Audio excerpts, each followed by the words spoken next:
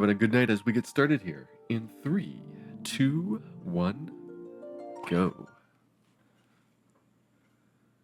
So here we are into our all bosses run. Starting off with a very straightforward playthrough. Like just going through, doing a lot of the base game. You'll see me do a couple of things, which is just collecting extra items and equipment that I will need for later on. Especially need some more money considering all the additional spells and things that'll be needed purchased.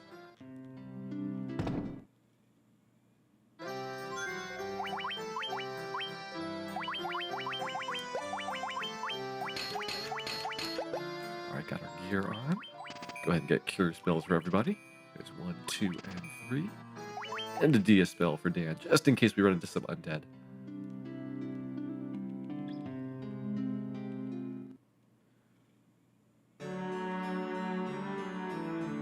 We still have not found any chocobos in the game, just these statues. Long extinct thanks to their delicious chocobo burgers. Chocobo is one of the few meats more juicy than Agma.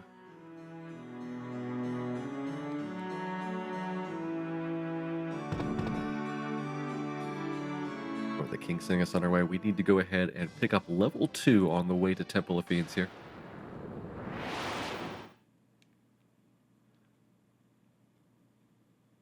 Which these imps will be a little bit of a start for. 12 imps in total, or if we get some more lucrative enemies. That's what I bought the DF spell for, just in case we happen to get some undead. Those will go down much faster if you have the AoE Dia attack. And there's a few other ones we might encounter. Crazy horses, wolves, even creeps. Basically anything that is going to be giving us more efficiency than an imp in terms of experience per minute. You want to go ahead and take. There's about 7 imps in.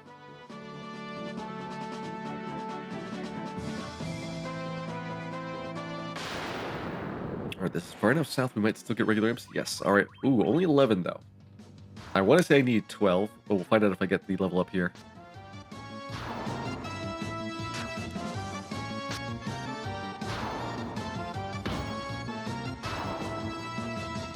Come on, level up. There we go, we got it.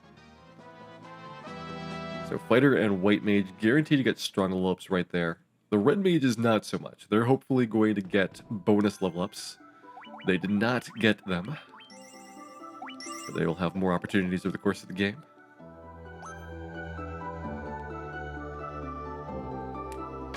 And here we go, boss number 1. Garland. He's a pretty easy one.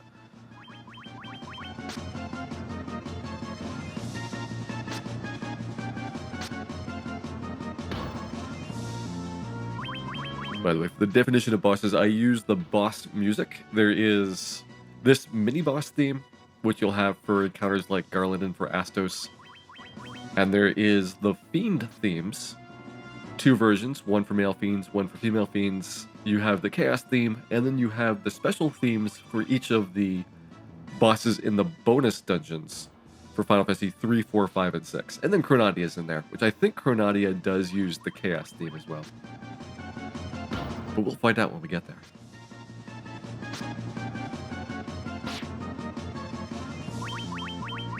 I'm sure Dwayne will be fine. See, Dwayne's fine.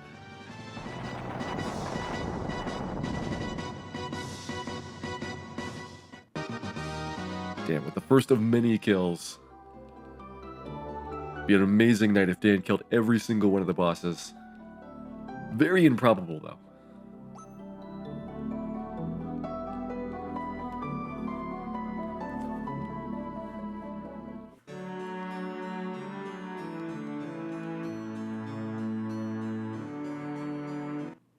And so with that, we have 1 princess, 1 bridge, and I guess we'll also get a loot, but we'll do it the hard way. This is what happens if you try to leave. Sarah forces you to come back and requires you to take this loot. It's slightly slower to do this than it is just to talk to her. Because that extra pop-up where she asks you to come back and you walking slowly up there is like maybe a second or 2 longer than you walking up by hand.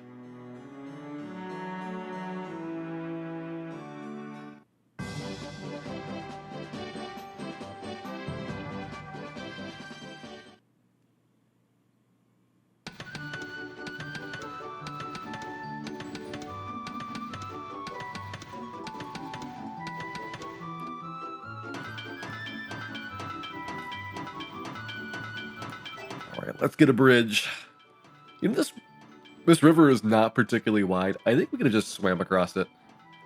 I'm not sure why the bridge was absolutely required.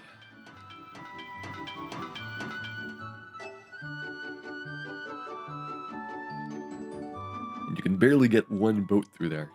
Our boat is not all that big.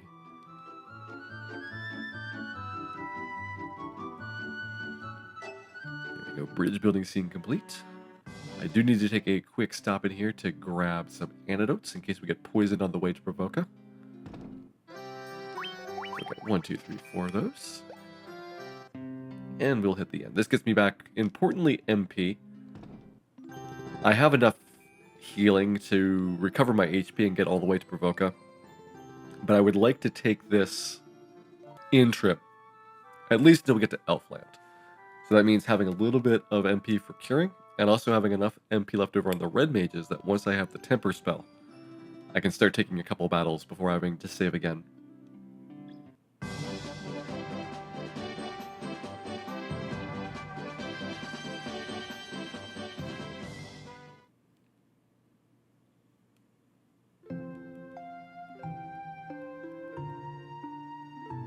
Really quick pit stop at the bridge in the seer. There's actually no bridge in the illustration that they have.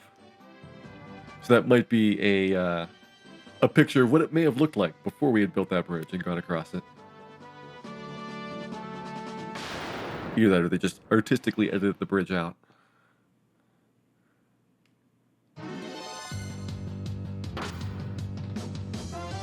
Hey, Epic Name Bro, welcome in. And I hope you're having a good evening here as well. We're just about ready to get over to Provoca here. And see how fearsome Bicky's band is.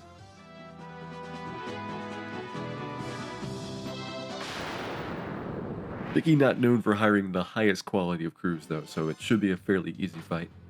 Ooh, and we get only one Gerwolf there. For some reason I thought the regular wolves were required and the Gerwolves were optional, but it might be both optional for the formation. We should be good enough on health that I don't even need to heal before this.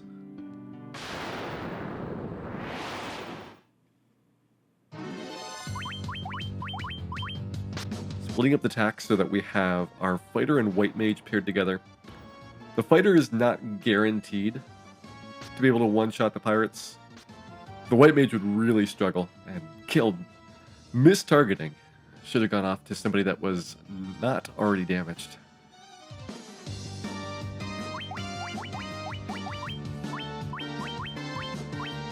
We'll try this. Ah, that would have been enough. Sassoon could have gotten a pirate all by himself with that one. But we'll let Dan try it. Unless Dan gets a critical, it's not possible for the white mage to get a pirate kill with an ordinary hit. But there we go, Dan with the critical. Exactly what we needed.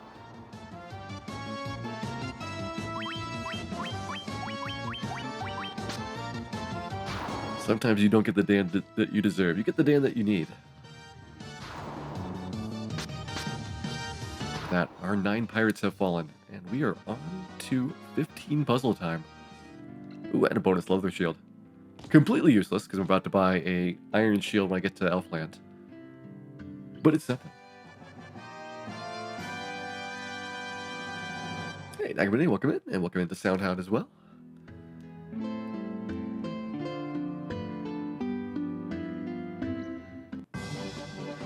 Alright, so 15 puzzle, I would like to get some second place finishes to see if I can get an emergency exit. It's nice getting a first place to get a Mega Elixir, but that is not a required bit of this. So you'll see me do generally playthroughs that are going to be a little bit more than 30 seconds. A lot of times I will aim for like 45 or so to give myself a little bit of breathing room in the second time through.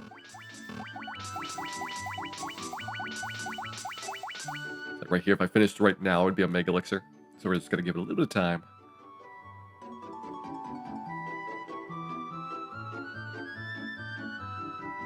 Let's do 40 seconds. 8, 9, and 0. Emergency exit. How nice. So now we need cash. The emergency exit saves you about like 2 or 3 minutes. It'd be awesome for a speedrun, but for tonight, since we were doing all bosses, the time that we take for the base game doesn't really matter all that much.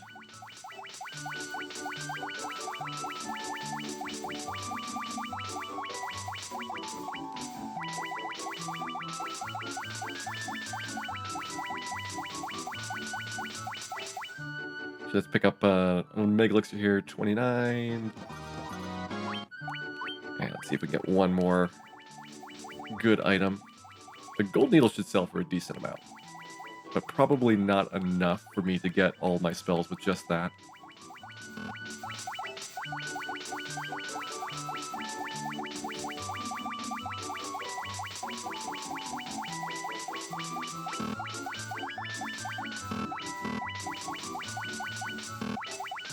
So the last one at 29, we'll do this one at 28. Another Mega Elixir, and Antidote is not a particularly valuable item.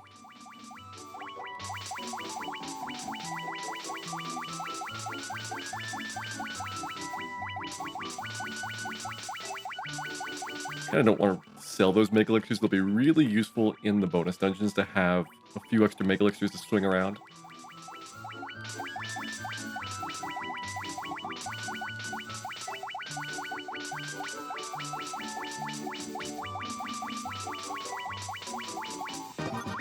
Yeah. Looks like we're done. Alright, so let's go ahead, see what we can get with this cash. I need at least to get my short sword, aka the broadsword in this version, and also the temper spells. So the gold needle can go. Staff can go, the knives can go. Clothes can go. And we're gonna have to sell a Mega Elixir. Or I can sell... No, that's not even enough. We're gonna sell one Mega Elixir there.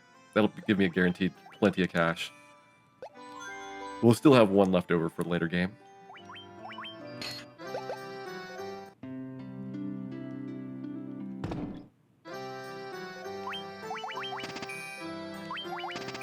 There we go, 2 temper spells. And we didn't even get blocked by that jerk. You can reset the NPCs by going in and out of buildings, so there is a little bit of a trick you can do to just get it so that you have clear walking paths.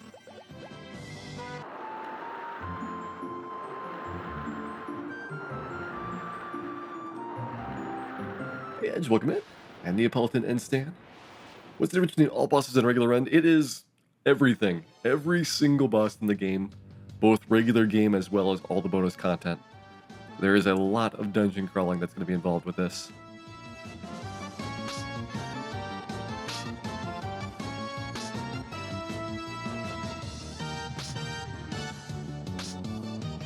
How long have I been playing Final Fantasy? I bought this originally Final Fantasy NES when it first came out. I didn't get it on like the release day because I didn't pre-order it, but maybe about 2 months or so after it came out because it had the strategy guide from Nintendo Power also available at the time. And I do play other Final Fantasies, so most commonly, Final Fantasy IV is another one that I do a lot. Mystic Quest, Final Fantasy Legend series. I've done Final Fantasy VI, but not for a while. It's a little bit of a longer game overall, so it's tougher for me to get the time for it. That's pretty much the same reason why I don't do games like Final Fantasy X. Even though they're really fun to do those super long Final Fantasies, it's tough to have like actual time dedicated to do games that long.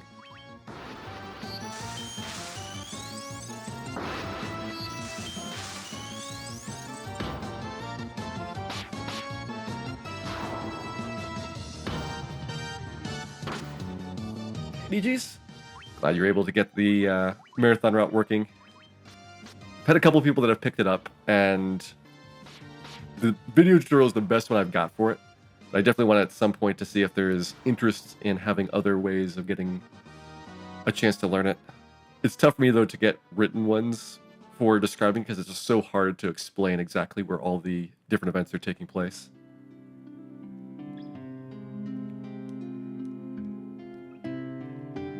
Go ahead and grab the items here. So we need 1 shield, 1 health. Any thoughts on extensions? So I've talked with Twitch about the extension program, and the biggest thing is that right now you don't have support on mobile apps, on video consoles, so like if you watch Twitch on your Xbox or something, you don't have access to extensions. And so that's more than half of my audience would not be able to use the extension. And I kind of feel like that's a little bit too much of exclusion to be worth investing the time in. But if they increase support, like especially mobile, then I think it'd be interesting to do some extensions on it.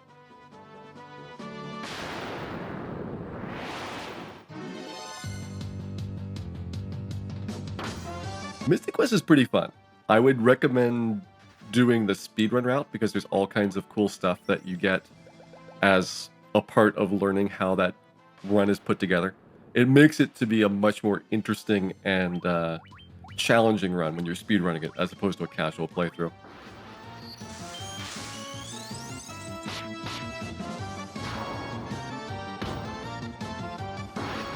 How do I choose the character names? So this is using the auto naming feature. It picks random Final Fantasy names, generally pretty obscure ones. It uses a lot of place names in addition to like minor NPCs from Final Fantasies from 1 through 9 for these names.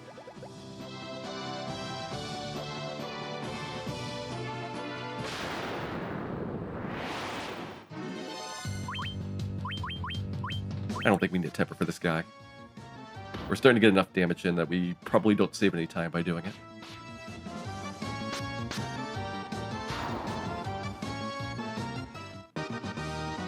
There we go, level 6 obtained. Level 6 is what I really want because that is a guaranteed strong level up for everybody. And so now we'll finally have a little bit more HP on our red mages.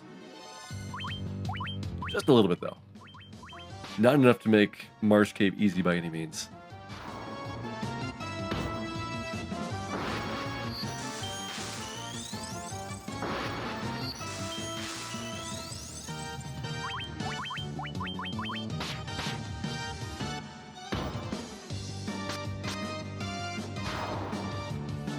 People are interested in Mystic Quest, I definitely recommend, like if you want to actually try doing the speedrun, there's a tutorial by Elmegus. I think he posted it up on GameFAQs a long time ago, but it's still really, really valuable to have as just a guide. You could probably do Mystic Quest blind using Elmegus' tutorial in like less than 4 hours. And then your next time would be like less than 3 hours for a completion. It's a really well put together set of notes.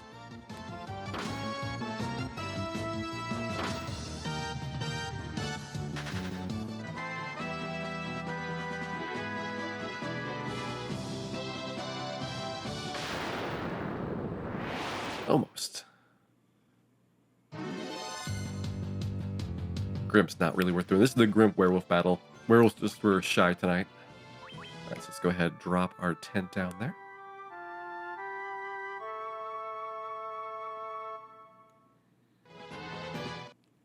I get 4 tents to let me do some leveling, do recovery before the cave and for Astos, and then 1 more for the trip around once we have the levels to pick up things like Thundara. You want to get some more MP back for that. Alright, that bat wasn't too bad. As long as he's not blocking the little corner there, which prevents you from otherwise getting down to this area if you're going on the left-hand side.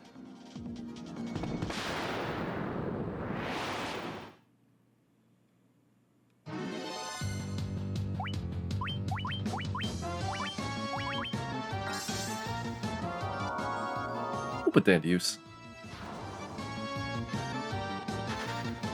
Evidently didn't need Dan after all. It takes 2 Dias to kill ghouls at this point.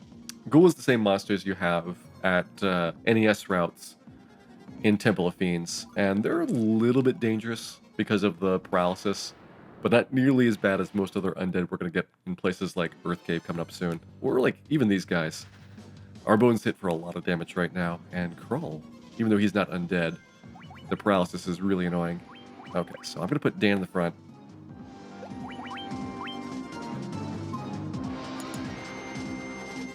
And we're just going to have to plow through this battle until we get a favorable set of wizards. Our red mages are not good in terms of defense right now. Actually, Dan defend might be my best play, rather than trying to preemptively heal. Okay, Dwayne's down. So I only get one temper here.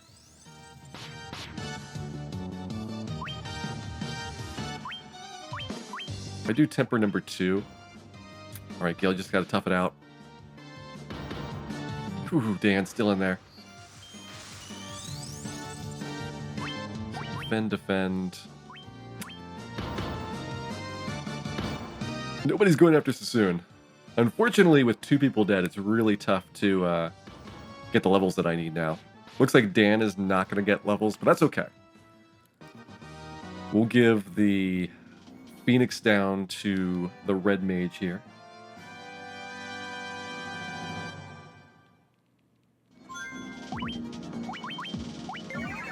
It's more important for him to get levels than for Dan to get levels.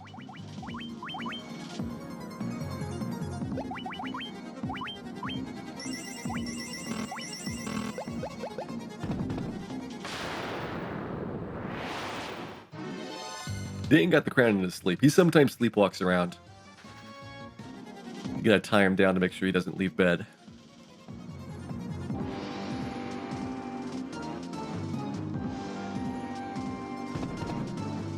We at least got through there. Ideally, it would only have been 1 death so that I could have 4 people alive for Astos. With a 3-person party, your odds of Astos going badly increases a lot. You really have to have a dodge on the rub spell in order for the fight to go well.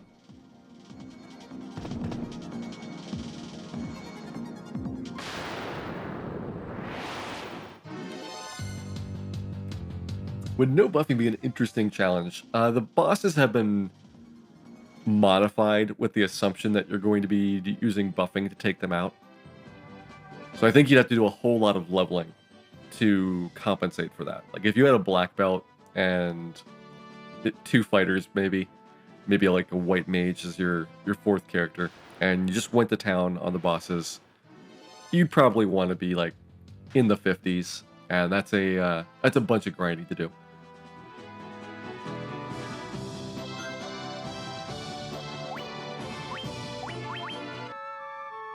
Alright, any battlefield's cleared out for the Mystic Quest speedrun. There is 1 battlefield done for the exit spell, and that saves a whole bunch of time over backtracking, in addition to being used as an instant death ability.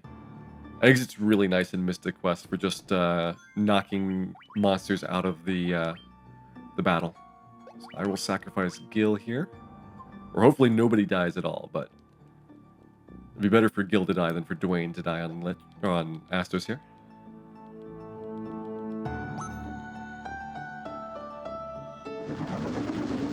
PSP version feels weird. It does look and feel differently, but it looks really good. They did an excellent job with the remakes, just enhancing the graphics and sound, and usually making things faster in terms of how the game plays.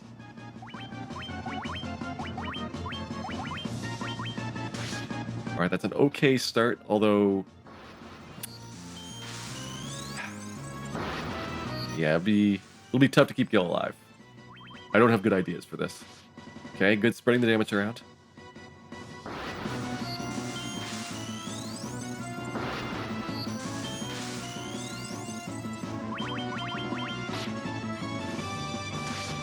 Alright, Dwayne down. I mean, we could still beat Astos here, which is surprising.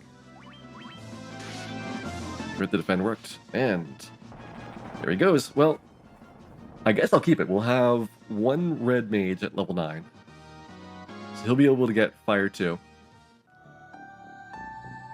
We can Dia with Dan, and so a fire plus a Dia is enough to kill mummies. The other red mage is going to have to make up those levels elsewhere and will not have fire for the mummy grind. Okay, let's move you around, then you're to there.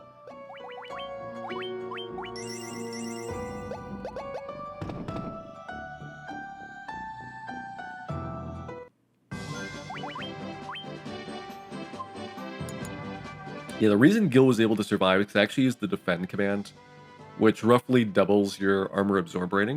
And that's a pretty significant buff. Like, that's way more than you're going to get from a protector, a couple of proteros on top of it. So it really increases your survivability if you don't have anything better for your characters to do. And I've started to lean towards defending rather than trying to cast Cure on yourself when you're close to death. Because defense at least seems to have a fairly significant impact, and it's immediately useful. Like it happens at the beginning of the round, as opposed to Cure, which is going to take place when you actually do your turn. Obviously, for spellcasting monsters, it doesn't make a difference.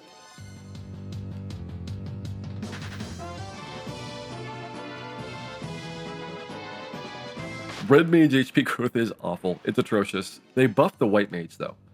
The White Mage, you'll notice, has a lot more HP than the NES version will. And Black Mage is about the same. It's just that Red Mage and Black Mage is now not too far off from each other. Okay, I'll need 400 gil to get those two guys back. That's okay. We'll get a lot of cash when we do our mummy grind. I guess we'll get Dan too. Dan might be useful.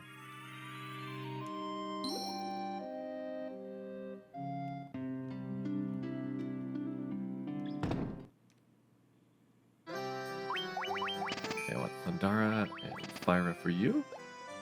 So I need to remember to get at least 4,000 gold when I come back here.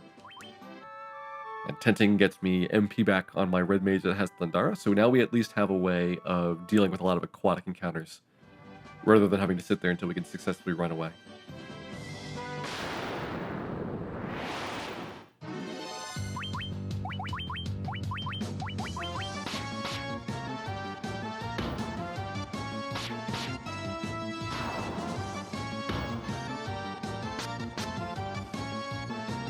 Dan needs 1 level to get 3rd tier spells. Or does Dan might still be level 6. I think Dan might need 2 levels. And so would Dwayne, so they both need a lot of experience here. The thing is that DR is not really that useful during the mummy grind. As long as you've got a couple of extra tents, you really only need to have 1 caster with fire, and then plain Dia, harm 1, is enough paired with fire 2 to kill the mummies.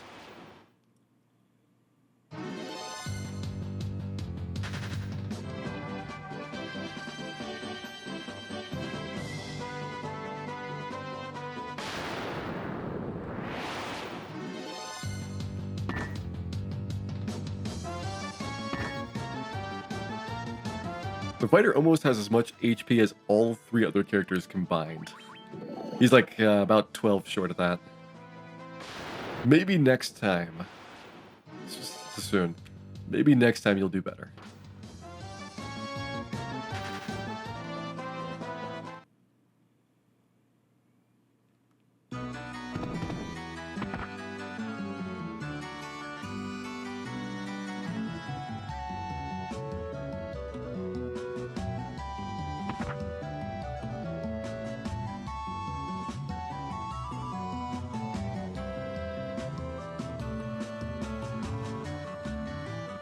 Hey, Glassjaw, welcome in. Hope you're having a good evening here. And welcome into VetRye85 as well. Thank you much for the good wishes. Oops. Don't go back in the cave. We never want to go back to the cave ever again. That lady is terrifying, even if she does have a very nice carpet.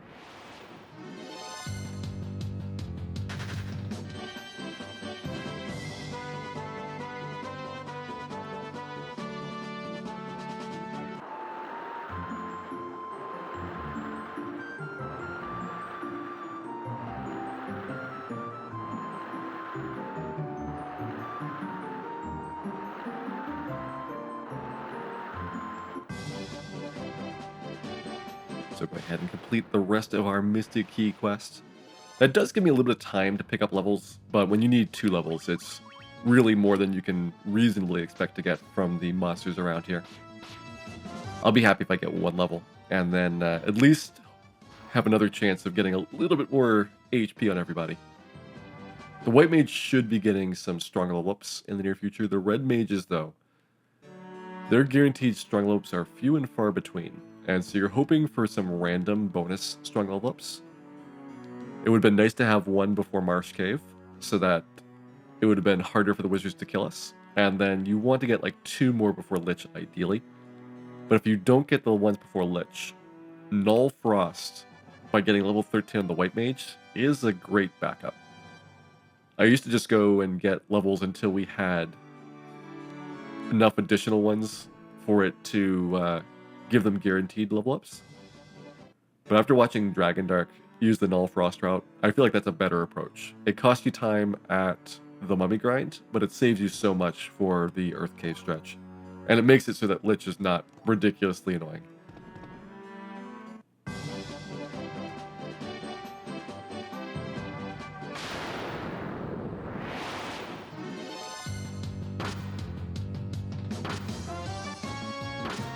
The good news for anybody that wants to watch this, there is going to be a 2-part playthrough here. So we're going to do a fairly large chunk. We're going to probably go up through Whisperwind or so tonight, and then Labyrinth of Time will be the star attraction tomorrow.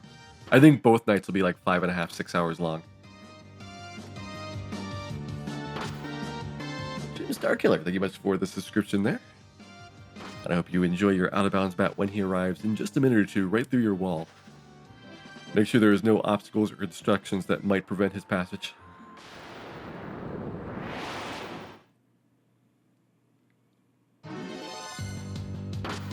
Probably should have taken a shark. He's worth a decent amount of experience.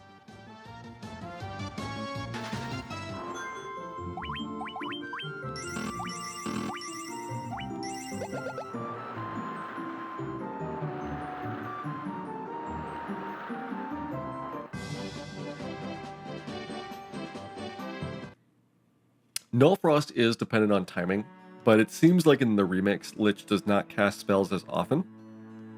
Because I've had fights where Lich does, 5 or 6 attacks in a row, and that's incredibly improbable for the NES version for his percentages. So I feel like they have made an adjustment there to make him more likely to do physical attacks, and that gives you potentially extra time to get that Null Frost off.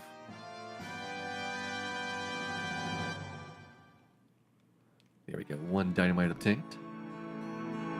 I think about starting to grab that cottage more often. It's 1,000 gold to sell, and it's helpful to have a little bit of extra cash right here, because I can use this money to buy Phoenix Downs.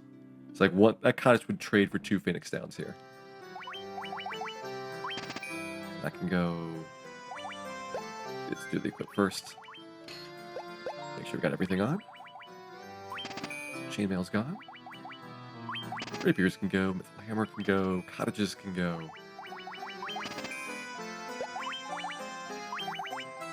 Yeah, 4 Phoenix Downs, what I usually get. And the rest of that's going to be good for a little while. I can buy more potions and antidotes before I go over to the mummies. So rather than buying them right there, it's better to do it at Elfland. Because then you know exactly how much gold you have left. Whereas right now, I kind of have to make a little bit of a buffer to accommodate having to potentially buy more Fyras and Thundars and Curas and Diaras and things. Did I sell Dan's hammer? Of course I sold Dan's hammer. He's going to get better stuff tonight. The reason why I couldn't use most of the gear yesterday during the White Mage playthrough is because I didn't do class change. But if you have a White Wizard, you can equip more powerful weapons in general. You know what? Let's go ahead and temper. That'll probably speed up at least the Groger fight.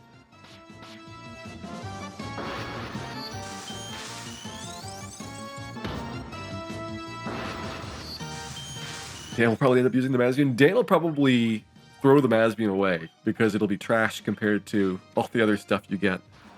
The post-game content for both Dawn of Souls as well as for Labyrinth of Time, you get ridiculous stuff.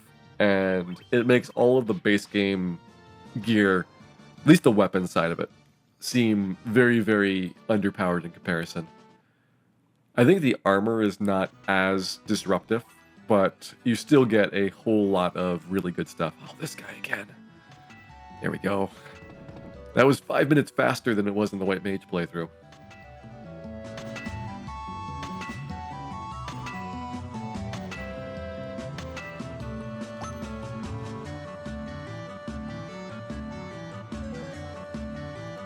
Most likely what I'll try to get for Dan is a weapon that increases the intelligence score. Because the white mage should never really need to attack, and so a few extra points of intelligence might give you another multiplier.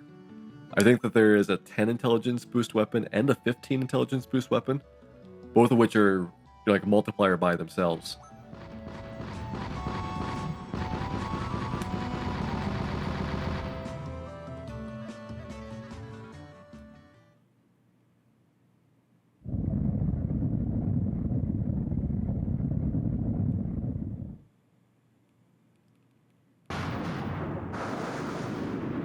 I hope that door from earlier in the cave was in that part of the dungeon that just collapsed. He deserves it.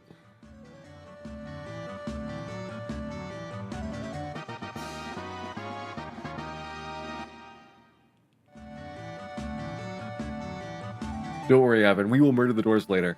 I'm going to come back with the Bane sword, and they are going to get it.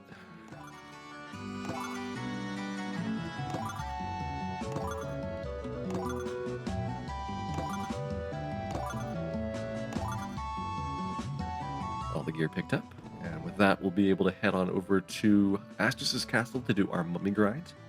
The mummy grind gives me the levels that I need for Earth Cave, and since our red mage's hit points are terrible, we will be doing the Null Frost strats. So that means getting Dan to level 13 before going to Earth Cave so that we have Null Frost and can reduce the damage from Lich's Blizzara.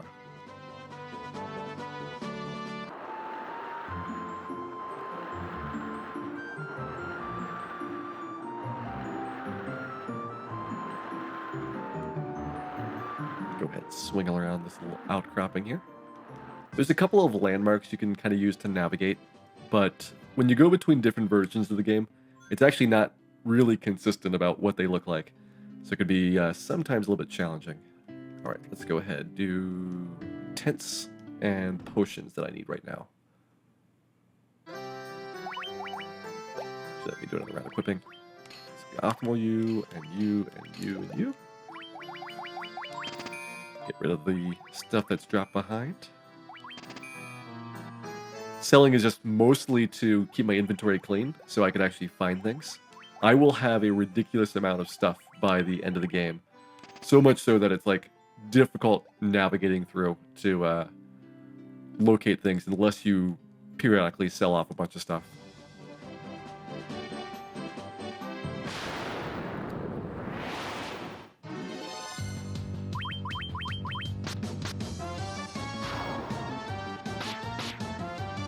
At least in this version of the game, I do keep the Worm Killer Sword, aka the Dragon Sword. They took the Silver Sword out of Elfland. You cannot get them until you go to Crescent Lake, which kind of makes sense from a progression standpoint. Elfland in NES has better weapons than Melmond and equal to the best weapon in Crescent Lake. So you go for a long stretch with no real purchasable upgrades. And by doing this swap, it makes it so that Elfland's like a little bit better than Provoca, and then Melmond introduces the long sword, and then Crescent Lake finally gives you the silver sword, and that's a smoother curve. Think Dane's gonna love the Judgment Staff. I want to say the Rune Staff, whichever one Ultros drops. I think it's the Rune Staff with Healara. That one's a white mage staff that increases intelligence. That's probably Dan's equipable weapon. But then he could use the Judgment Staff to flare.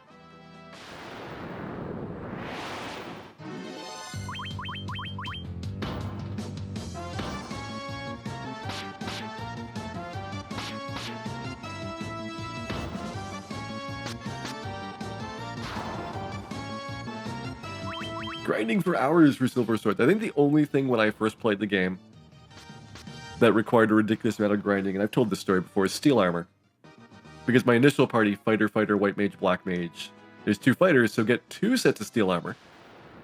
And that is the most overpriced piece of junk.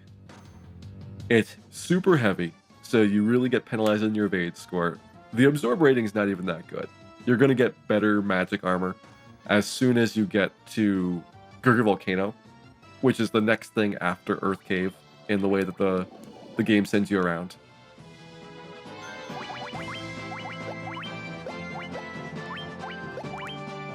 There you go. So the whole thing is a joke. And it takes a million years to get that. Even if you're doing like Hall of Giants, there's just like not enough gold in the game to get 2 of those things.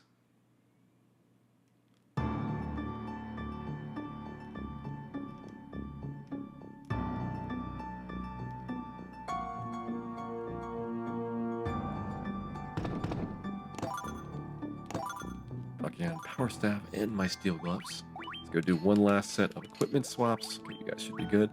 I don't do an equipment swap on Dan because I don't want him putting the power staff on. Dan just loves that thing, and it goes to his head too fast. I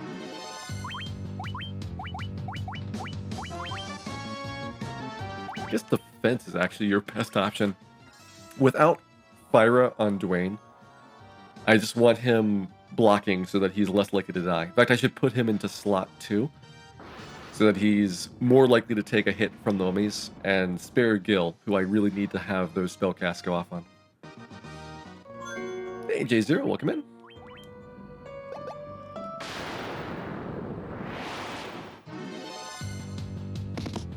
Because we only have one person with fire 2, I did be a lot more careful about my MP usage. It'll probably be 3 loops through here to get enough mummies to reach 13 on Dan. Oh boy. Good thing we got the defenses.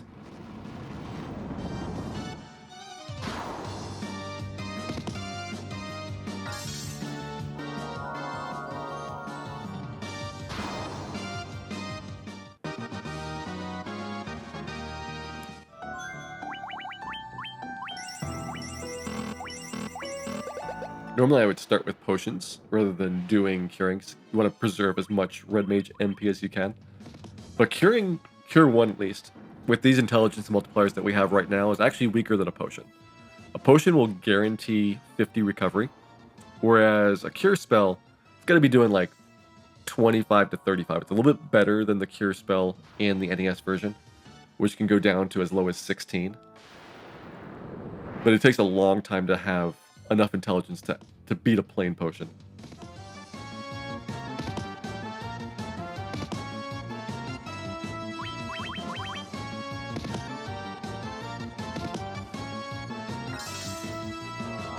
Alright, we got Dia out, so now we just need Fyra. There it goes. And we have one more Fyra after this before we need to set up for the first time.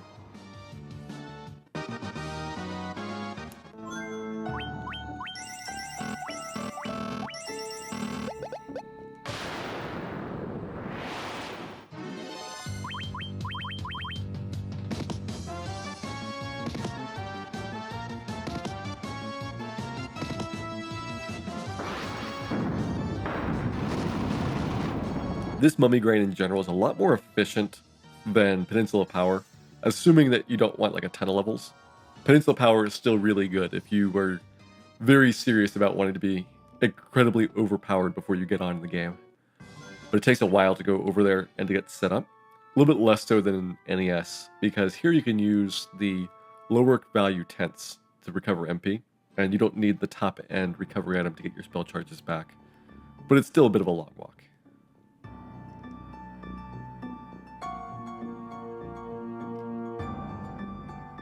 Let's do left side. I wasn't feeling those right side mummies. Left side though, that'll be awesome. We need 3 levels to go. We have got 6 Fyras here. We'll see if that's enough or not. We get 5 mummies each time, it'll be enough.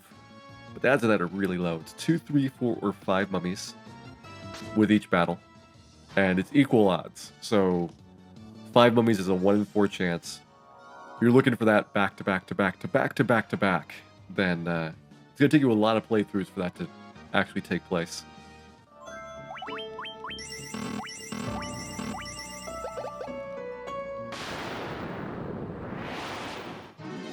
Well, we've done 2 of them. I didn't say it was impossible, just really uncommon.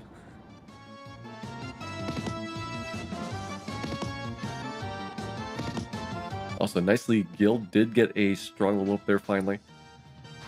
So he's able to get ahead of Dwayne after trailing behind him for a while. Oh, that was level 12. Never mind. 12 is a guaranteed strong level up, so that one doesn't count. Dwayne will get that as soon as he's around there. 3 in a row. So now we're at to 1 in 64 chance of this having happened. I'll definitely take it, though.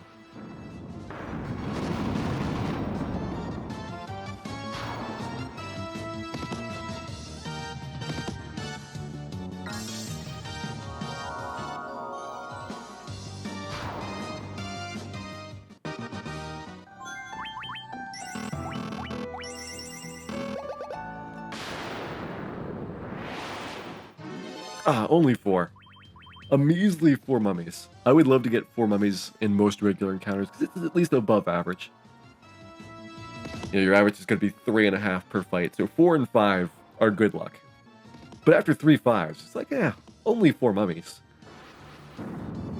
What a waste.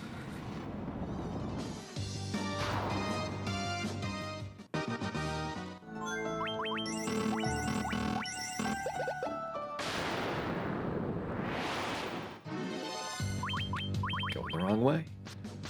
It's okay though, we've got 1 more fight right here, and so this wouldn't be enough to get Dan level 13 regardless. So having to do a 10 here was already required. This should be level 12 though for Dan, so we're going to be 1 level away.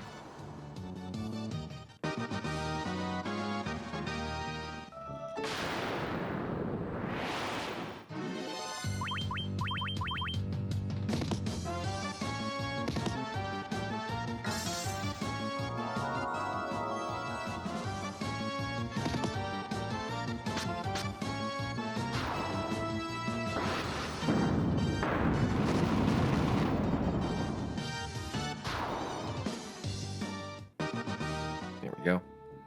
Be nice to be able to finish off the level at Earth Cave, but since you have to be at the requisite level before you can even buy the spell, it requires that I get 13 right here. Same thing with like getting Hialaga at Onrak. It'd be really, really convenient if I could get Hialaga early, and then, you know, just by the time that you're getting to like Chaos, you finally get access to it. But the early level requirement means that you have to have it at a very specific point. Ooh, preemptive. And this is our first preemptive against the mummies.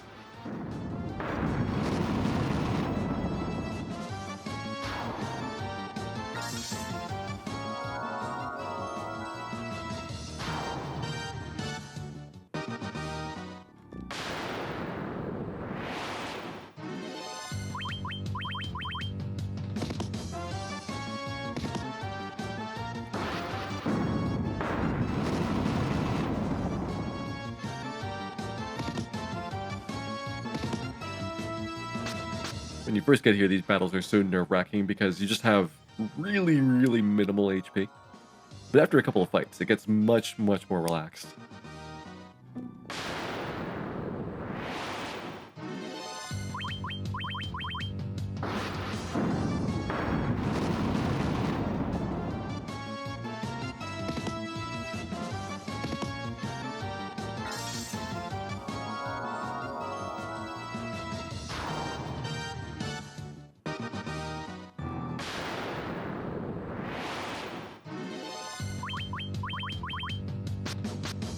I'm just unclear on where all these mummies are coming from, or how either of us gets surprised, because we're in this really tiny room.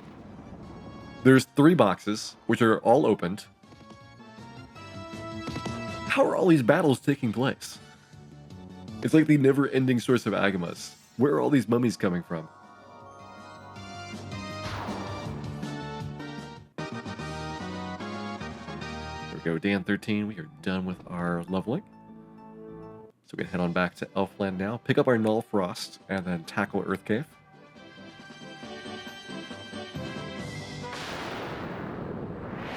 The empty chest is like a mummy clown car. Just a bottomless chest full of mummies. Maybe we should close the chest. Maybe that would solve all our problems then. So they're just going to overflow out and then eventually fill up the entire castle.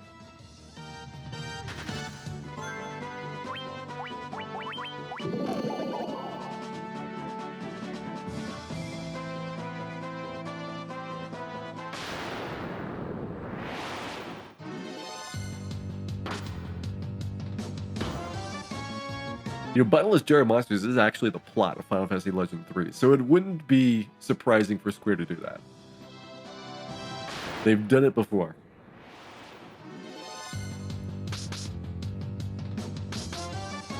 Okay, looks like we're going to be relying on Dan here to either kill the mummies or kill the gas or give us time to get away.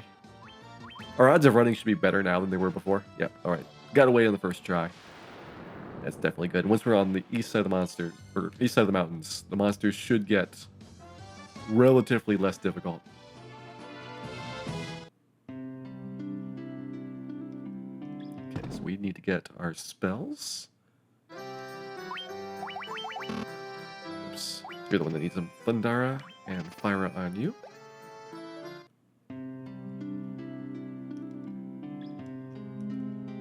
Nope, we didn't get Dan's spells either, because Dan was dead on both fights. So we get Cura and Diara. Null Blaze. There's like one fight where I might consider having that, and by that point it's probably not worth coming back here. Null Frost, though. Null Frost is what is going to power us through Lich.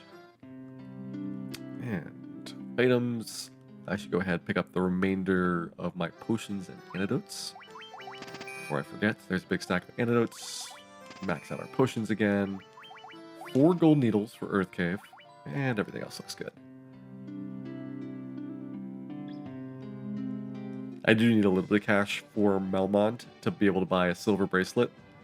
But that's only 4,000, so usually you've got no problem being able to afford everything.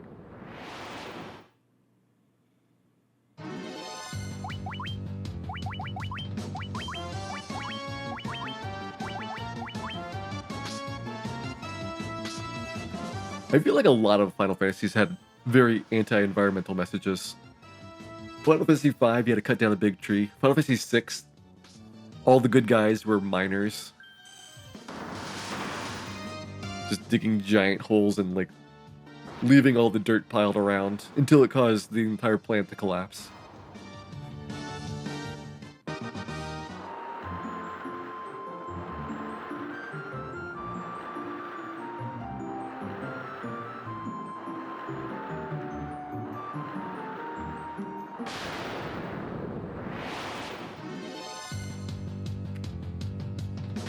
Shark and Arsag. Even though it's super common on NES, in fact, that's like the fight that I go and manipulate, it's actually a fairly rare one. You're kind of seeing what the true odds of a lot of encounters are when I go and do the remake versions, and there's no RNG manipulation to be seen. So things that happen like seemingly all the time on NES are actually like 3 and 64s and other generally rare things.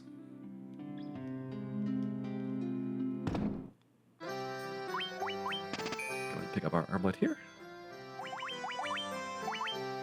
Don't put the power staff on Dan. There we go. Right, let's sell that power staff just so Dan isn't tempted by it.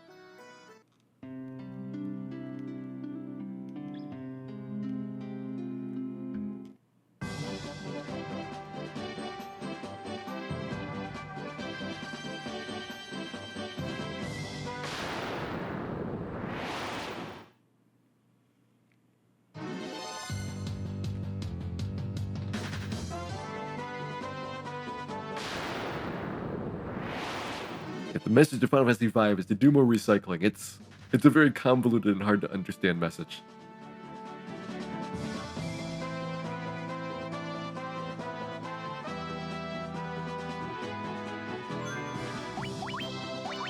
In fact, probably the biggest thing I learned from Final Fantasy V is that you should not go into business as a berserker.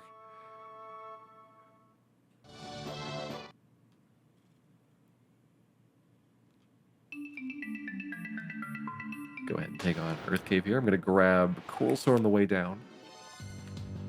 We might get a level before Lich, but probably not for Dwayne and Dan. Gil might, though. I think that Gil and Sassoon are closer to level ups. It's been kind of hard to tell because they're off by 1 level. And a lot of the times it's been the same battle that they've been getting them. But eventually that stride in levels, where you have the level ups getting further and further apart, is going to push them to separate a bit. I'm gonna kill the 4 Fiend refights and then leave to the bonus dungeons. I only need to kill the first 3. I don't need to kill Tiamat 2 because Tiamat is after the Mazmune.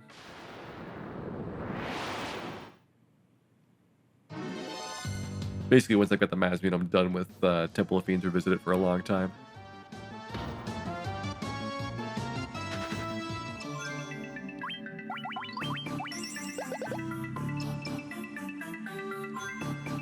This is where Earth Cave gets a little bit dangerous. We'll go ahead and drop a save here on floor 3.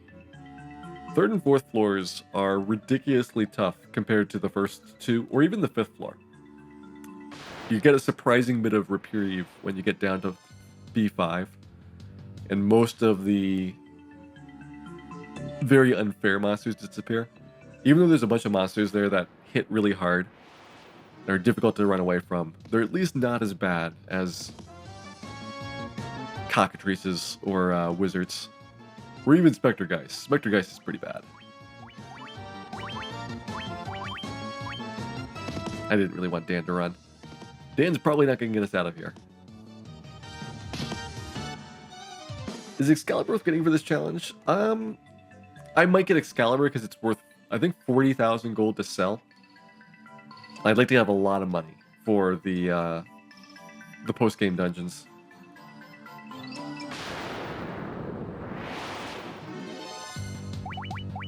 I guess we'll fight some mummies.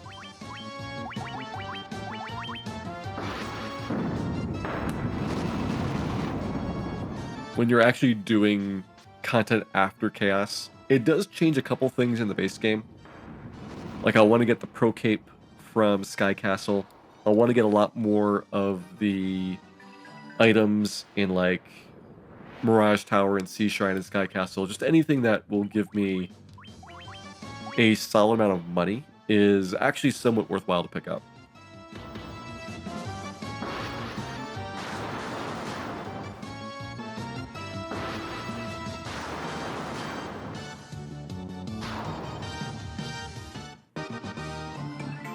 Blowback.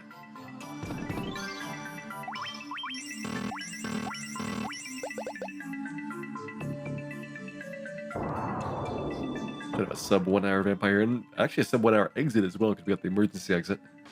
It's a fairly fast playthrough.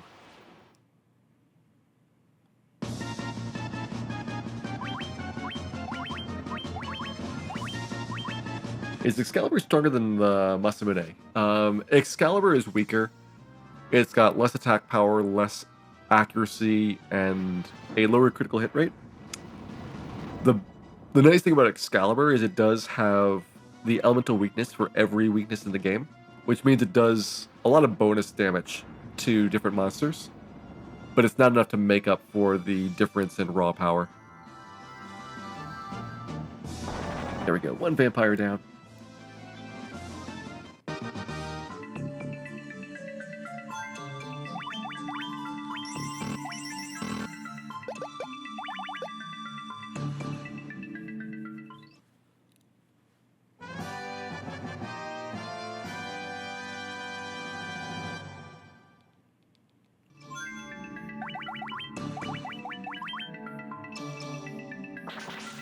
I love getting the emergency exit. It's pretty rare.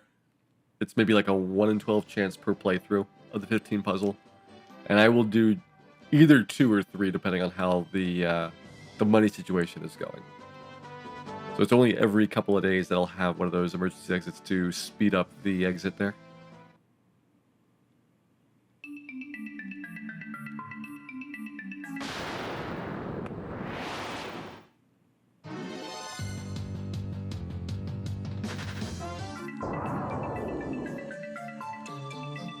Sadly, this is not even the only Titan that we are consenting to a life of crime here. There's going to be more Titans in Whisperwind. I think that's where the other Titan puzzle is. All of them addicted to rubies. Have I ever accidentally used the emergency exit before picking up the ruby? I have never done that. But I have gotten emergency exits and then started leaving the dungeon before realizing that I just wasted a bunch of time.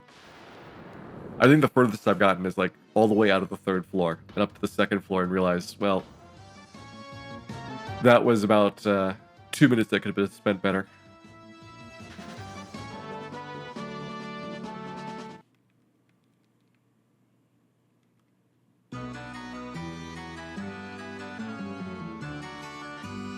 Although if you get really far out, then what you might want to do is use the emergency exit after the eye instead of an Earth Cave at that point. Like if you're already like off the 3rd floor of Earth Cave, you might as well leave by just walking out, and then the Ice Cave one will still save you like a minute and a half.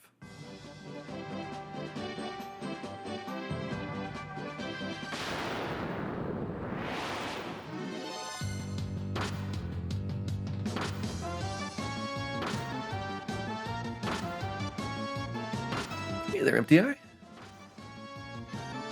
You managed to get trapped in Hellfire Chasm. I'm trying to think about where that might have actually been a problem.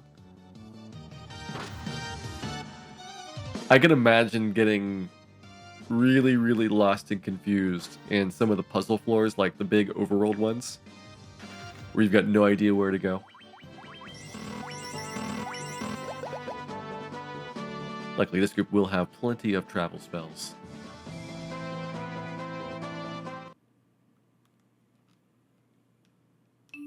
I think even for all bonus dungeons or all bosses, it's not worth getting the stuff in the Titan's Tunnel.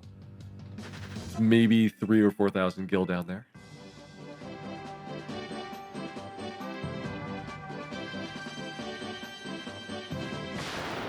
One of the overworld floors, yeah. The one in Hellfire, I think, is the worst. The one in Whisperwind, it's actually not too bad because it's mostly linear. Like, you just follow the main path along. But the one in Hellfire, where you've got the airship and the canoe and the regular ship, it's super confusing about how to navigate through those.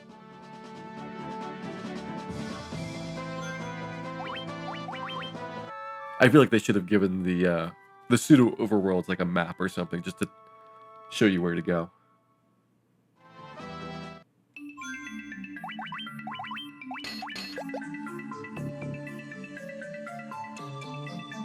A right-hand rule does not work for those because they have different continents.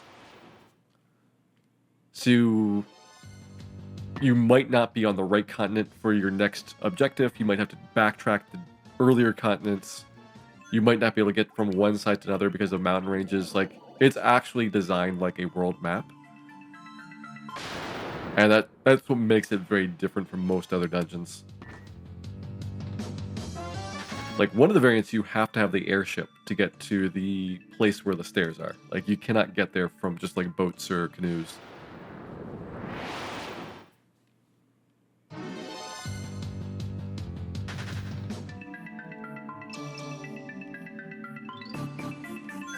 Let me save again. It's been a while since our last save. And once again, 3rd floor. One of the most dangerous spots here in this dungeon. Second only to the 4th floor.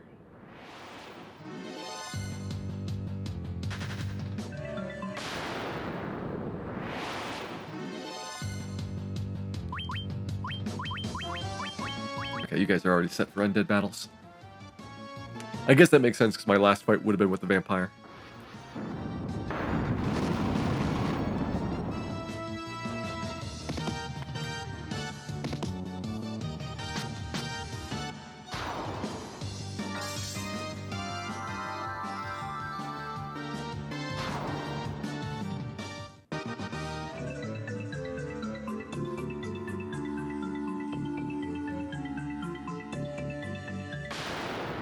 That quarter right there is so much better with 2 bats instead of 3. That's probably my single favorite change in any of the little geometry adjustments that they've made for the remakes. Just taking the 1 bat out there makes a huge difference.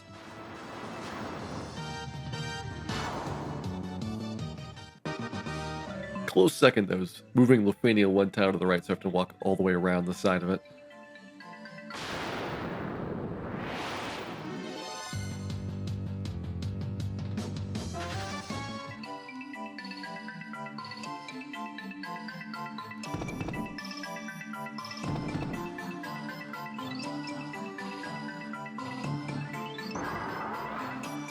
One rod later, and we reveal the stairs down.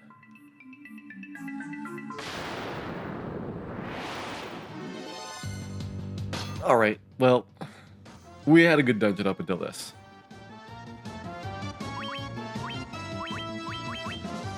I guess Dan can try to run.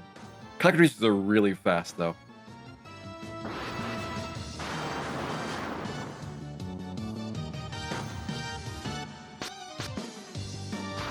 The remakes remove the invalid targets. The later ones, it's required to have that removed. So like GBA and PSP, you will never get that behavior. PlayStation and WonderSwan makes it an optional feature, so you can actually toggle on and off whether you want the NES behavior or the more modern behavior. WonderSwan, I think by default it is off, so it's like NES, and PlayStation by default it's on, so it's like the later ones.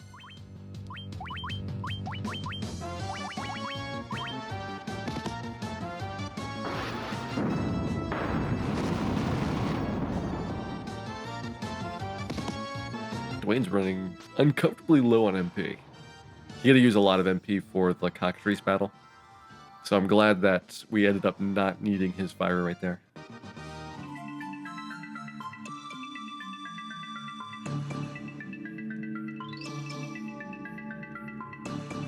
And we're through. Alright, so there's most of the bad battles out of the way.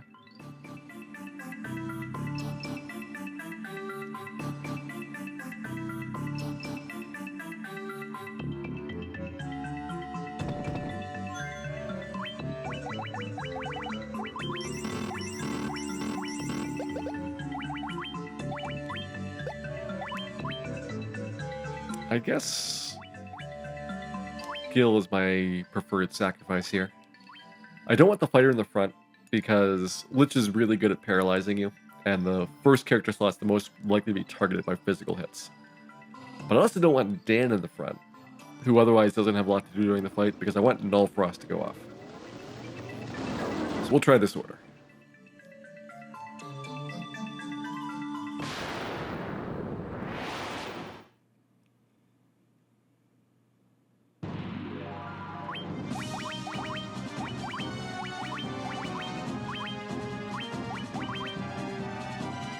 Didn't get the Blizzara that I was looking for.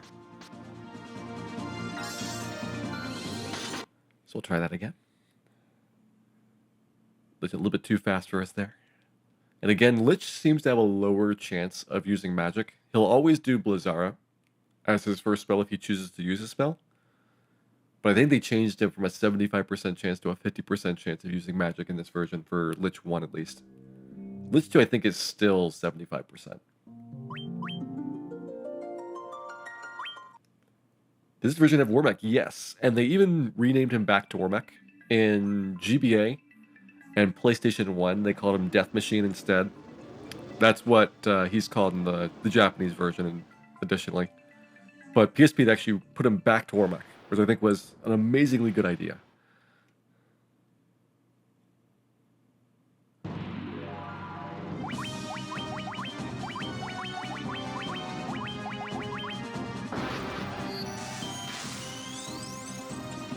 No. Why you gotta be like this, Lich? Well, I mean, one of the red mages survived. We can try this.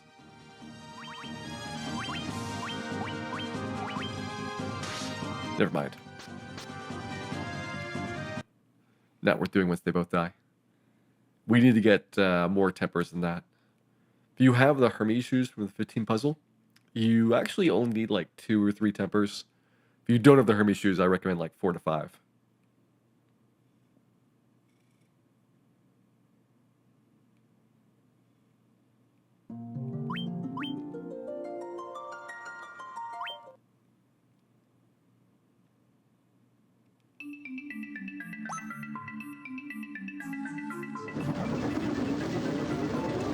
So Lich really not playing very nicely here tonight, but this is still better than having to do, I think, 2 extra levels of grinding.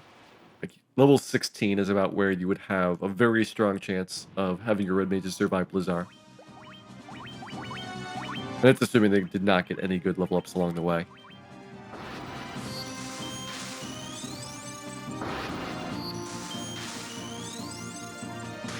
There we go. That time we got the Blizzara. That is going to not kill my red mages.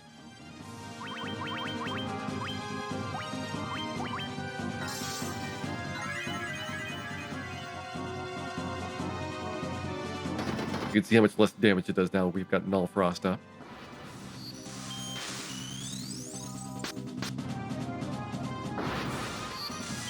At this point, because Lich has been doing a couple of physical attacks, he's probably not going to get to Fyra or Thundara. I'll still heal everybody up just to see if there is a physical coming up that we can prevent them from dying on. But at this point, the fight's pretty well under control.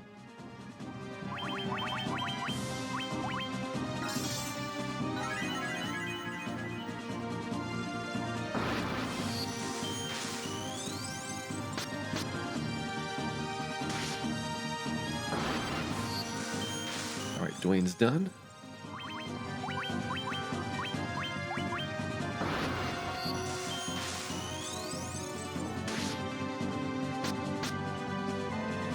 Good job, everybody. Made it through without any deaths. That's really how you want the Lich fight to go. I mean, even better if you got the Hermes shoes, because it probably saves you 2 or 3 rounds. But I will take the emergency exit over Hermes shoes any day.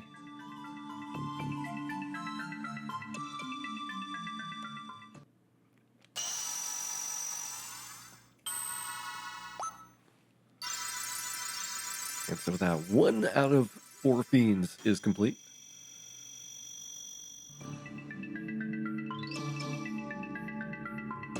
And we'll go on to our next challenge, which is clearing out ordeals.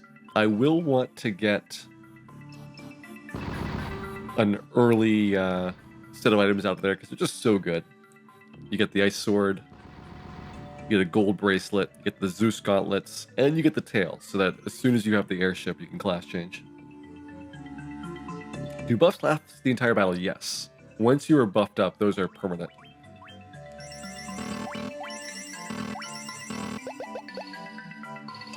Or, I guess not fully permanent. If you die during the fight, you lose your buffs. And that does have some complications for some of the bosses that I'll be fighting later on in the game. But assuming that you stay alive, then there is no timer or anything that causes them to run out.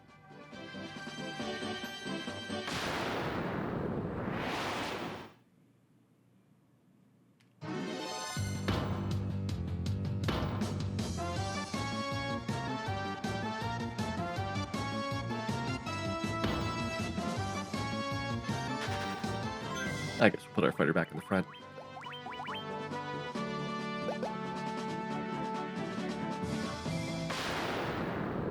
Fighter, the best class by far for tanking hits. Alright, so more undead. Undead fights are particularly nasty on NES because of your limited spell slots. With MP though, since you can blast away much more freely with your mages, it takes a lot of the scariness out of those random encounters in the overworld. You'll get a whole bunch of undead fights generally in the Melmond area, and those are pretty quick to deal with if you've got Fire or Diara. Unless they ambush you. A 9-monster ambush would probably not be good still.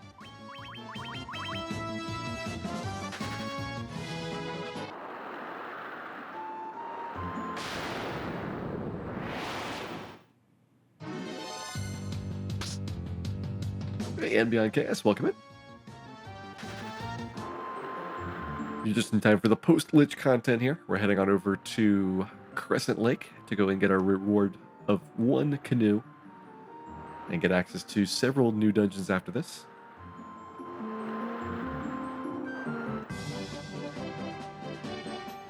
Yes, Darkchild, I am playing on an actual PSP with the disc in it, which is why the load times are so bad. Doing an electronic version does speed them up quite a bit, but there was never actually an electronic release of Final Fantasy I for the PSP in North America. They made one for the European region and for Japan, but for some reason the US just never got it. and what's available now is actually only the PlayStation 1 version. They actually don't even sell the PSP version anymore, which makes no sense to me. I don't know why you'd want the PS1 version over this, because it's got so many nice improvements since then, as well as all this bonus content that we'll be doing tonight.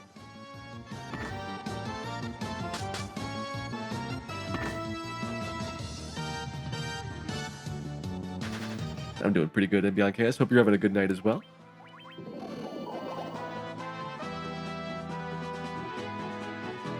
In fact, I hope everybody had a pretty good weekend here. I definitely enjoyed my weekend with plenty of Final Fantasy PSP challenges. The White Mages was a lot of fun. I really like doing that run with the remakes because it's only about 5 or so hours long. Unlike NES, where it's about twice as long as that.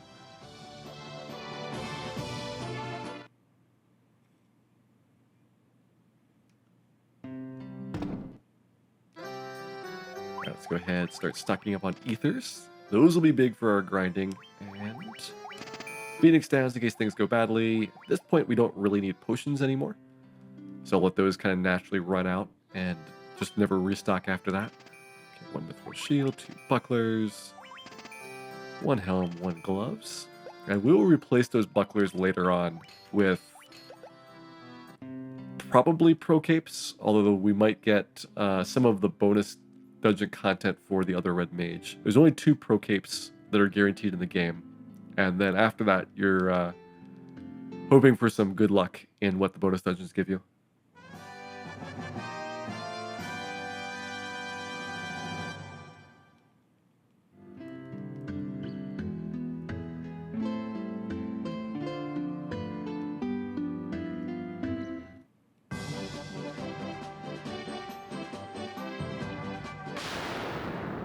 Which version would I most like to see in a gigantic collection? I think it would be best to put the PSP version in. If they fixed like the equipment glitch, like even better. Because I think that's the most accessible version for people to start learning the game. If you don't have Final Fantasy already, then you probably are not going to have a lot of nostalgia for NES style gameplay. So I feel like that would not be a great collection item. But for people that have not played it before, let's say they have played later Final Fantasies and they want to go back and try the first one, PSP and GBA are the 2 really solid ones I would do. And PSP simply's got more additional content, it's got better graphics and sound, so it's the natural pick for me.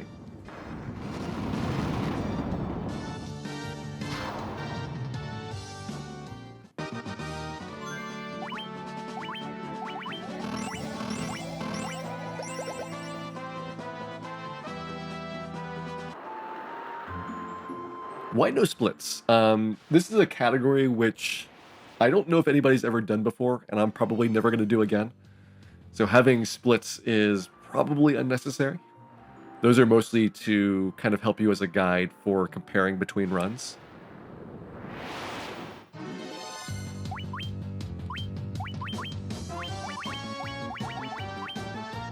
And really at the end, if you're looking at what the overall time is, that's going to give you a lot of information about how the runs go.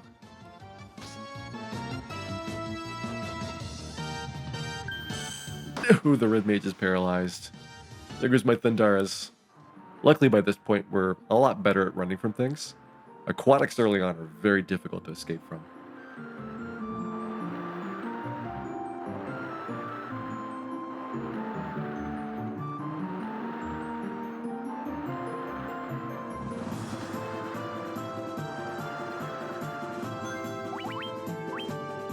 I'll save here just in case we get some really bad fights on the way to ordeals. There's a couple of battles which are tough to run from, and at these levels would be very difficult to survive.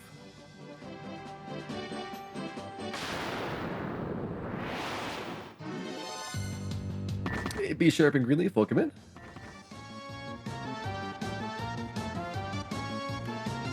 Hope you're both having a good night here.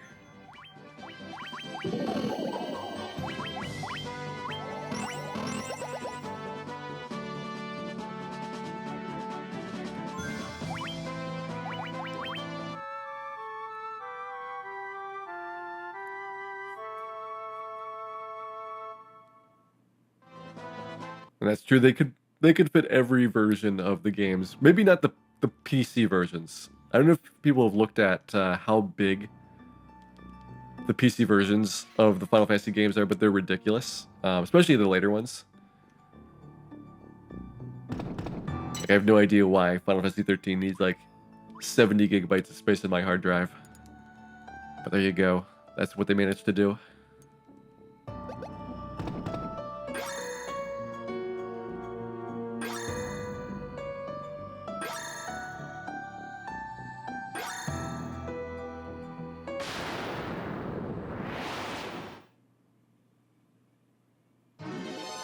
One zombie. I guess we'll fight this guy. Maybe we'll even get the lucky Mega Elixir drop. I got 2 Mega Elixirs from 15 puzzle wins, and then because I was actually short on cash, I had to sell one of them. But I do have one left, so technically we don't need any more Mega Elixirs. But since we're doing all of the optional bosses, who knows how many elixirs and Mega Elixirs I'm going to need by the end of this. There's a good chance of getting a couple that you're going throughout the bonus dungeons. So you're not limited to just the one that's guaranteed in the game.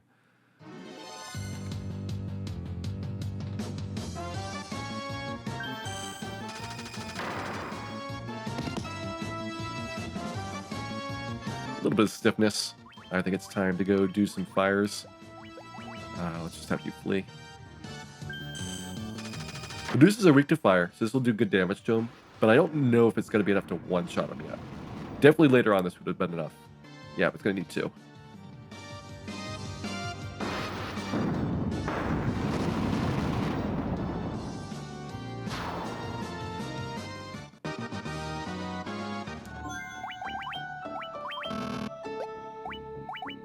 There we go. I'll be interested in the Final Fantasy VII Remake while it comes out, but they've been very clear that they're going to really take their time on it, and they've kind of backtracked from like giving any real dates about when they will have it done. Because I expected Final Fantasy VII Remake to be actually this year. They went for 7/7/97 when they did the initial release. So like, okay, 7/7/2017, perfect time for releasing the remake. But once they went and basically just started over on the development of it, it's like, okay, it could be anywhere in like the next 4 years for this thing getting released.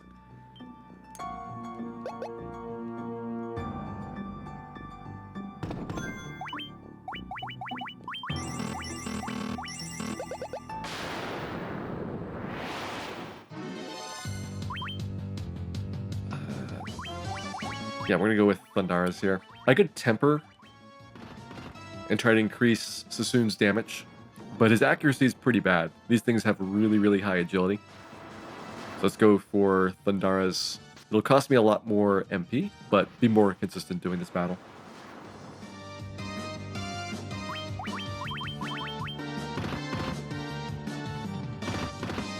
Oh, Dwayne. Alright, well, Dwayne will take a little bit of a rest here while the rest of us take care of these nightmares.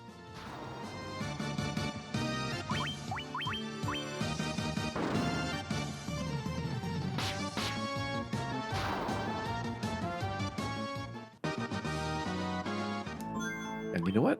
I'm actually going to go grab the heal staff because it's worth a lot of cash. I want to say...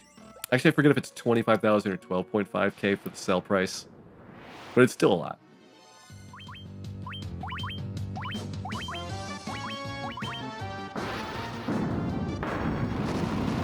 Hey, CKT, welcome in.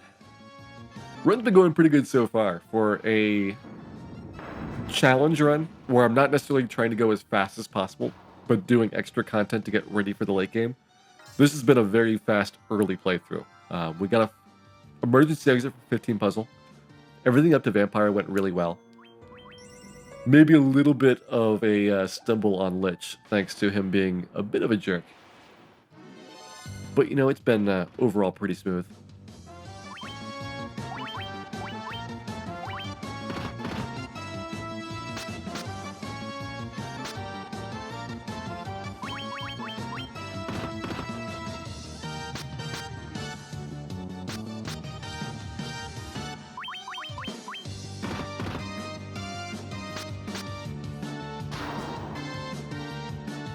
Yeah, well, as far as I know, they're starting over basically on the Final Fantasy VII Remake, and they changed development groups for it. They were unhappy with whatever direction the development team was going initially. And I think they wanted to like have a lot more control over how the game was being redone because it's such a highly visible property of Square that they didn't want it to get negative reviews.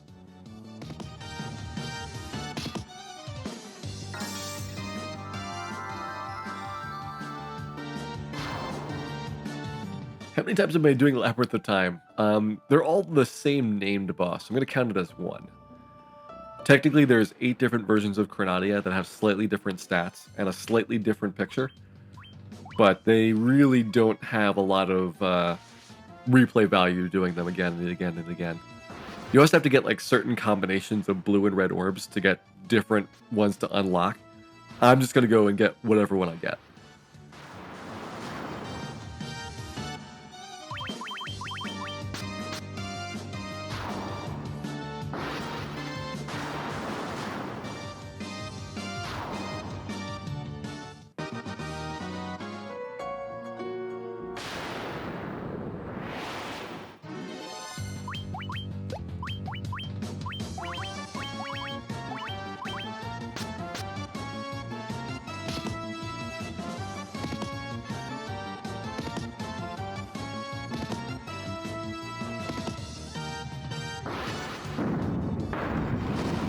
I think Final Fantasy 15's gotten better since its release.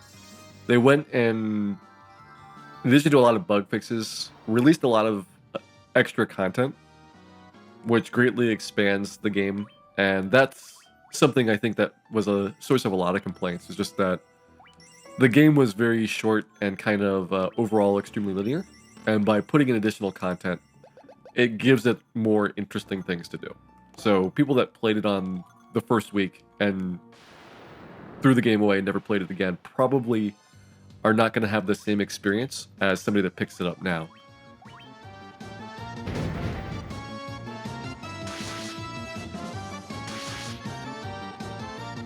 But that's just my take on it.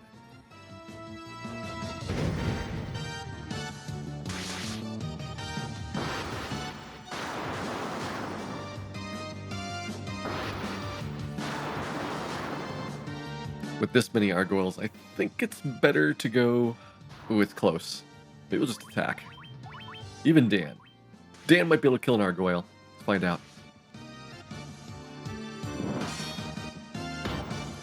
Nope. Turns out Dan sucks. He was really close, though. Alright. Let's do it again.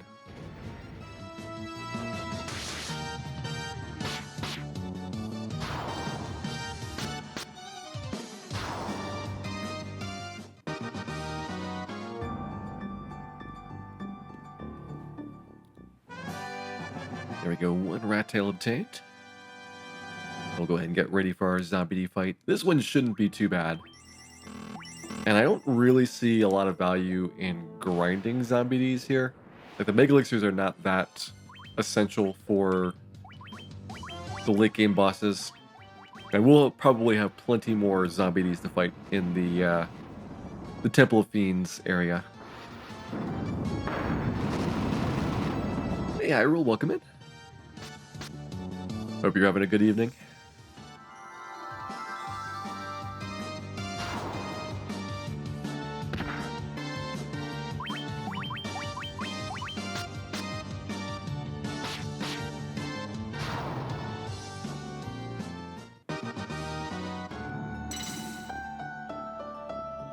Just got back from birthday dinner. Well, happy birthday. And I hope you enjoy the stream here tonight.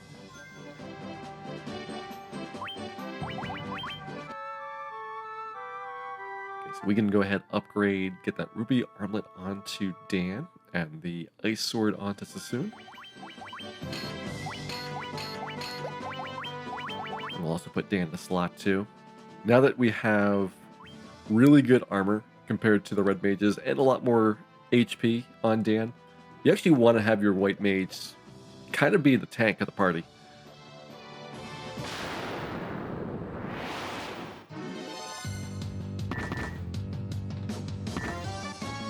See, Dan's taking like a champ. Took all 3 hits.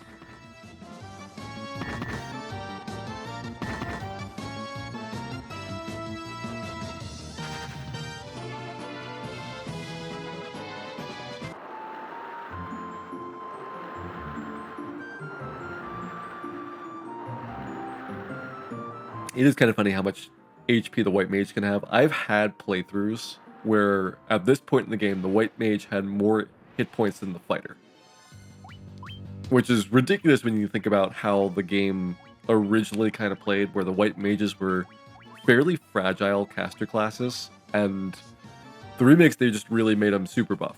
The black mage got more damage, so the black mage got a higher intelligence score, and so their spells are more effective.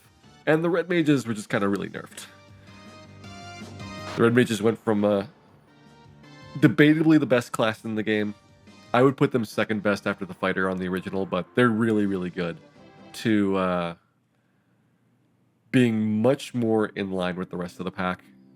Like, they did a good job, I think, of balancing white, black, red, and maybe putting the black belts in there. Black belts might be a little bit overpowered. Okay, we got a bunch of gold needles. Those 10 should be enough for a while. And we'll pick up Haste and Blizzara while we're here.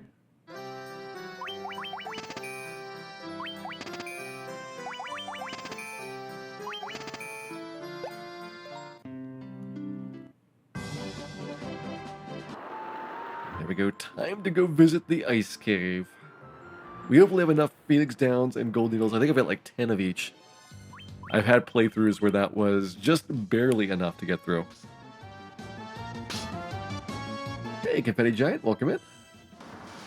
Going pretty good. Hope you're having a good night.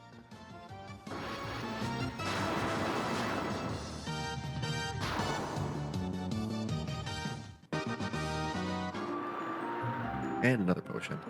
Trying to get rid of those things. Once you've got ethers, regular potions are just very non-economical, because 1 ether gives you 50 MP, which is enough to do hundreds of points of healing, compared to 50 that you're going to get from a potion.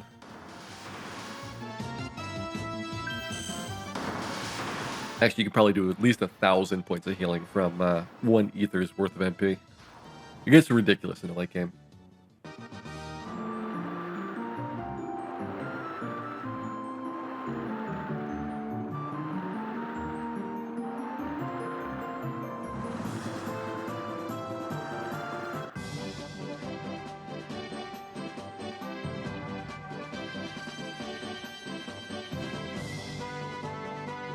Pretty soon you'll be able to see where Whisperwind Cove is. That is going to be the second bonus dungeon that I do. Technically, it's the last bonus dungeon, but I want to do it right after Hellfire, because it's going to give me some really good items that will hopefully make the other dungeons go faster.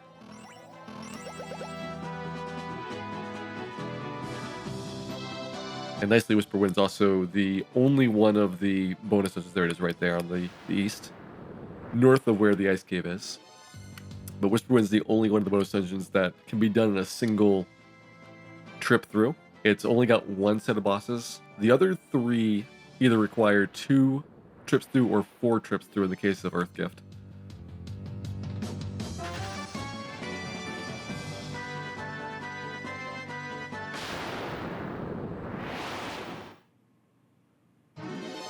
How many hints in the base game are there that the airship is buried in the southern desert? I want to say that there is 1 hint in the Circle of Sages that it's in the southern desert, and there's only 1 desert in the south. So that's actually pretty specific. Doesn't really take into account the fact that the map wraps around, but if you look at the printed map that came with the game, that's the orientation I usually use for like north, south, east, and west. And to be fair, there's really only like 2 deserts in the entire world. So try them both. One of which you can't get access to without the airship.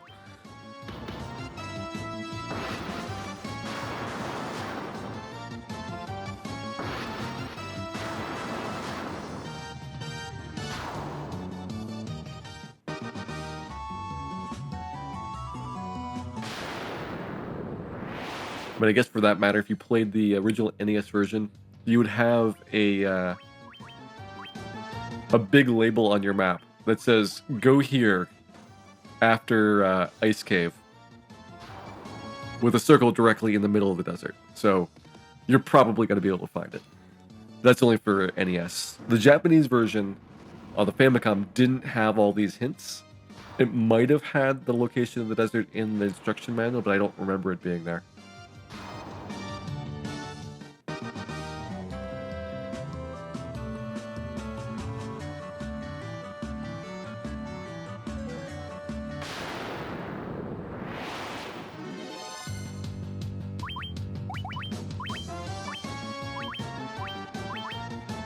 Yeah, the desert by Anorak is not accessible. For that matter, you can't get to Mirage Tower either. There's very limited places you can go and actually land your boat until you have done that quest. So the southern continent is open. The main area that you start with, the inner sea, Melmon's open, and you can get to Ordeals if you know about the back door with the canoe. And Ordeals is the only thing in the northern half of the world that you can get access to early.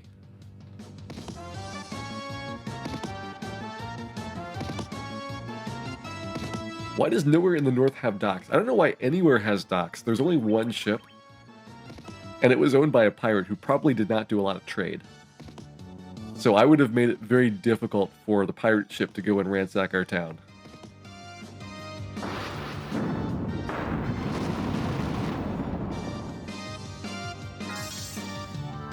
Okay, we're gonna get some clutch Dan action right here. Dan taking them all down.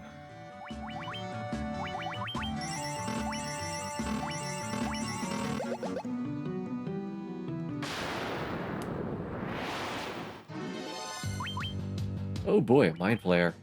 Just what I didn't want to see. Luckily it's only one, and they don't have a ton of hit points.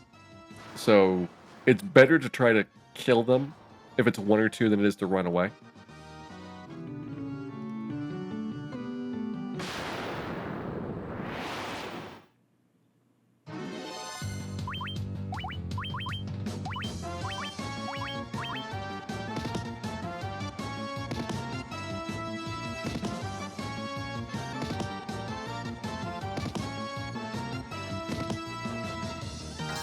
I bet Bicky was just tired of sharks jumping up on the deck of his ship and fighting him. Much more dangerous to sail around that ship than it is to stay on land.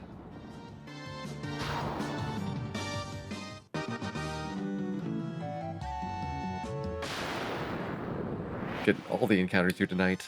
Mostly this group of images and race. They do give me some good money though, so probably getting maybe like 2/3 of an Agma worth of experience, a couple $1,000 per fight. So it does add up pretty quickly.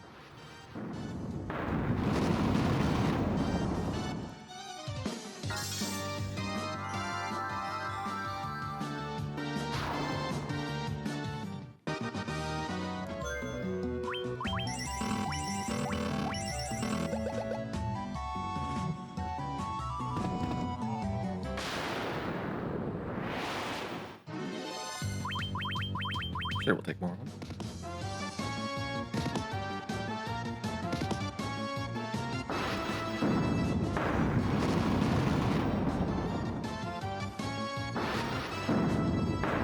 You know, we never do find out how strong Bicky is. He sends his men to fight us, and then once you defeat his crew, he just gives up. So Bicky might actually be incredibly powerful for all we know.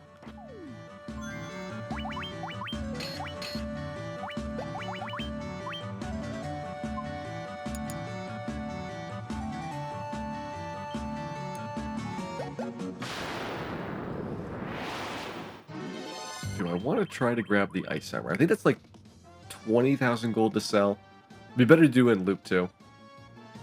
After we've gotten all our levels than to do it in loop 1. So I'm just going to do a dash to the eye. We'll do our grind to get our white mage levels that we normally do for Hilaga. And loop 2, when I go post eye through the 3rd floor again, I'm debating about whether to grab the ice armor and the 40,000 gold in the southwest corner.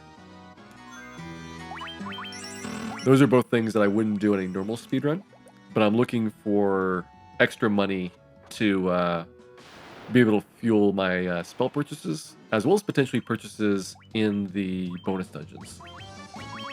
There's a couple of bonus dungeons that have shop floors where you can get random stuff, and it might be good stuff depending on when you encounter it. This is not good stuff. This is really bad stuff right now.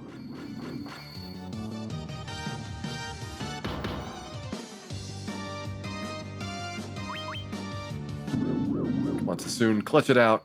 Clench. Not clenched enough.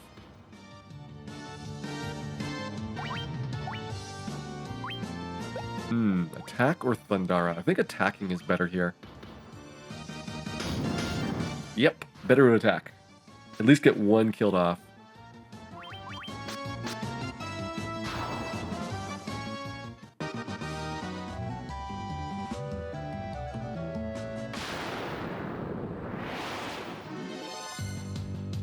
Hey, Lona Pound, this is a speedrun. It's just a very long challenge category. So all bosses is basically all the regular content of the game plus all the post-game content. And that requires a little bit different of a setup as compared to just doing the base game by itself. You want to do fires?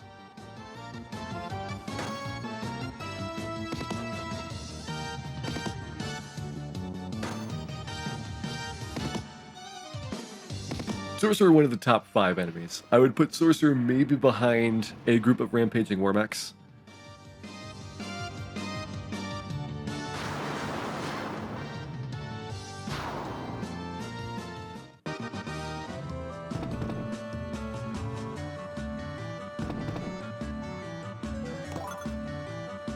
Well, nice. I hope you enjoyed the AGDQ run. That was a lot of fun to do with Fiesel for NES Final Fantasy. Alright, let's go ahead, get set for you guys. We'll start off with gauntlets. At some point during this grind, I might be able to stop doing attacks with Dan. But at least for the beginning, I want to make sure that we have enough damage to hopefully kill the eye before we get to turn in.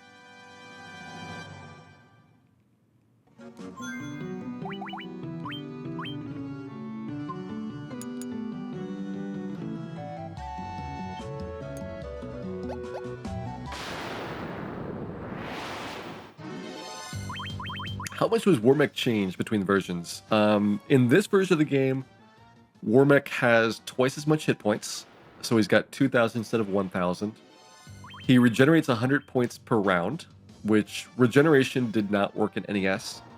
And even if it did work, it was only planned to regenerate 2 HP per turn, which is basically nothing for a lot of the really advanced monsters that had it. So things like vampires or whiz vamps or Warmechs. 2 HP is basically 0, but 100 it's a decent amount. It does extend his life a little bit. Attack-wise, he's very similar. He still has nuclear and his base physical attack that do roughly the same amount of damage. And I would say that they slightly decreased the ambush rate.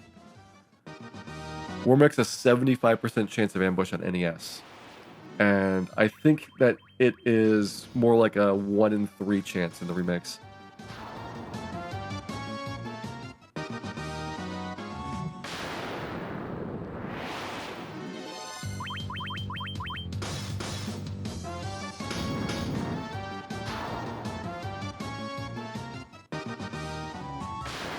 Right here, we're going to be working on our eye fights until we get 31 on Dan.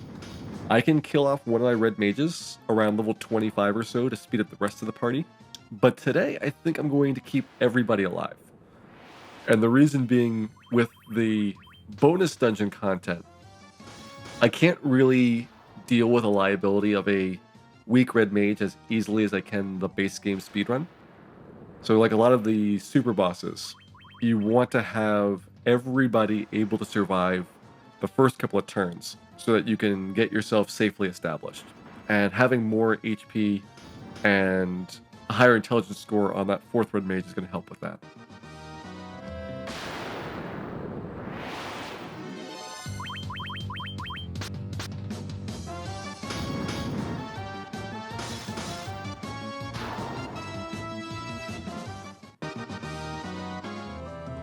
For the remakes, they actually made a lot of the bosses harder.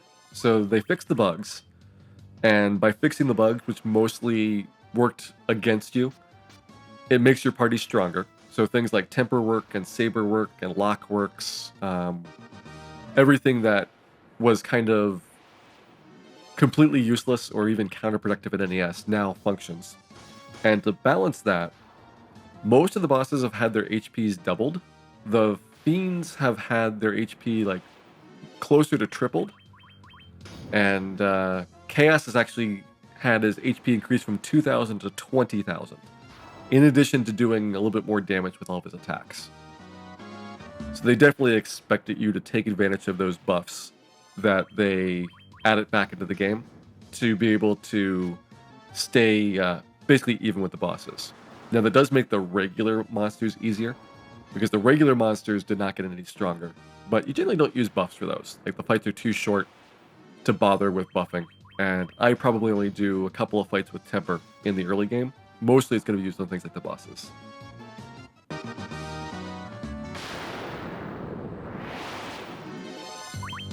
Dark JDL, welcome in.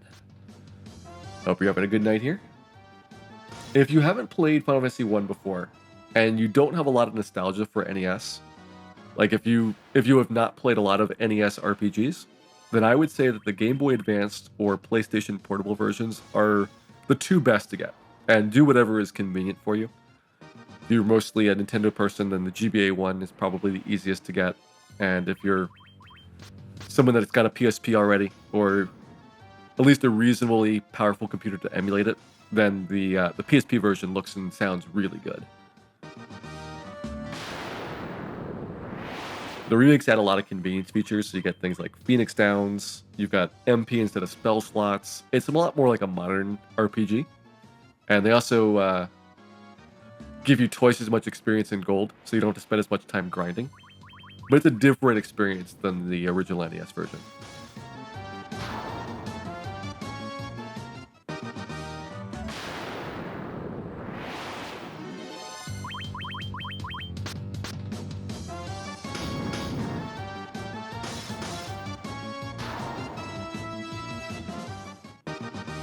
Let's see how we're doing level-wise. All right, 23 is starting to kick over.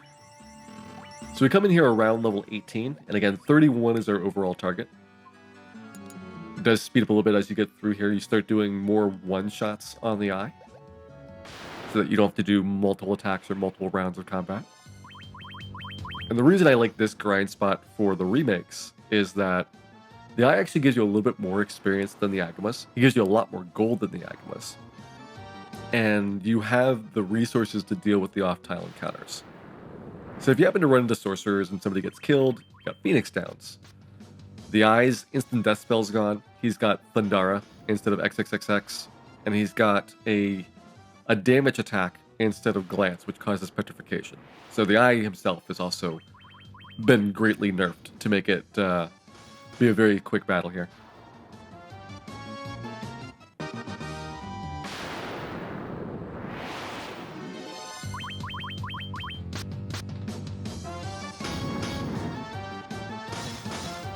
I wouldn't say that the original Final Fantasy II is unplayable, but it definitely has some really painful things in it. Like in the late game when you're in Mysidia or the last couple of dungeons after Mysidia, you'll fight monsters that have a lot of attacks per round, and they animate every single swing. So you might have 9 monsters with 32 attacks per round, and it takes like a minute or 2 minutes for them to take their turns. Those are the things that like really frustrate me for like the pace of it.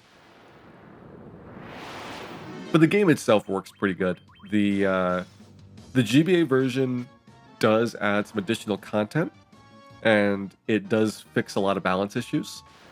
But the game, regardless of whether you play the original or the remakes, has a lot of really exploitable bugs, which allows you to do some things that the game probably was not balanced for, and make it really easy.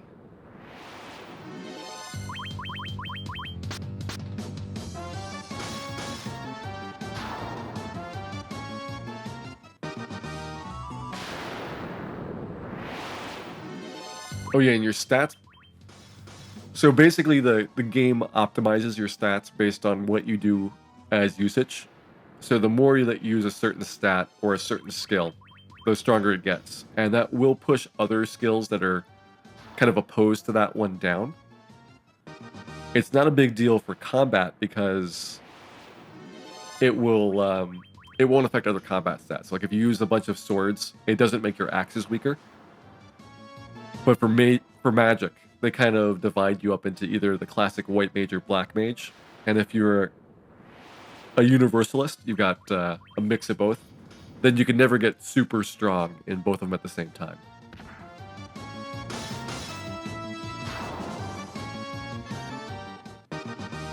Teleport tome all the things.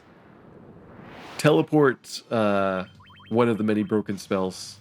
They use teleport or warp or exit a lot in Final Fantasies later on as instant death abilities.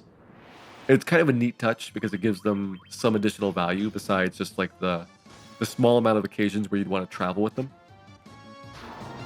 But they didn't always think through the consequences.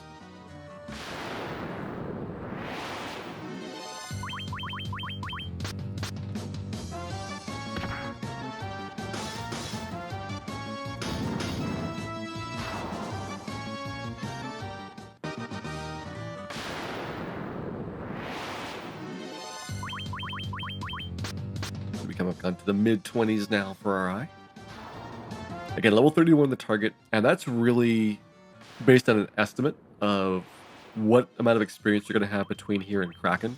I want to be level 33 coming out of Sea Shrine, so I can buy the Hilaga spell. It's a really super powerful spell for the late game, because you've got nothing else that will keep up with the large amount of damage that bosses can do in combat. Hilaga does like maybe about 200 healing per round with the White Wizard. And the bosses will do like 150 to 250, so it kind of balances out. There's not a lot of good times to ever go back to Anrak later on if you don't have your level right there at the conclusion of that dungeon.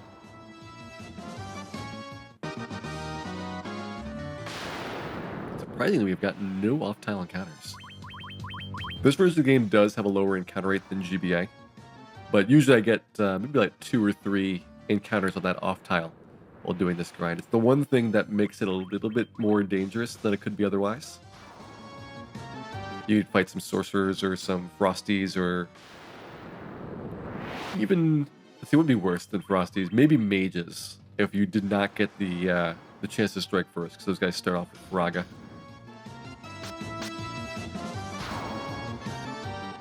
Which classes remain more viable compared to NES? Well, certainly the Thief is improved. Thief is by far the worst character class in NES, and he's still the worst class in my opinion in the remakes. But he's not as bad as the NES one. Like the NES one was really, really bad. And they gave him some buffs. They improved his running ability.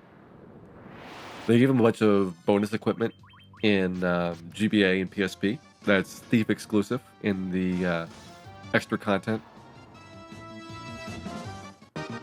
And because you can level up faster, you do get generally more access to ninja abilities. So you'll be able to do class change and get a couple levels to get the ninja some MP, where you can then hasten temper and be somewhat productive in the late game.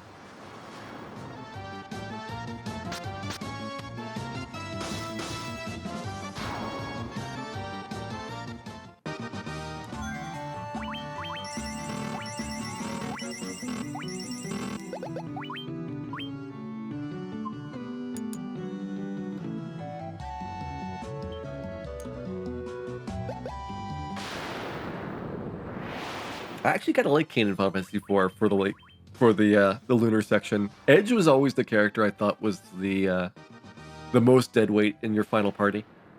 Like I used a lot of Viridia, and Rose, not really all that much. Like you don't need a ton of healing once you've got a high enough level, but you definitely need at least a little bit for recovery in between battles. Cecil had all the good stuff, like just gear wise, he was amazing. Even if his white magic spells were not all that impressive. And I felt like Kane actually did decent damage. He was almost always the person that had the highest attack power, and with his jump ability, he'd probably be doing 2 or 3 times as much as everybody else. So I kind of got some use out of him. It's just great if you dupe Excalibur. It's great if you dupe anything, really. I never use his throw command because stocking up on weapons was ridiculous. But if you can dupe a stack of 255 and it's a really powerful weapon, then yeah, go nuts with him.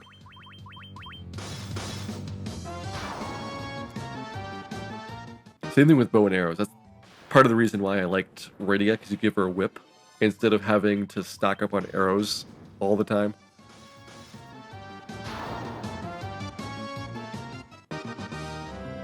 And really what you should do for Rydia and Rose is just give them weapons that increase their magic casting stats, because that's what they're good at.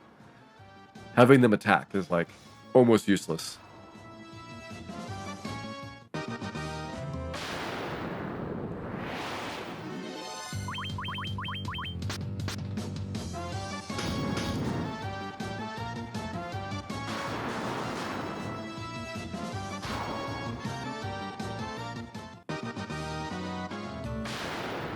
I think that's our first off-tile encounter, and we get a bunch of images. That's not bad. We've certainly had worse.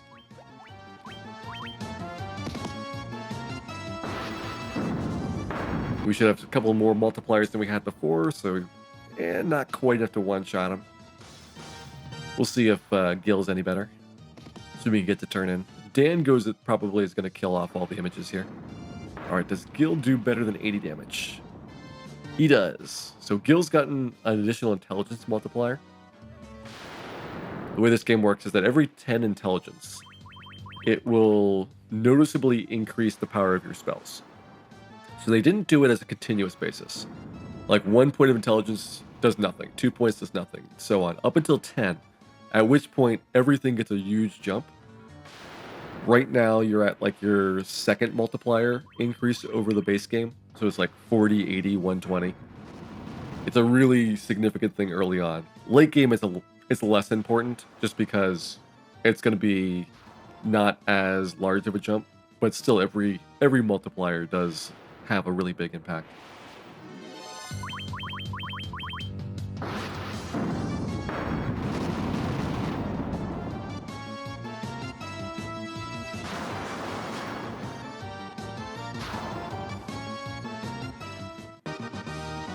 Yeah, I think the HDQ runs on YouTube still have bad audio. I actually made a new version of the audio for my run. I did all of my marathon runs and put them up on Twitch with the audio fixed. So they're at least reasonably well balanced for the volume now. At some point, the YouTube videos for HDQ should get fixed, but like it's already been a year, so it's probably a bit late for any improvements now. Oh, we don't need fires. It's like, why does he not have the ability to attack? Because I'm still sitting on the spell casting.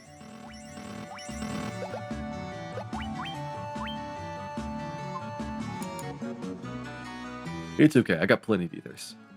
This is where I carry ethers for the first time, which are 50 MP recovery. They're super cheap and pretty unbalanced considering how useful that is. If you didn't have ethers, I think your mages would be a lot more constrained about what they could do in the late game. But I feel like I could just continuously blast and not have to bother with stocking up on potions or any kind of recovery item anymore. Other than delicious, delicious ether juice.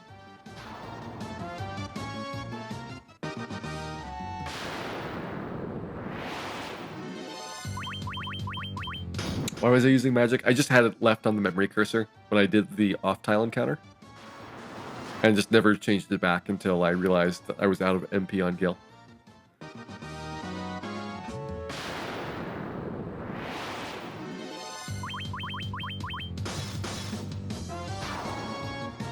You go through a lot of these battles when you're doing this grind, so I don't actually watch the screen the whole time. It's a great time to read some chat messages.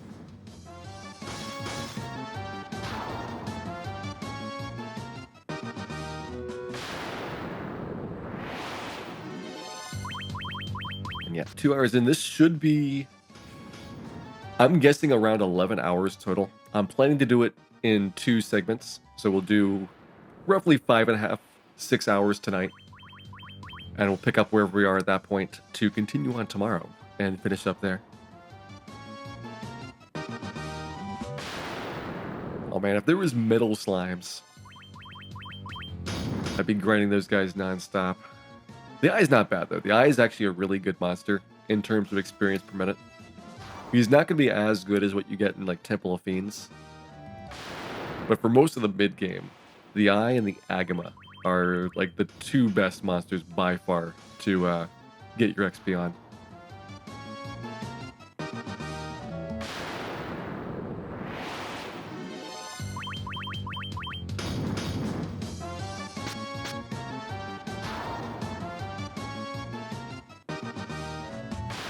Warmech is the metal slime. Warmech's a little bit of a deceptive metal slime. He's got a lot of experience, but he's not soft and squishy, and he does not run away.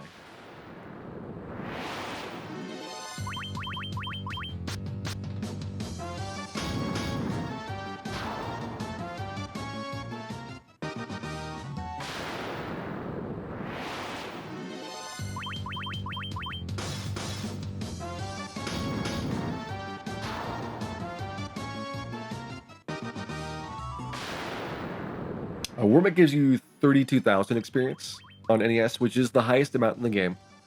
The second best formation is 4 purple worms on Tiamat's floor and Temple of Fiends Revisited. That's like 17,600. So he's noticeably the best in terms of XP and gold.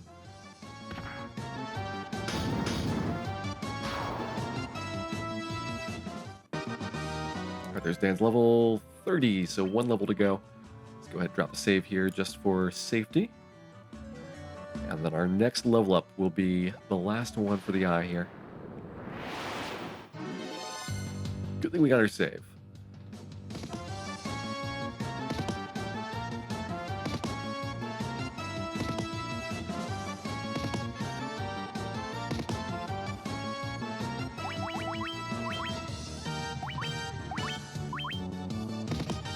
So interesting in this version, they don't have the same patterns for elemental resistances as NES did. So for example, the Ice Shield doesn't really help your fighter protect against paralysis anymore. That was something that I think they made a deliberate change for, which is to make resistances based on the ability rather than on the type of monster. And I think it's a lot easier to understand that way. So I kind of understand why they made that change.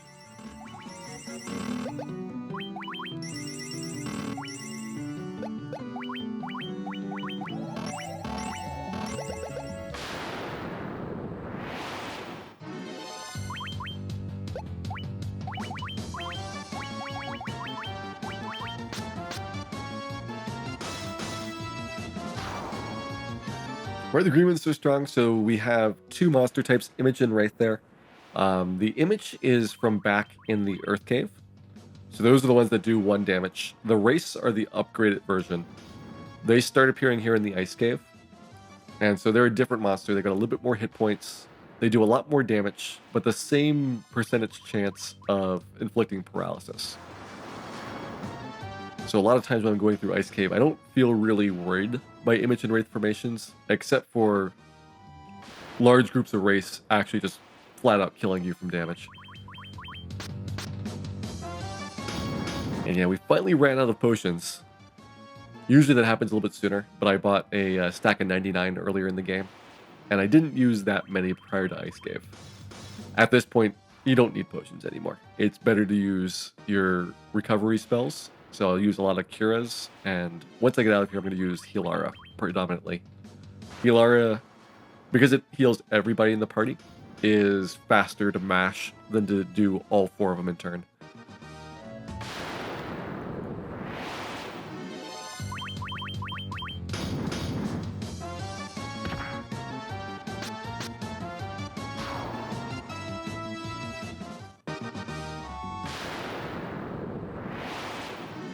Don't worry, we're just about done with the eyes. It's our last level up. Then we get to do some fun content for a while. Pretty much a sprint after you do your eye grind throughout most of the rest of the game. The only spot I might have to stop on is if I don't get enough experience prior to exiting Sea Shrine. Usually I might be like a half level or so short. So I'll go pick that up from some Gersharks and Wizzahags.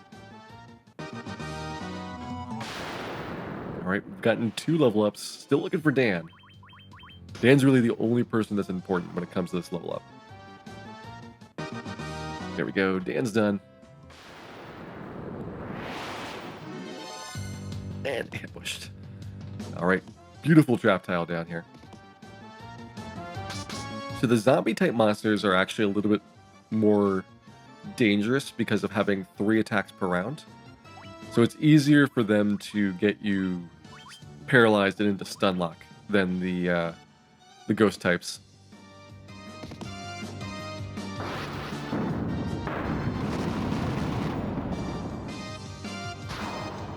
Good, looks like Dwayne got his intelligence multiplier as well. And I will grab the Frost Dome, or at least attempt to. That'll sell for a good amount of gold for the bonus dungeons. Normally I would not bother picking this up.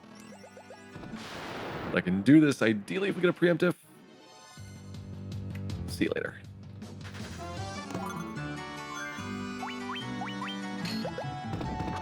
That one I maybe even could have taken the Frosty fight and tried to kill them. With Null Frost, I would have taken a lot less damage than normal, and they do give you a decent amount of XP for this point in the game. When you fight them in Temple of Fiends, they're not really worthwhile compared to most of the other monsters there, though. Hey, Mrs., when will I start the Labyrinth of Time? Probably tomorrow night, and I guess around like 8 p.m. Pacific or so. It's pretty far in. We have a lot of bonus content before them. Oh, look, we get to fight some Frosties after all.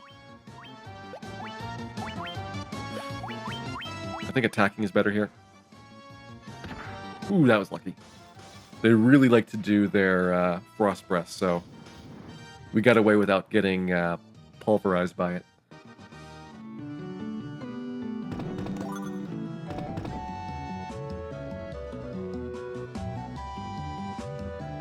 Is the tile damage the same in this version as NES? Yes. So both of them do 1 damage per step and have no encounters, which is the really important property. Having ways to reduce encounters are really, really important because you don't want to do a lot of these fights. There we go. Ice Cave complete.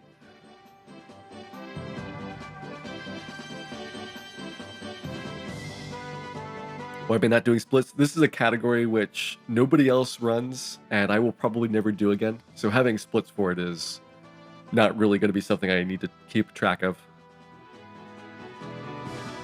When I'm doing regular runs, I'll have splits, though.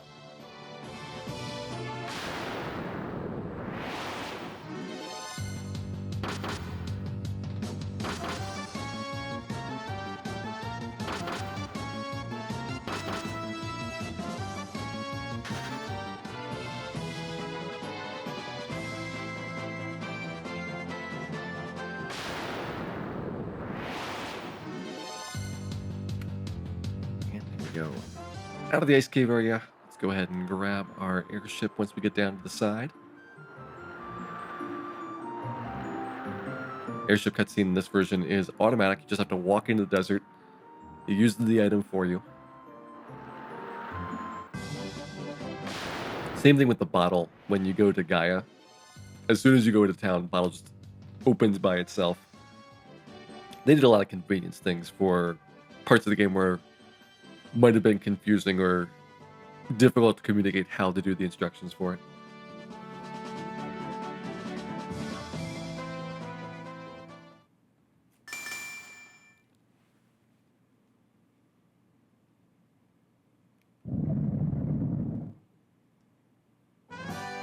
There we go. 1 airship obtained. Dan's private airship. Everybody else is going to have to walk. Dan does not share it. Unless he's feeling really generous tonight. I guess he's feeling generous.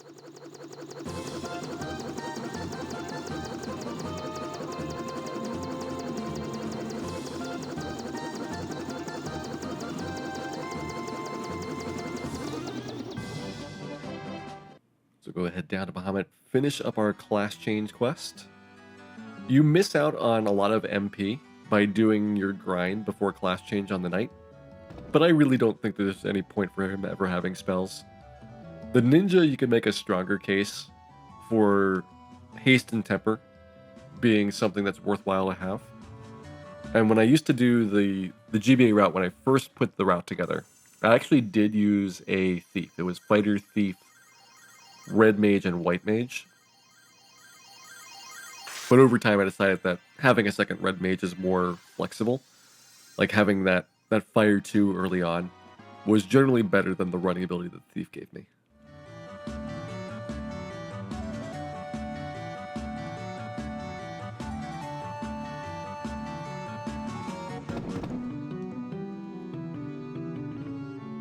Have I ever played the RPG Nostalgia? I've not heard of that.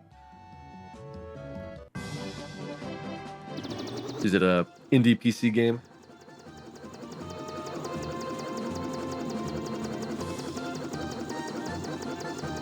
Alright, so we got class change. I might go back to Cardi at some point to get the cash out of the islands around Bahamut, but for right now, we're just going to go into Gurgir Volcano. Go ahead and crush carry here. Oh, for Nintendo DS.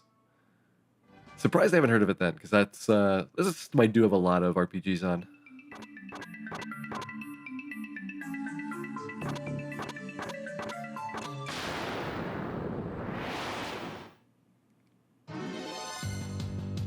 Pushed by a fire hydrant. Well, we can do something about that.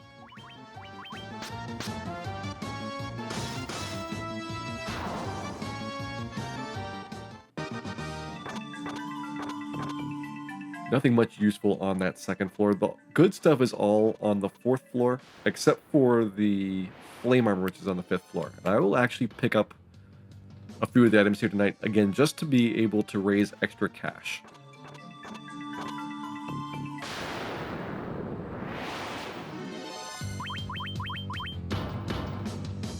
Dan's a helper. He doesn't help very hard, but he tries his best.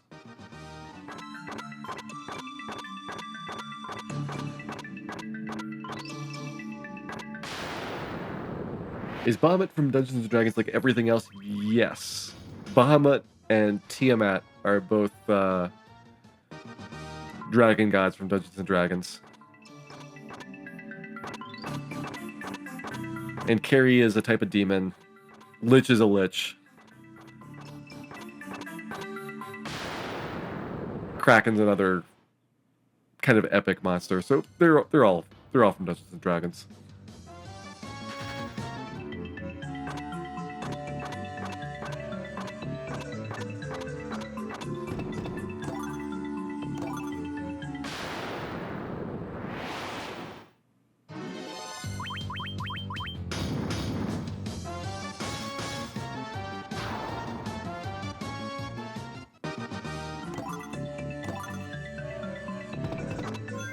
I guess technically I would want to have the ice shield over the flame shield, because I do have the ice armor on. That way I've got both fire and ice resistance. Not too many places where ice resistance is going to be useful prior to having the dragon mail, though.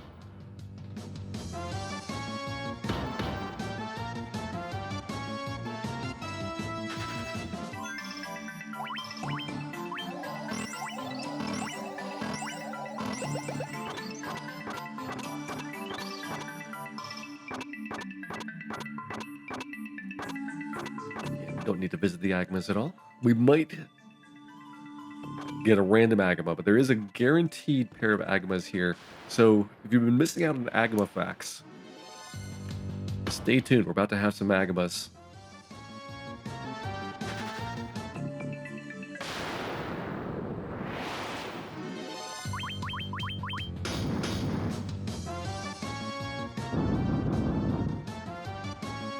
we go. One Agama here. Did you know? Agamas are extremely ticklish on their bellies and can laugh on command.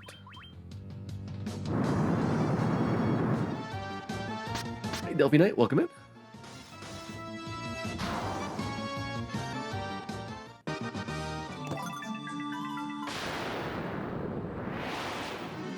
Agama number 2. Did you know each of the Agama's toes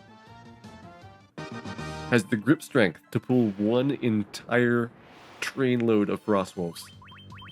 It'd be a really scary sight seeing that Agama dragging gigantic piles of Frostwolves behind it. I would run away at the first even glance of that happening.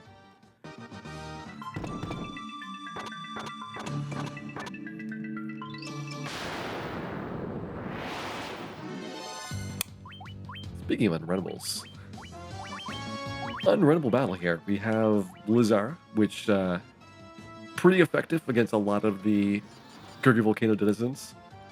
Usually, though, I don't have to even pull this stuff out because the PlayStation Portable version does reduce the encounter rate for a few dungeons. Like, I've seen people do PSP Gurgu with 0 encounters. My best has been 1 encounter, but I definitely feel like we're getting a lot of fights here tonight. Hey, the Cursed Twin, welcome in.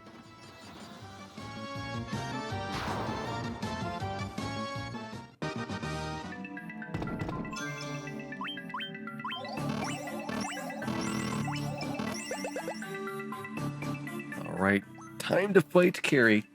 So Carrie's called Merilith in this version. That's actually the name from the original Famicom version.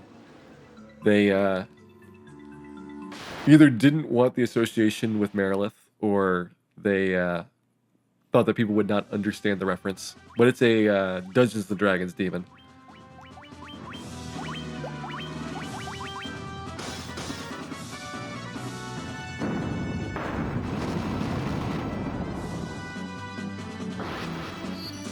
Do I have an EverDrive power pack? I use an EverDrive for NES games on occasion. It's not something I pull out very frequently, but I do have one. I use it for randomizer sometimes. Does the PSP version eliminate the step route? Yes. So all the remakes are not manipulatable the way that NES is. NES used a step count to control a lot of things and had lookup tables for random numbers instead of generating random numbers on the fly. What they did for the remakes is change it so that it's frame-based. And that means it's much harder to control what monsters you get or where the fights take place.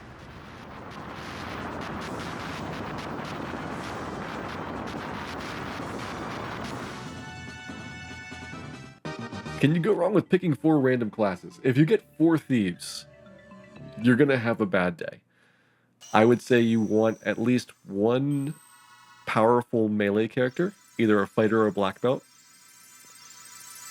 You want at least 1 attack magic user, either a red mage or black mage, and you want 1 defensive magic user, either a red mage or white mage.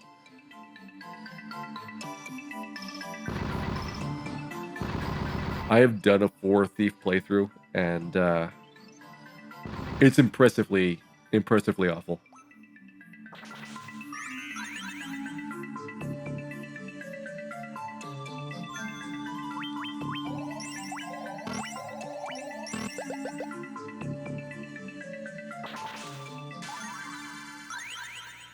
There we go, 2 fiends down. I'm going to head on over to Crescent Lake here, pick up some spells. We'll also pick up spells at Melmond and then go up to Waterfall and Seashine after that. Okay, let's go ahead. Actually, let's first move items around.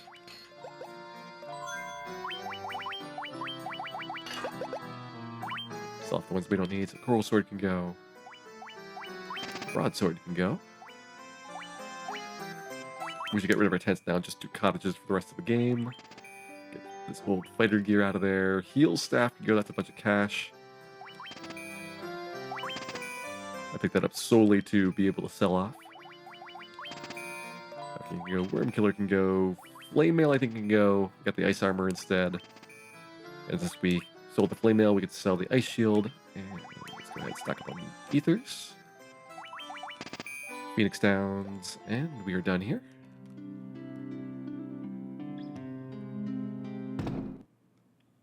Do I want Protera first?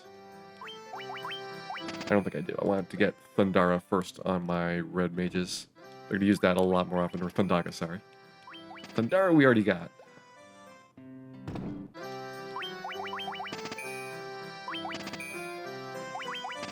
I will get Invisra as well. Normally I don't bother picking this up, but I feel like there are some fights we could argue that evasion is really important, as opposed to just raw physical defense, which I usually do for most other battles in the remakes.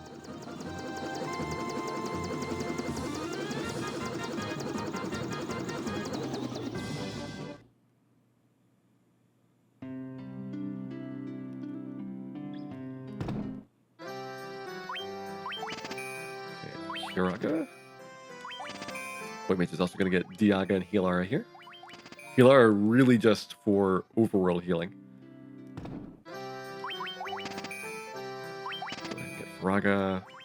Get Teleport. I could argue that maybe Warp is not that critical for all bonus dungeons, but it's at least useful for the base game to avoid a bunch of backtracking. Claim our bottle.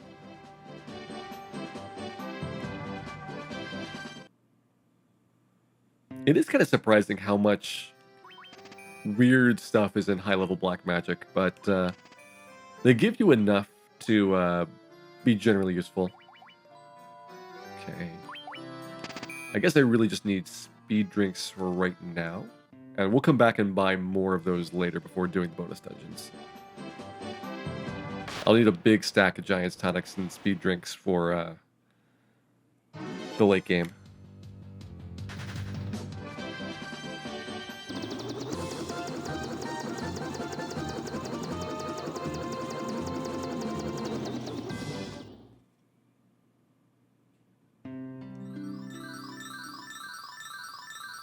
Go ahead and release our fairy here. Again, this is automatic, unlike NES, where you have to manually pop the bottle open. Allows me to save having to menu an additional time.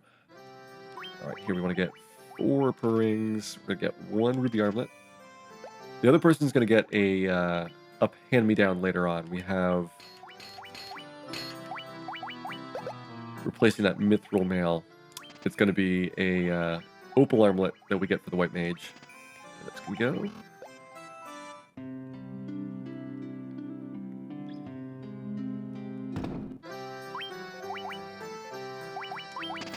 Big stack of those, and 30 Phoenix down should be good enough for a while.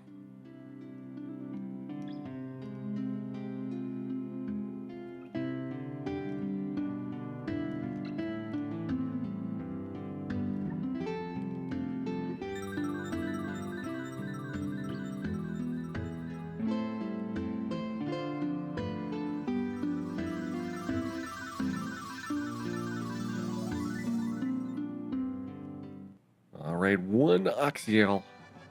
I always say Ox-Yale, and I've always wondered if Oxy-Ale is what was intended.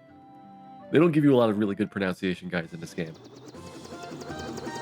And that is something, as far as I know, that is new. It was not taken from other games. So they do have original content.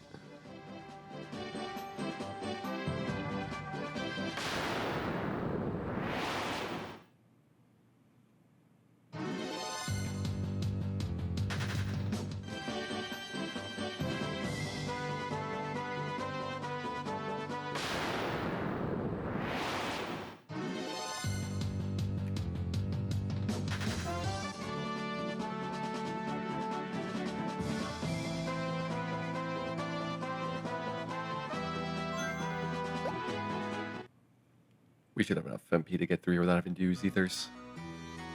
Oh, this bat. What terrible bats. If only there was some out-of-bounds bat in this game that could teach these bats how to behave properly. The attacking might be better.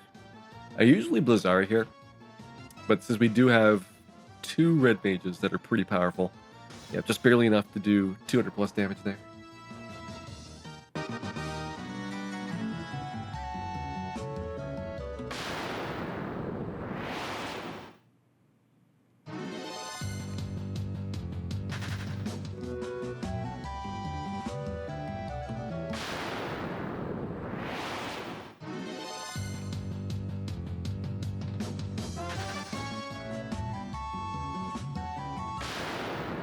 Castlevania not only has Curly for Kali, also has Lubricant for Rubicante, and probably another half dozen similar type of really, really badly mismangled things that they picked up from other mythology.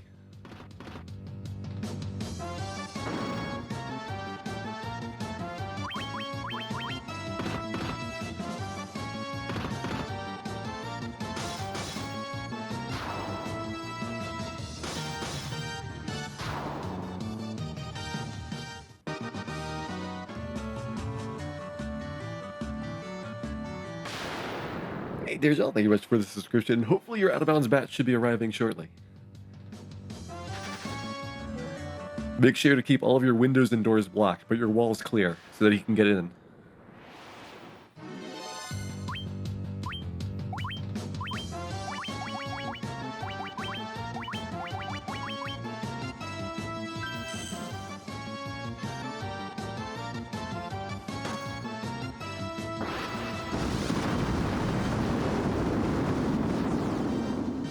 And no, it's not called lubricant, it's lubricant. No R in it. But it's close.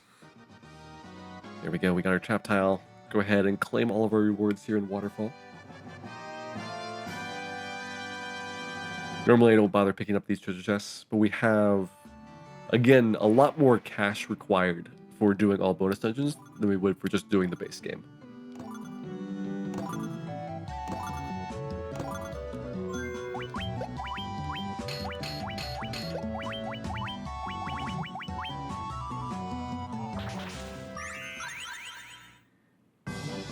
Hey Mattis, has Dan screwed up the run yet? Dan has been a wonderfully behaved white mage. May have slightly messed up against Lich, but it was really minor.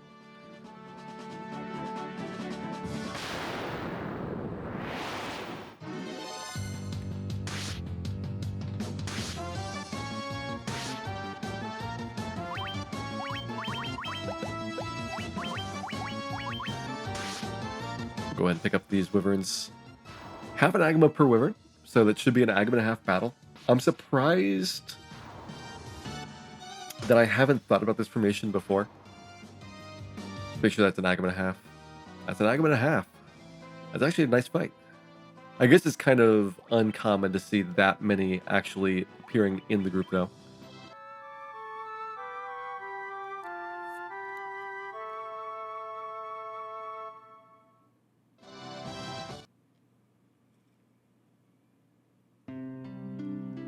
We'll go ahead and get more items here later on. I'm thinking about also getting remedies. Because I haven't tested this, but I'm fairly certain that remedy does fix paralysis. I know Cure 4 fixes paralysis, which is a very nice side effect that is not well documented. Most people think about just Cure 4 doing full healing for all of your HP recovery. But it also fixes all status ailments. And if we ever have like the white mage get paralyzed, then some easy way of fixing that is really handy.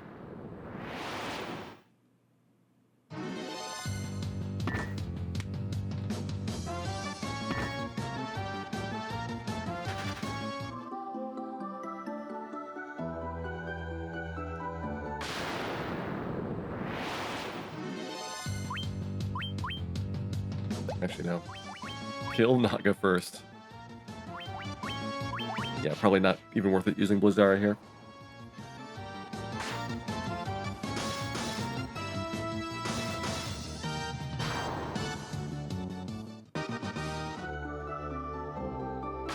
Is Cure 4 curing status ailments true in all versions? Yes. So it does work in NES, which is why it's actually a really handy bit of knowledge to know. Because NES has got a lot of trouble with paralysis, like the Chaos Fight. It's really great having something like that to manage to fix up. Like if you get your Masmian wielder paralyzed, and you got Cure 4, even if he didn't take a lot of damage from the physical attack, you might as well go ahead and cast it.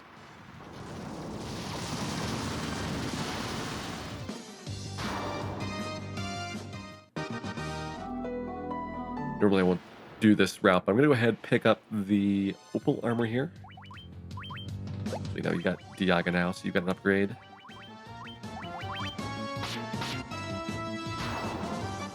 I don't think the light axe is really that valuable, but if I'm swinging around the side, I can go ahead and grab it before going over to the mage staff.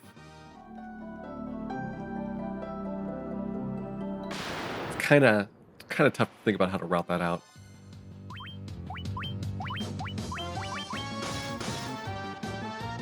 If I happen to go by the light axe side, I'll pick it up. Oh hey, a free worm killer, completely useless, but we can sell that for a few $1,000.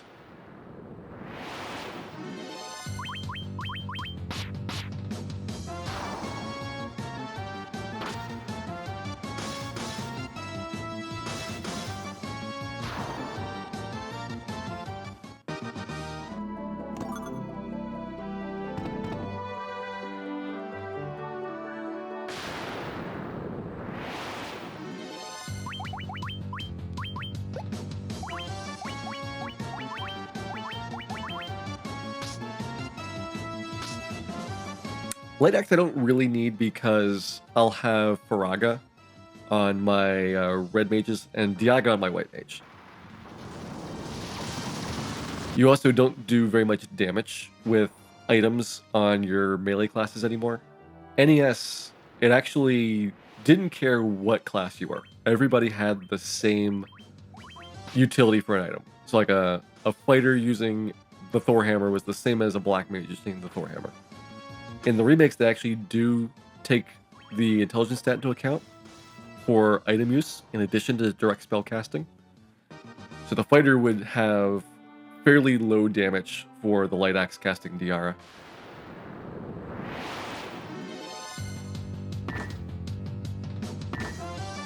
I think it is worth 10,000, which is why I'm going to grab it.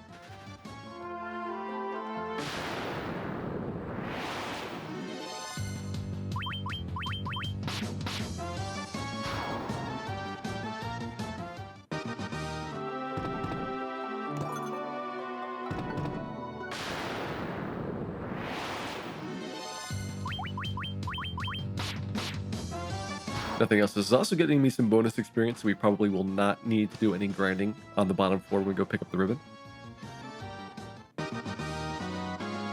That should be level 32 right there. 33 is what we want to see on Dan.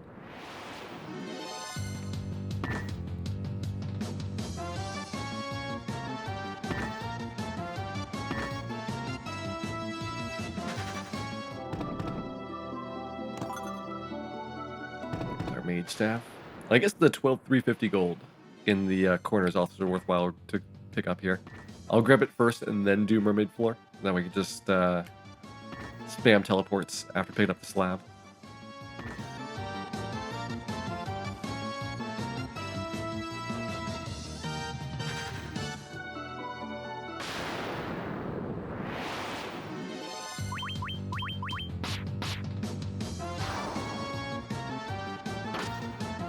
Feels kind of weird doing this route through here with how tight the Sea Shrine's gotten for like the NES route. Where I just simply don't have the steps to grab very many treasures anymore.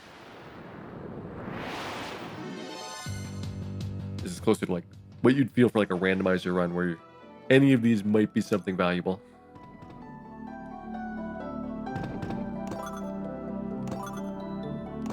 Here's our diamond armlet. I'll do the slab side first. The other stuff in here, the diamond shield's worth a bunch. I think there's like 20,000 gold in the right-hand side treasure chest, so that's actually worth picking up. Like, normally we wouldn't bother getting the diamond gloves. Those sell, I think, for 15,000 though.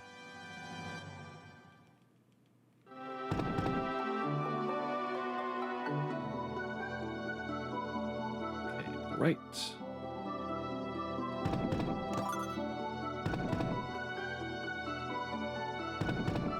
Hello, mermaid. There you go. I want to say it's this one, and then the left one? Nope. Next door down. Antidote. I remember getting that last time, and wondering why they had such a terrible item in this dungeon. That couldn't have been a pure potion in the original. I don't remember any really, really awful pickups like that. Here's the 5,000.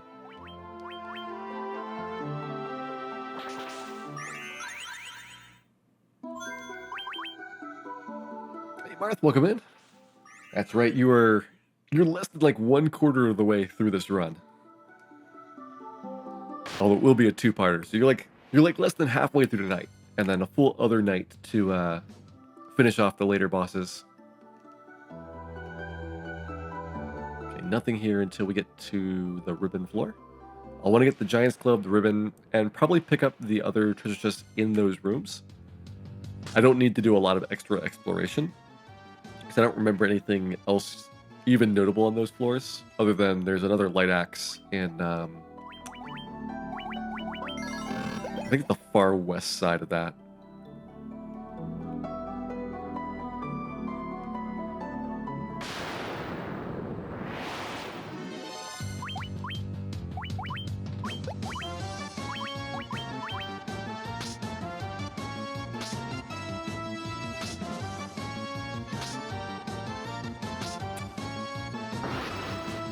The remakes do give you a little bit more explanation of what the items will do when you use them.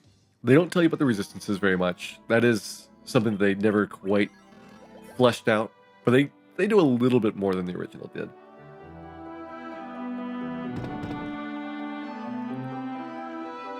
Let's be finished up on the weekend or next stream. It'll be next stream, so it's going to be tonight and tomorrow.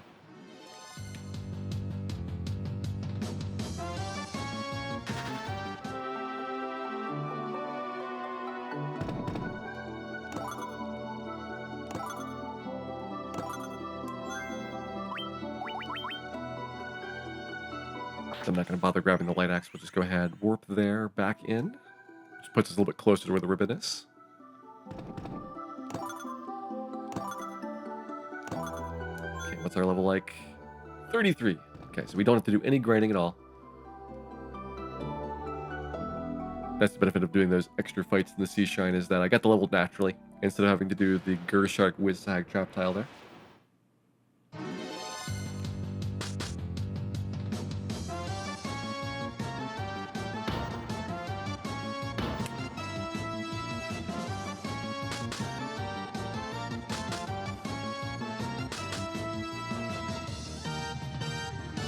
Labyrinth of Time, because they're all named the same thing. I'm just going to take whatever version of Chronadia that I happen to get, and we'll call that good. The other bosses, they do have completely different bosses for the different routes through the bonus dungeons. So I'll be doing the bonus dungeons except for Whisperwind multiple times. I've listed out on the message box in the southeast corner of the screen how many times I have to do each of the dungeons to get a full clear.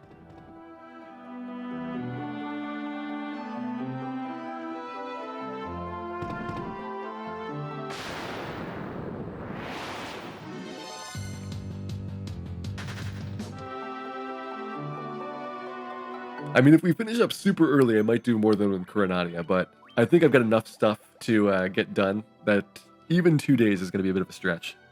I'm going to be doing like 5.5 or so hours per day.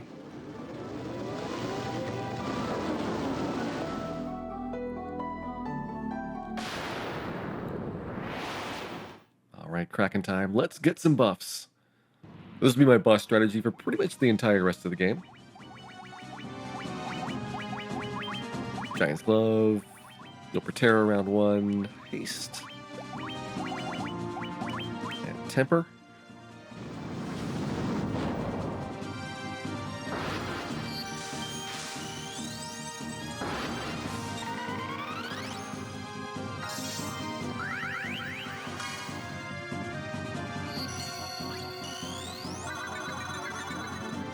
Our first of 3 times tonight that we'll be fighting Kraken here.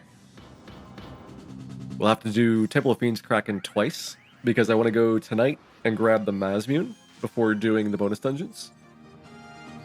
And that will require doing Lich 2, Carry 2, and Kraken 2. And then we go down to fight Chaos, we do all 4. Tiamat's not required because the turn-off for the bonus dungeon, or turn-off for Mazmune is prior to where you actually get to her.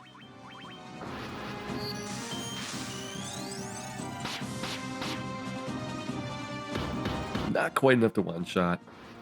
Maybe next time so soon.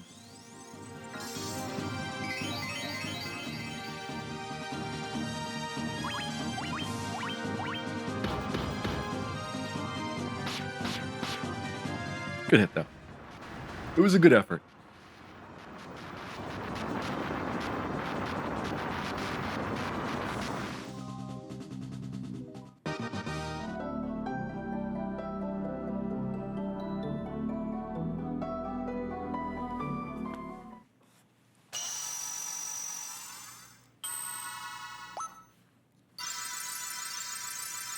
And with that, our third fiend is down. We are nowhere close to being done. We got so many bosses after the 4 fiends, it's ridiculous.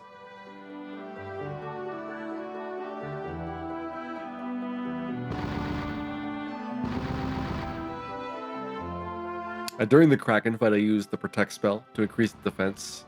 We also did Giant's Gloves to increase the fighter's attack power and accuracy.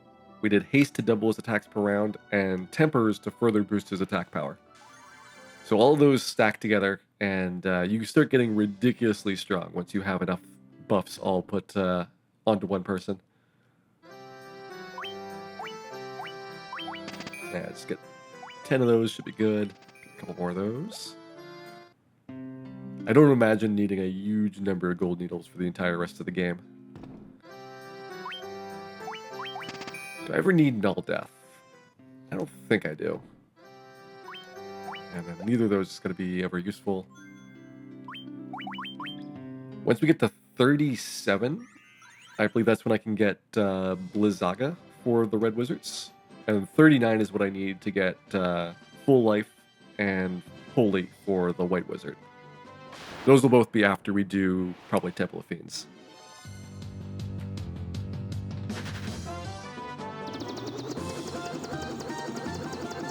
The major bosses have Dispel effects. Gilgamesh has got Dispel. I can't think of any other boss that has the ability to take your buffs off. Oh. Death Guys, maybe? I want to say that one of the Final Fantasy VI bosses can also Dispel. Actually, maybe just those and not Gilgamesh. Gilgamesh has got Wall and Protera, but I'm not sure if you can take your buffs off.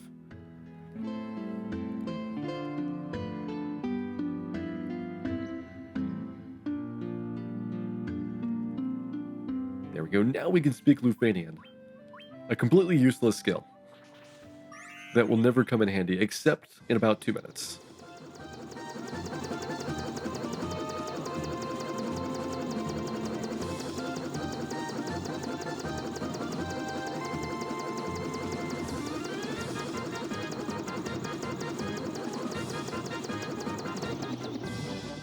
Do any bosses auto-kill your party? Not really. There's a couple of bosses that have really powerful abilities, and they will eventually rotate to them because all spells and skills are done in a certain order for the boss fights. But there's nothing that's like instant death. Like the worst you have is like maybe a couple of bosses that do things like nuke or flare.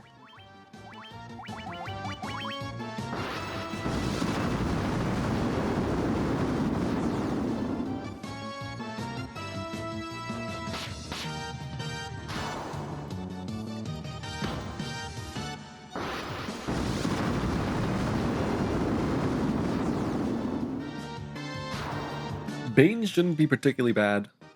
We will not see any bosses with Bane until we have poison resistance on everybody. So I'll have the Aegis shield for my fighter. I'll get 3 ribbons in the base game. And when I do the bonus dungeons, this is why Hellfire is actually first on the list. Hellfire Chasm has a 4th ribbon. So we will actually have ribbons on everybody for a pretty substantial portion of the bonus dungeons.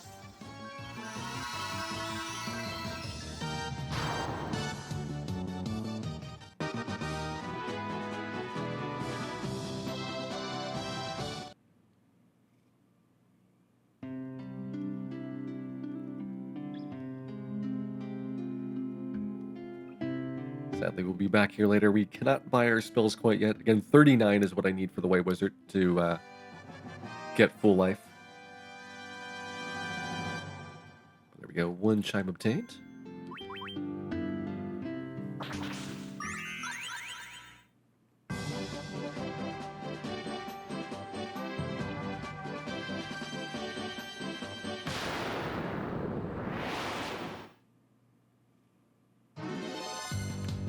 Sadly, no Tyros. We were kind of hungry. We didn't get very many Agamas. The eyes are just not filling. We need to snack on some Tyros to recover our energy here.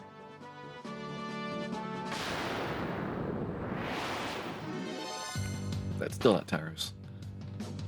Although if you kill enough Frost Wolves, you might get an Ice Shield drop, which would be worth a couple $1,000. I don't think it's worth it though.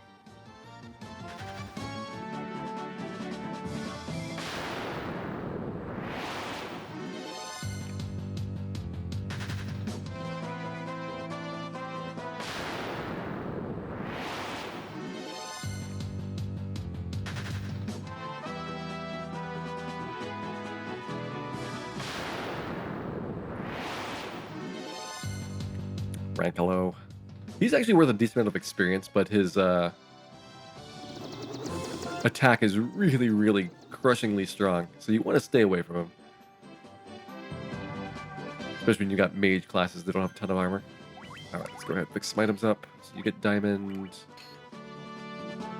Diamond all around. Yeah, that'll work for right now.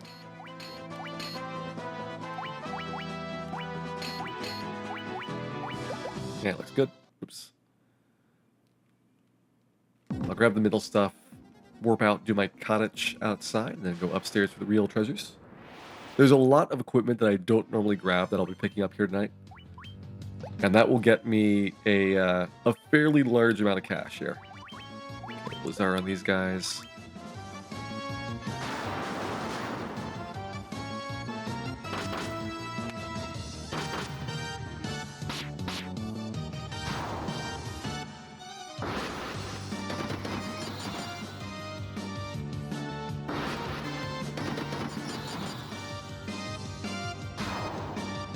I feel like Final Fantasy 1 could use some more meteors. There's not enough impressively overpowered attack spells. They should have gone all out with what they had available to them.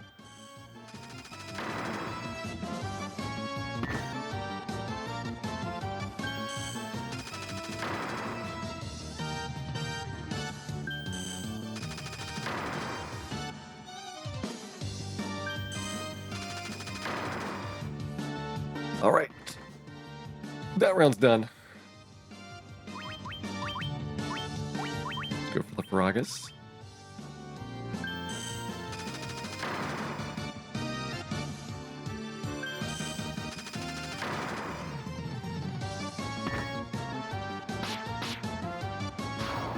To be fair, Final Fantasy VII did have a lot of knights.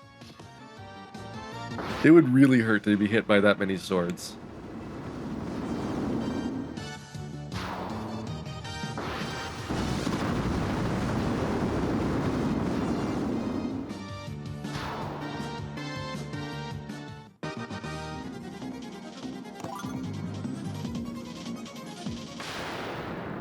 I believe that's only a mere tent.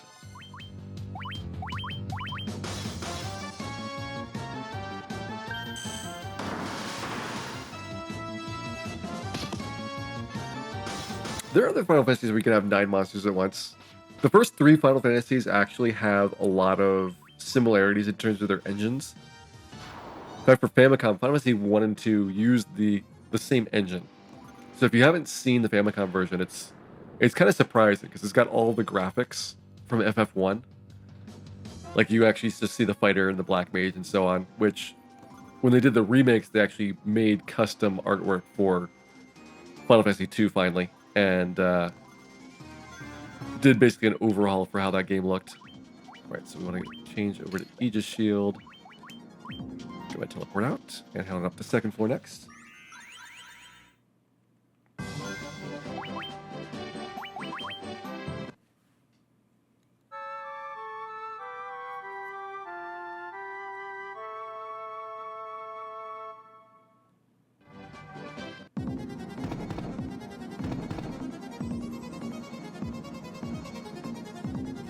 You'll see me taking a lot more battles than normal through here because I actually want to get a couple levels, and this will help reduce the amount of time that I spend grinding before starting on to the bonus dungeons.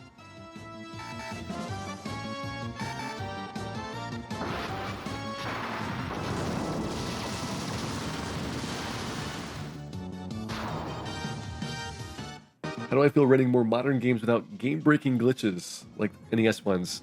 NES Final Fantasy actually is the least glitched, probably. It's so rough overall in terms of completing the game because it's actually got basically nothing you can skip. In fact, this version PSP is way glitchier than any previous one.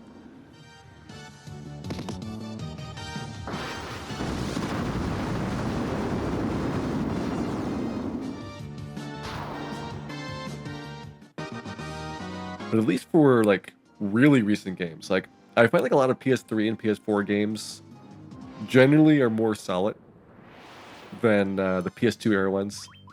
I think developers are getting more savvy about doing things to reduce like out of bounds and sequence breaking that they didn't put the time or just didn't have the resources to do for like the PS2 era. So you're seeing like fewer games that have really devastating glitches. Like take Super Mario Odyssey, which is already incredibly heavily glitched and only about an hour long for a playthrough on a speedrun now, and it's been like 2 weeks since it came out.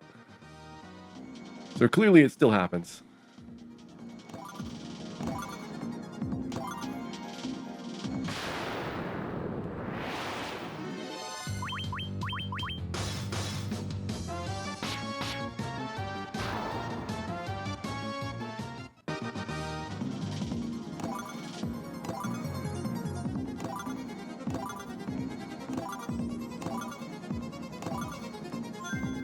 Go ahead and do some equipment swaps here. Alright, you actually want Dragon Mail. Yeah, we'll give Dan Thor Hammer. Nobody else is really using that thing.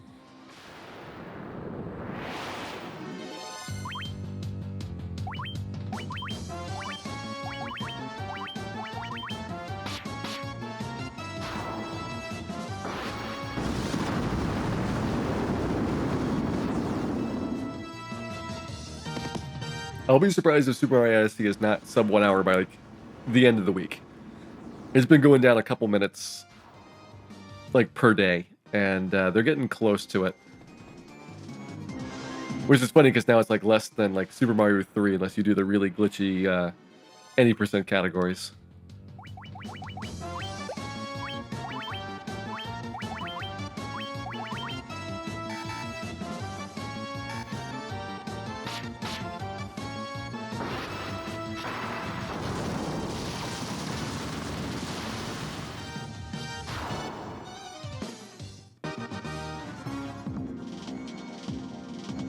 Out of my way, robot. We've got a date with a Blue D. So Blue Dragon here in the remakes is almost completely non-threatening. You just have way more attack power than you do on NES. But he's actually somewhat tricky on NES just because that thunder ability takes off so much of your life.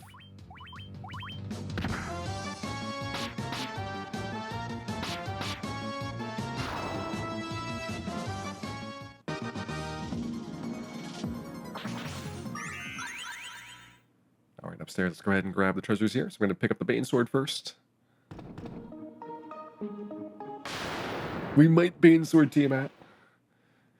It was really fun doing that last night. We even had Dan be our successful Bane Sword user, and he was okay at it. Dan might have caused some collateral damage, but he only killed one party member off before he got Tiamat down.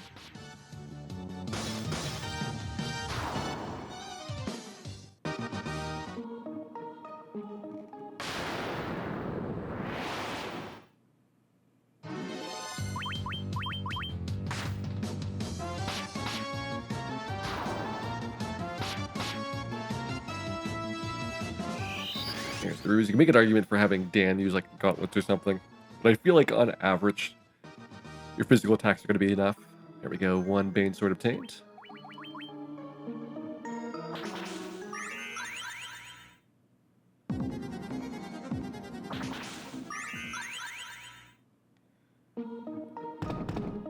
You have a friend named Dan? I would say that Dan and I are pretty friendly. We get along really well.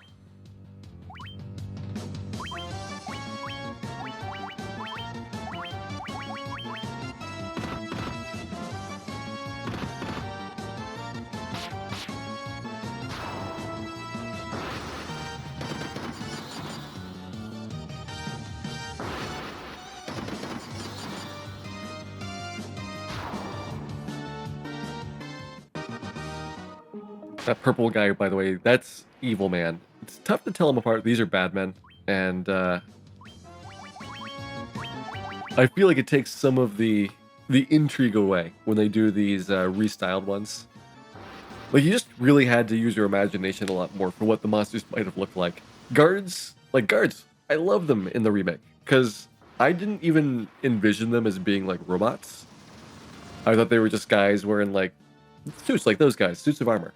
And seeing, like, the style and concepts was really cool once you finally had the graphics to represent what was going on in the game. Probably just defend.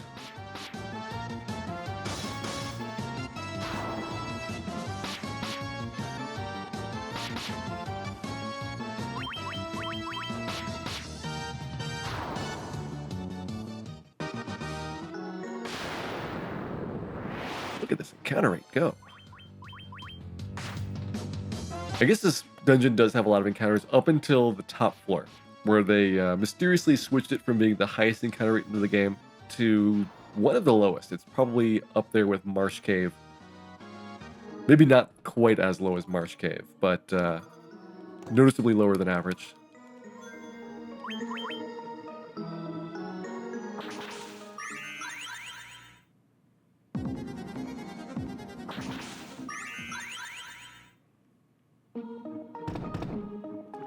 East side's my last one. This has got a pro ring and I think another heal helmet. We're basically doing the full clear of Sky Castle. Also do basically a full clear of Temple of Fiends on the way down. There's 2 items in Phantom's room and a bunch of stuff in Carrie's floor.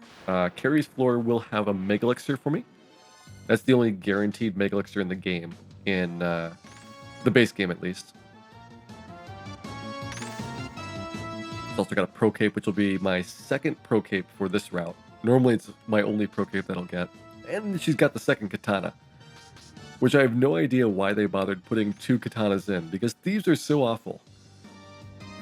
And to imagine that somebody would have played the game with 2 thieves just boggles the mind.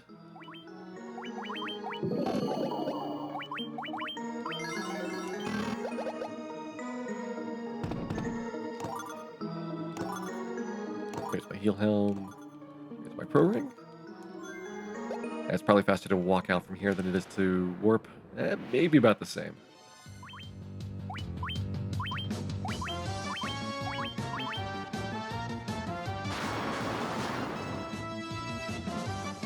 Equipment play with 4 thieves. I have done that. I would not recommend it.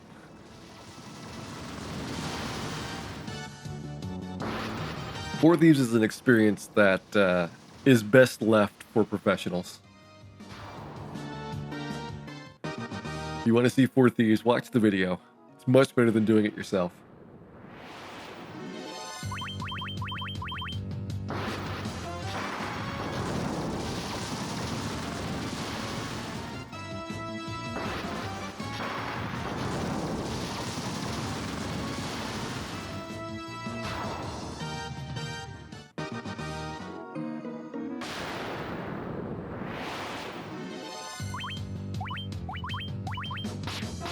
I'd be thrilled if the final ended up being Four Thieves.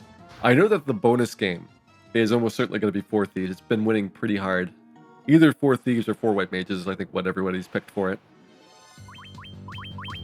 The final, though, with 4 fixed character classes, hopefully we'll have no black belts. That's like my number one priority, is there better not be any black belts on that team. And we'll see if the best randomizer runner wins.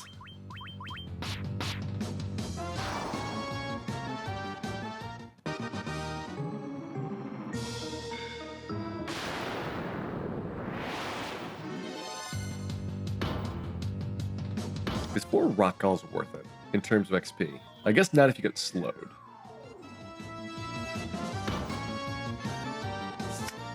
It's tough. I'd say they're worth a lot of experience, but the time it takes is a lot.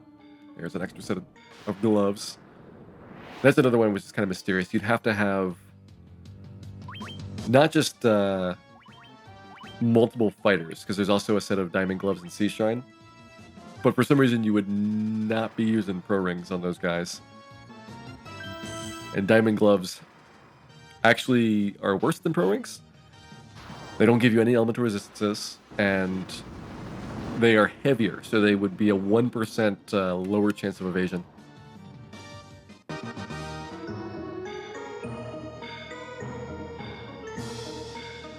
Does this run include Warmech? If we are lucky in Labyrinth of Time, you will be very, very happy. If we are not lucky in Labyrinth of Time, I might do a swing back to Sky Castle to pick up Warmech before finishing the game.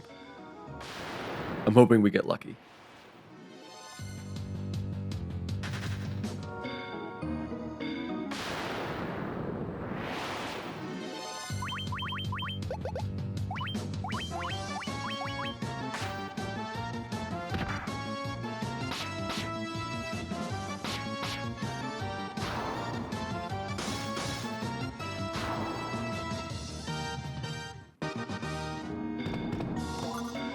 Grab my robes. So there's right side done. Let's do left side on this floor.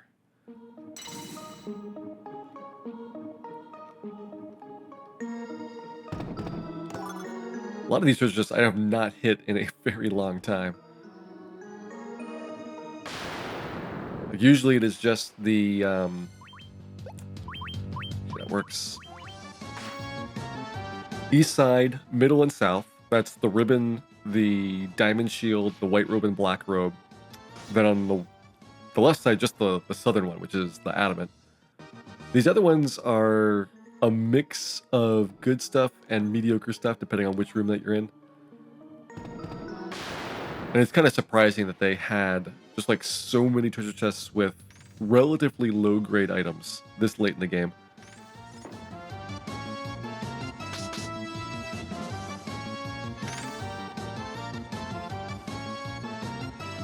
I guess maybe we should give that red mage his ribbon finally.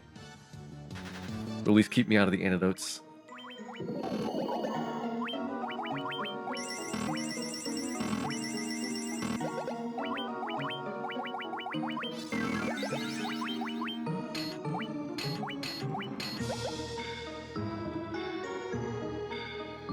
I will grab Excalibur here. Excalibur mostly is just sold for cash. I can also... But no, that's pretty much it. I think it's like 40,000 gold to sell it. A lot of the post-game content, the items have a nominal very high price, but they put all the sell prices at 100. So to raise money, I actually want to be picking up all the stuff in the base game instead.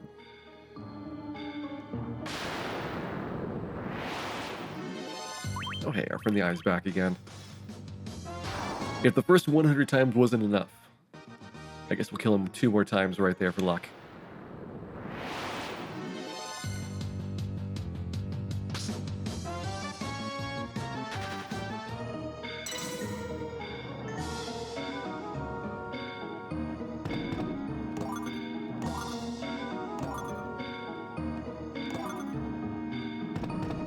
There's the second pro ring in here.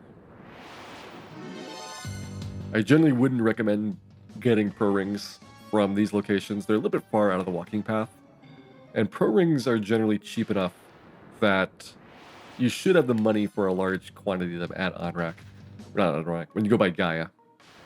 If you don't have enough, then that's where it does get a little bit interesting for what is the best backup route.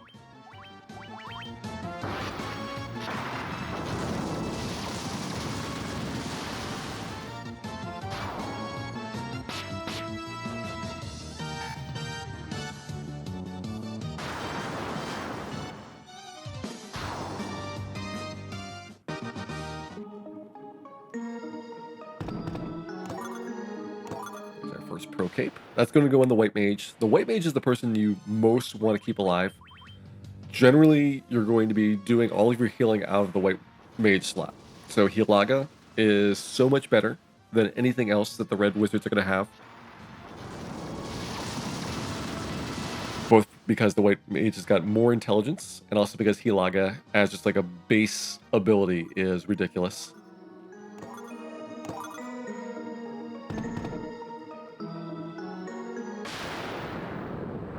Incoming Warmech. I hope Warmech is here.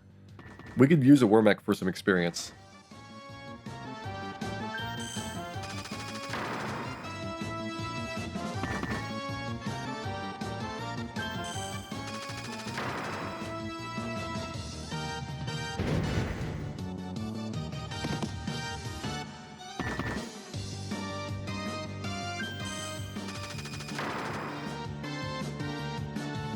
The clothes are pretty ridiculous. They're not quite a 10 gold treasure chest, but I feel like you should have some kind of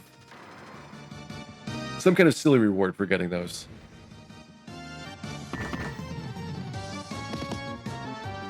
It's like, what is even the point other than distracting you? By the way, this is something that I don't do in runs, but this shows you where to go after you beat the 4 fiends. It's a nice animated version here in this part of the game, showing you that Temple of Fiends is actually the dead center of the world from the 4 fiends hideouts. I don't know if that's truly accurate, but a nice artistic depiction.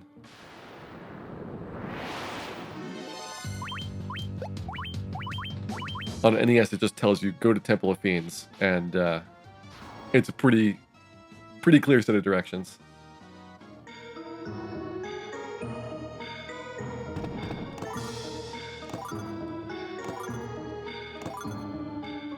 Here's my katana, and we are basically done here now.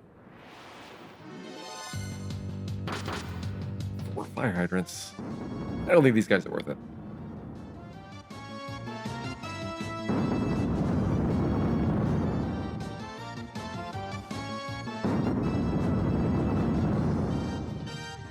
Man, I so hope there's a Warmech. I have never gotten a Warmech just like casually walking past here in a speedrun. But maybe tonight is the night.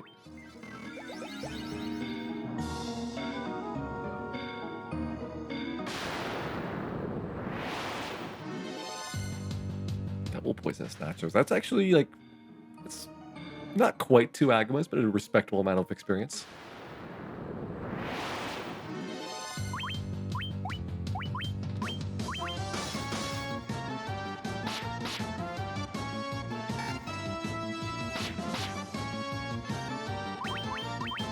Did I get the adamant? Yes. I'm picking up the adamant so I can forge Excalibur and then almost immediately sell it.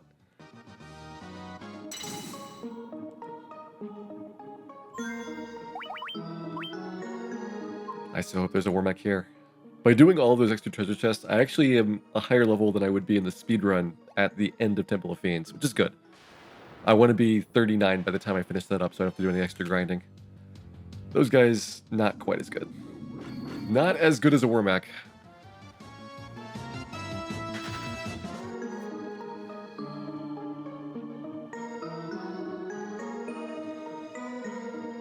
Looking like no Warmechs tonight.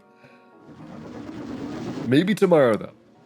If we're lucky, we will have an immense amount of Warmechs, and everybody's going to rejoice.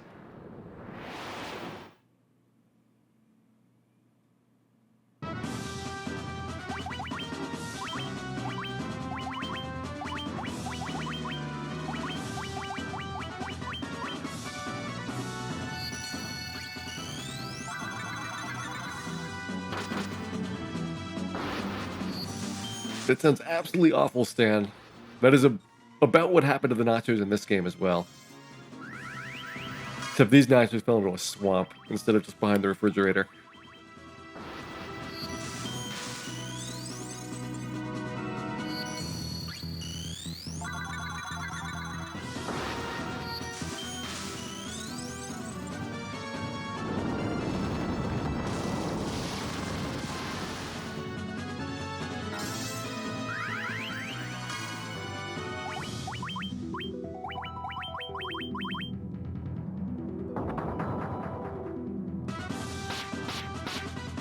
Decent damage.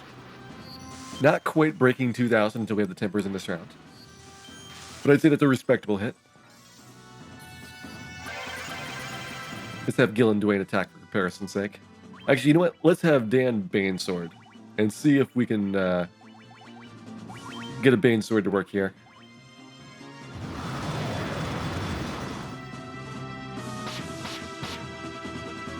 Maybe next time, Dan. Not fast enough. Have I ever hit for 9999? I don't recall ever doing that because most of the time when I'm buffing up a lot, it's against enemies that have so much defense that you're not going to be doing more than a couple thousand damage. Like once you're doing like 5,000 damage around, they're really not going to last very long.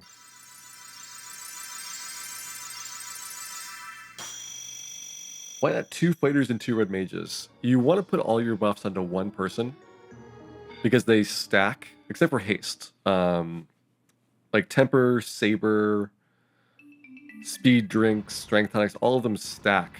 And that means that it's better to have one person completely buffed out of their mind than it is to have 2 people moderately buffed. When I do all 8 versions of Chronadia, I'm going to be doing 1 version of Chronadia. And if we have time, we'll do more than 1, but I think we'll be hard pressed to get multiple completions in there.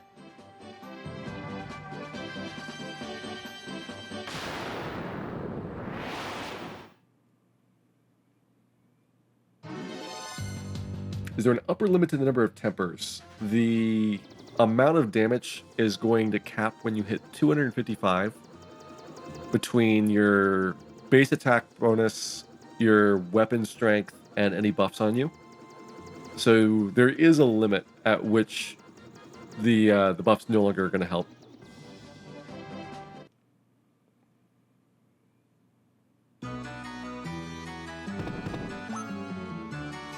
Been so long since I've done this forging. Ordinarily for a speedrun, I wouldn't recommend Excalibur. The time it takes to do this is probably more than you save in the like 3 or so battles where you actually need to do physical attacks in Temple of Fiends. Same thing with Mazmune, although Mazmune, it does really help with the Chaos battle. It's maybe saving you 2 rounds.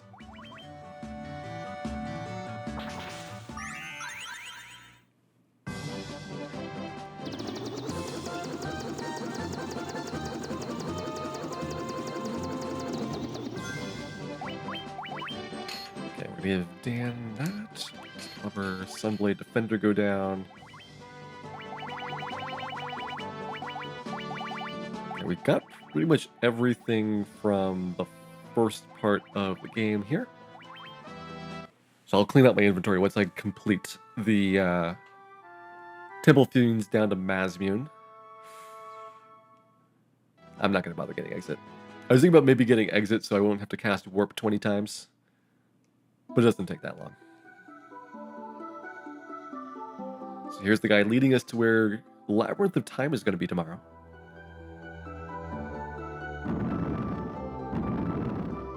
Just a preview. That opens up once you beat all 4 fiends. The normal dungeons, the bonus dungeons that you get for each individual fiend, are independent.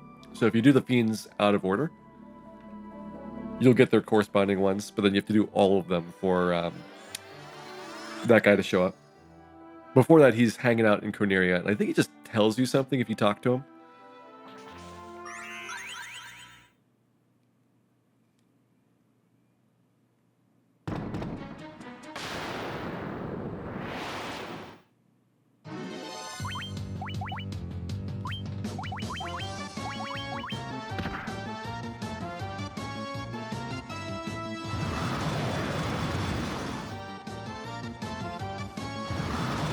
Two-way burst, not bad. I guess I probably should still Faraga here, because this will only kill 3 of the Frosties.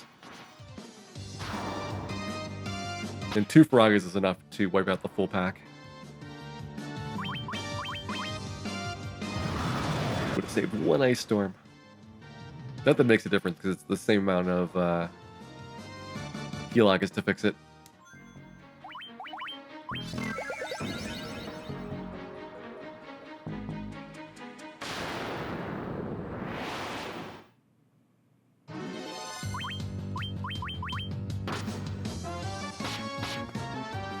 Okay, we'd like to be around level 39 or so exiting here. I feel like 39-40 is a good time to go into Whisperwind, which is, in theory, the last of the bonus dungeons, but I find it way easier than Lifespring. Oh man, Gasties. Actually, Blackbird will do a lot of damage. You guys don't have Blizzaga yet. We didn't hit 37 before exiting Sky Castle.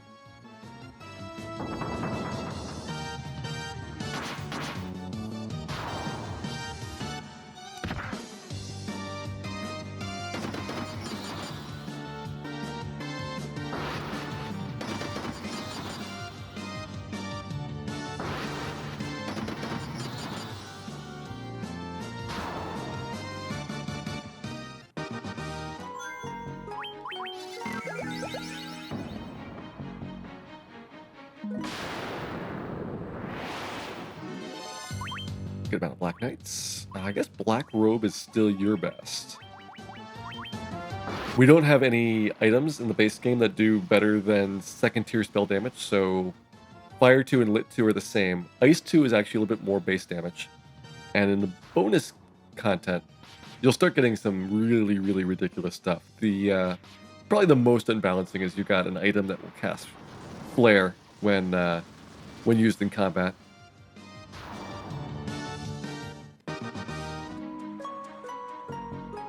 Yeah, the bonus dungeons do not give you a lot of experience. That's actually why I'm trying to do extra battles here. Once I go into the bonus dungeons, I will probably not get very many levels except for maybe Whisperwind.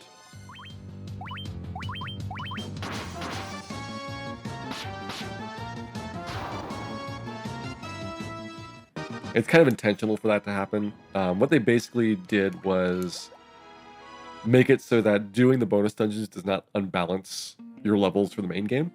You'll get unbalanced equipment, and that's mostly from like the last dungeon or two, but your levels don't really change much for having completed them.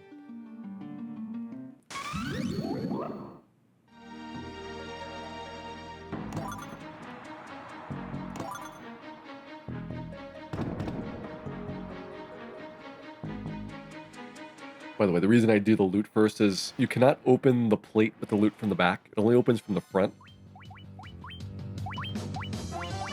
So you save a bunch of steps by opening it first and then being able to walk in from the back with the treasure chest. It's a thing I do because I actually need to pick up the elixir in a lot of speedruns. And so I want to minimize my chances of getting more ghastly fights.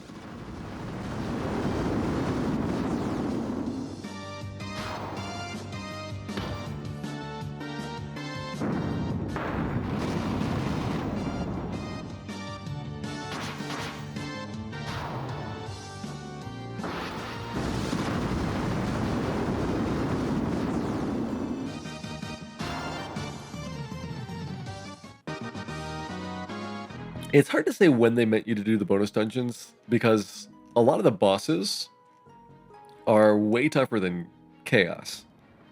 So if you can beat them, then Chaos is kind of easy. But like the dungeons themselves are like really fast to get through. So it's weirdly balanced for it. I'd say you could do a lot of the dungeons themselves right around the time that they first open up.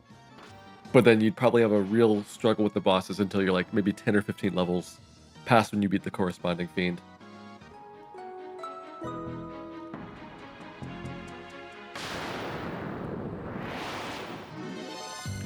don't think these guys are worth it. Even though I'm trying to take as much experience as I can on the way down, a lot of the fights here, I don't have a great way of doing quickly. You can Aid staff.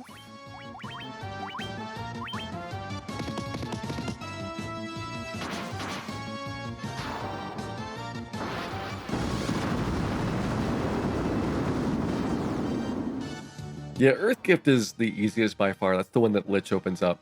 And I'd say the bosses there are about as hard as the Fiend refights. Maybe a little bit harder than the refights, but not as hard as Chaos.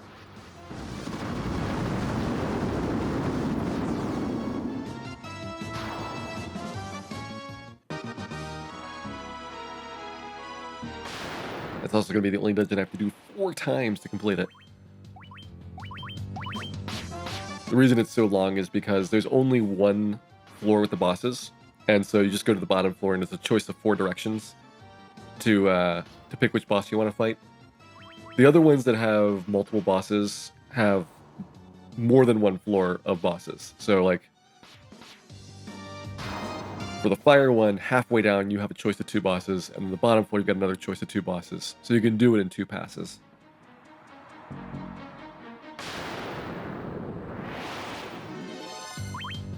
Who are these guys? My only unrunnable here.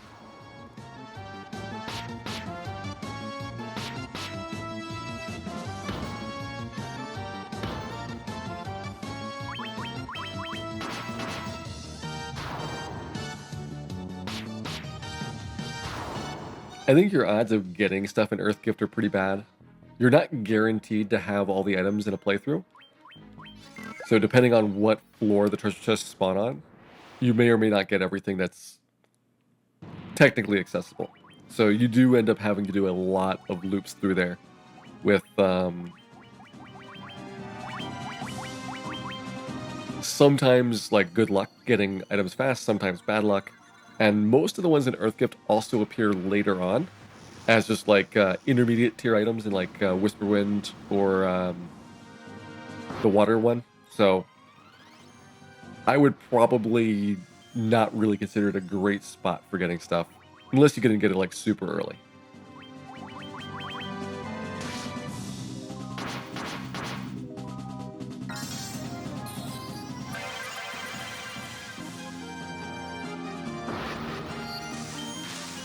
And yeah, for MTI's question, there are some items, because of the way that the dungeons are designed, that are actually impossible to get, and they did not change that for PSP.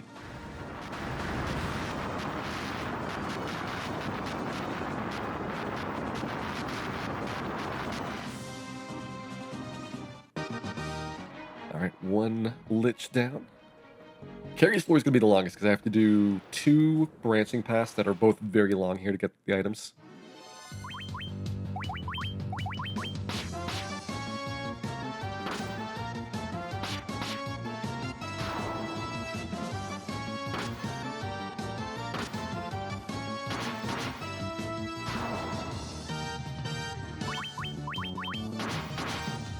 You can also try to Bane the Grey Ws. I used to do Bane on the Grey Ws for the record runs with my fighter, but generally not the best use of time when you're finally trying to optimize those last couple of levels through there.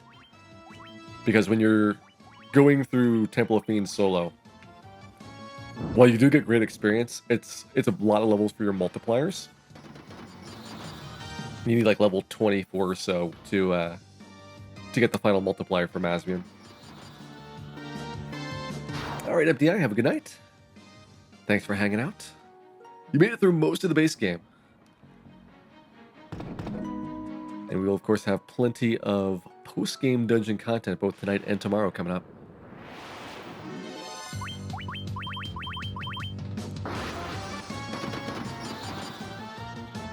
We'll do left side first. Left side is Katana.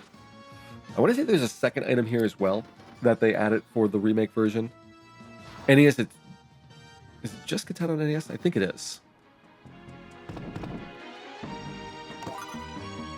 Pro Ring. Maybe the Pro Ring is also in NES.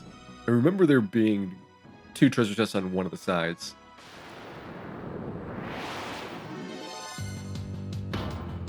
Easily lone red giant, but I guess we can take the time to kill him.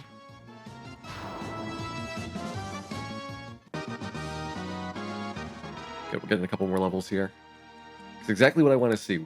Hopefully 39 again when we finish up this trip down to the Mazmune. And if not, the monsters on Tiamat's floor are really, really good experience. So they're like the ideal place to grind.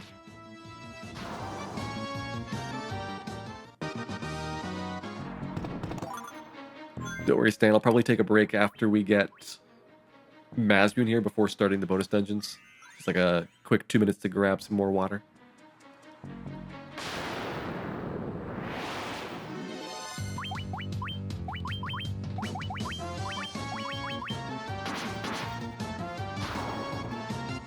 For challenge runs, I don't mind taking breaks. I try not to do it during more competitive speedruns, but these are more for fun. Like I do them as fast as I can, but there's nobody really to compare the times to.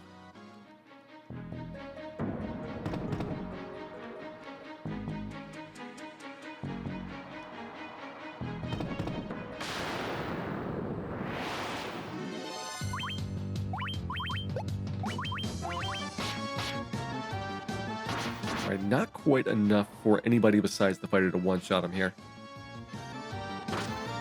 Means I should probably actually intentionally target to get better distributions.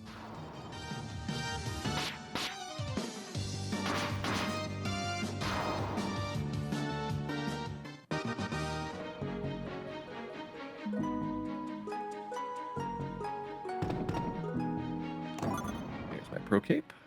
And this is the Mega Elixir. I used to do a route which picked this up. And then I eventually realized that the regular Elixir in Phantom's Room, even though you might take it to Gas Dragon fight way closer, and you can use the Elixir rather than the Mega Elixir for the Chaos Battle without much alteration to your strats. The only difference is you have to throw the Elixir 1 round sooner, because you cannot take the time off from your regular Hilaga for that. Mega Elixir, you can skip the Hilaga because it's going to also, in addition to giving your White Wizard all of the MP back, give you a full heal. So that's really the only difference between the two, at least for the Chaos fight. For the boss battles in some of these bonus dungeons, I could potentially see a Mega Elixir being a really useful emergency measure, but I'm hoping to not ever need them.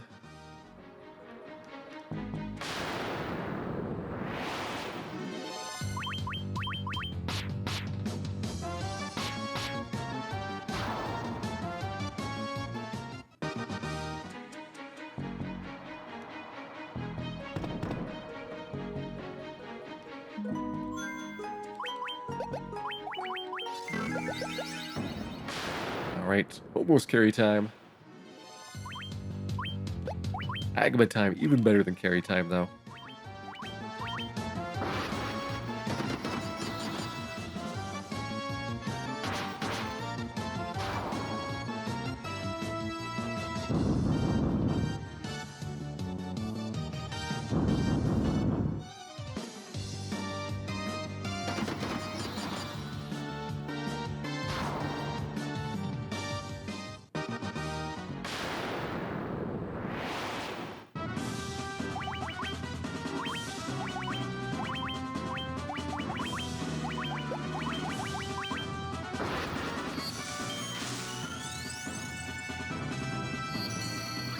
Carry 2 surprisingly has really, really good physical attacks.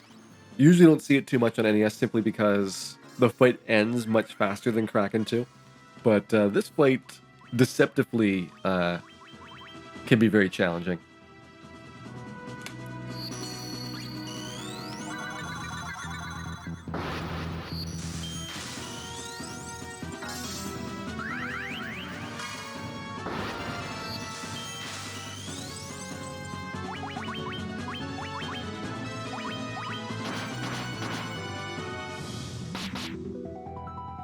Dan's got this. Probably didn't even need to bother to heal.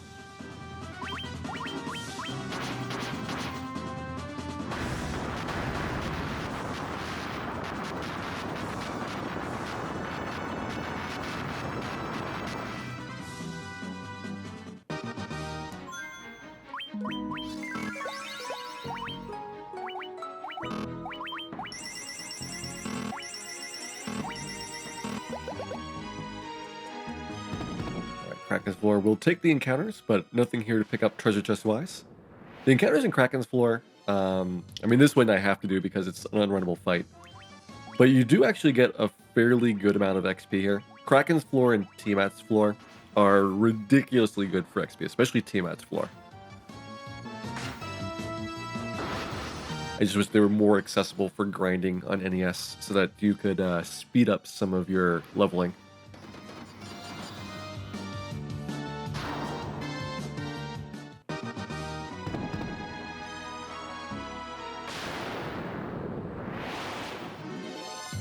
That one's probably not worth it. Sea trolls are not great. The lobsters are also not impressive. The snakes are good though. Snakes are decent. Gershark and Big Eye, which is the one I hope to see a lot of, or Gershark and Wizahag. Those can also be fairly nice battles here.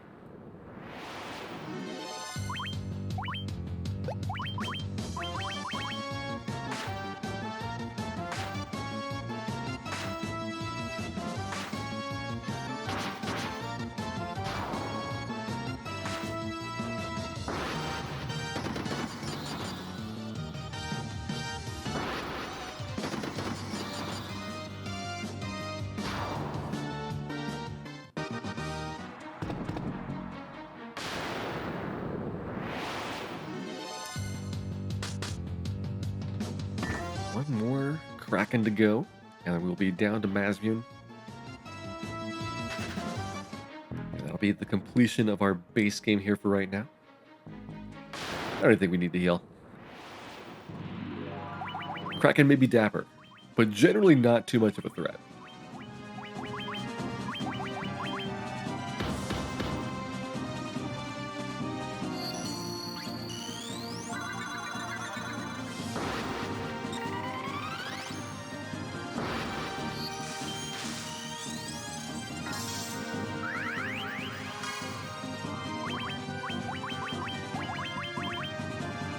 I do roughly 2 buffs here. You can do only 1 buff and get away with it if you've got Excalibur, because you'll have a much higher base attack power. And normally I'm running through here with Sun Sword as my best weapon on the fighter.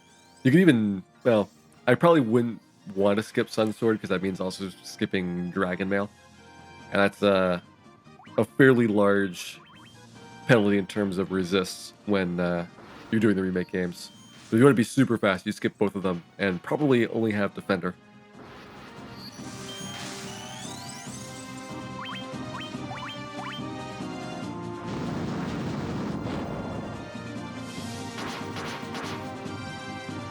Look at that, Kraken out of the way.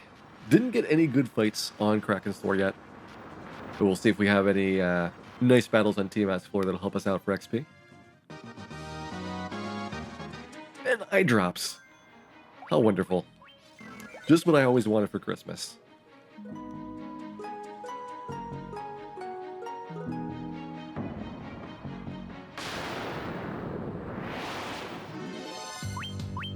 Actually, Airmentals are probably the worst encounter for XP. This is like 1 Agamorph of experience, even though it's such a much more difficult battle overall. Actually, is that true? I think it is close to 1 Agama. That's ridiculous.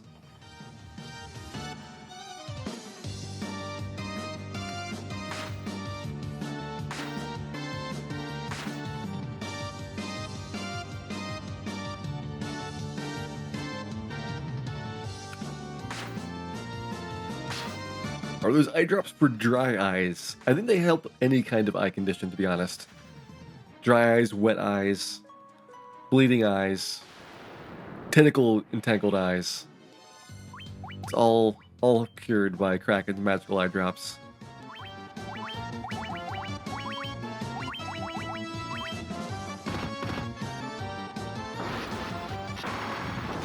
We'll see if Tooth and Nuggets is enough to kill both evil men here.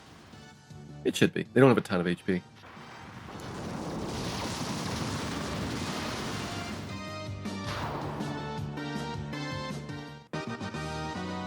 Ooh, dang level. I think that's 39. Is my Mazmune? Yes. All right. So we do have Mazmune here. I'll pick up 40 and then warp out, and that'll be our start over for Hellfire. Ooh, performs. That's some good experience. This battle right here is second best experience after Wormack, who we did not see tonight, sadly, but maybe we'll see Wormack tomorrow.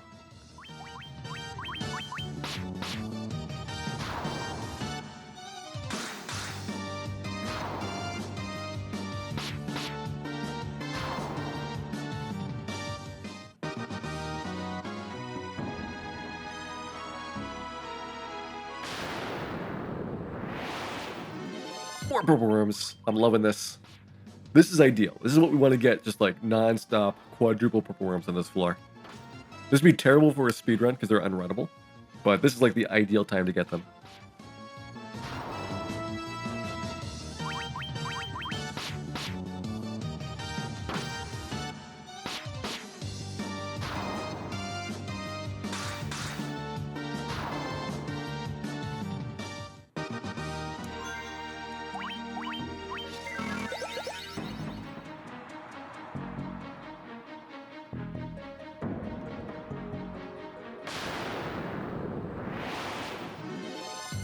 I guess we'll take some rock galls here. Now that we've got better weapons, 4 rock galls is a more attractive fight. Again, decent experience. But the reason I don't do them on NES is because they're not going to be really damaged by magic, and they will slow you. So if you have less than like the top end swords, you're not going to be able to take them down fast enough once they start knocking your fighters out of the group. Are the purple worms also grape flavored? I have never tried to lick a purple worm, but reliable sources indicate that they might be delicious.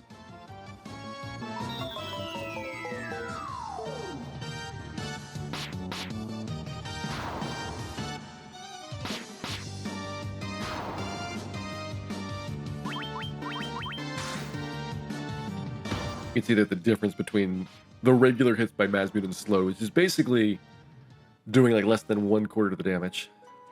That's why rock galls are a really tough fight to schedule on NES. Ooh, more of these guys. I guess we'll take this. And black robe, attack, attack.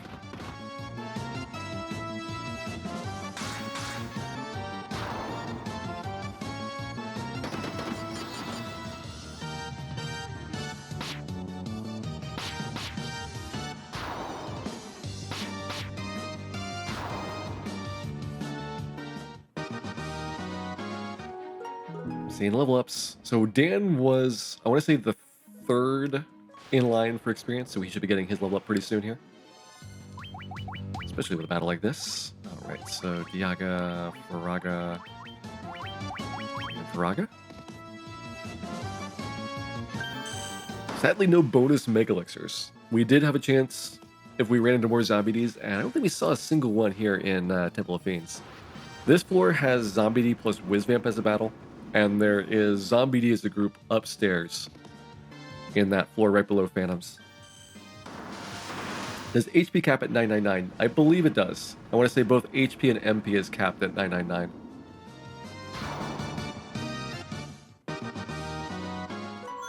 There we go, level 40. Let us teleport out and get all set for Hellfire Chasm.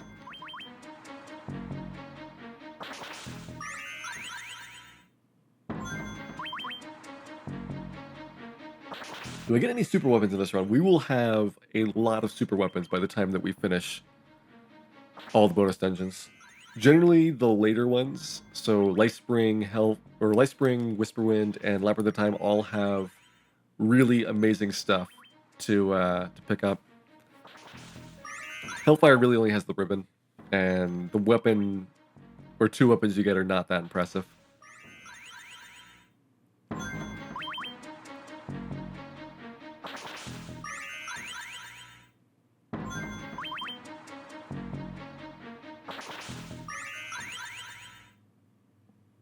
All right, there we go. Base game complete. I'm going to take a 1-minute break while I go and get some more water. When we come back, bonus dungeons begin.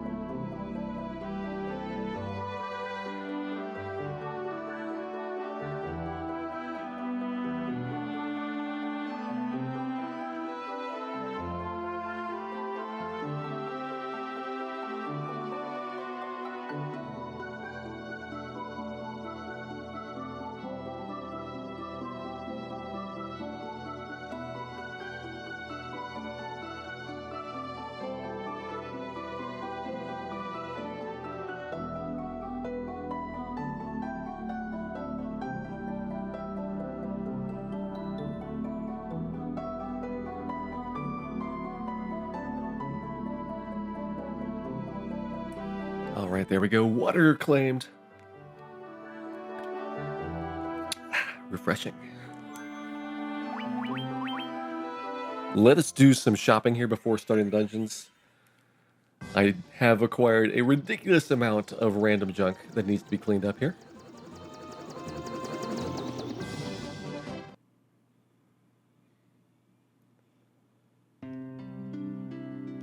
I don't think anything spell-wise until we get to the 7th and 8th tier spells. Alright, so what do we need to get rid of? Wizard Staff can go. Flame Sword's pretty obsolete now. Mithril Mail can go. These Worm Killers we got from Gur Sharks. That Light Axe is pretty junk. Flame Shield. Ice Armor.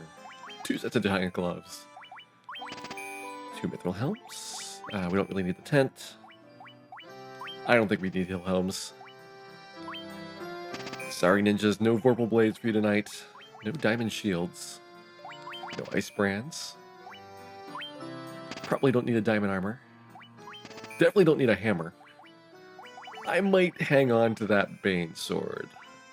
You know, just in case. 3 Pro Rings. Make sure that we don't... Yeah, we all have Pro Rings. Is there 3 yet? Oh, there's 2 in Sky Castle and 1 in Temple of Fiends we visited. That's right. Alright, 2 Katanas. Pro Cape we need to put on at some point. Eye Drops can go, and Excalibur can go. So there we go. 944, pretty good haul. You got your Pro Cape. I guess you get Pro Cape next.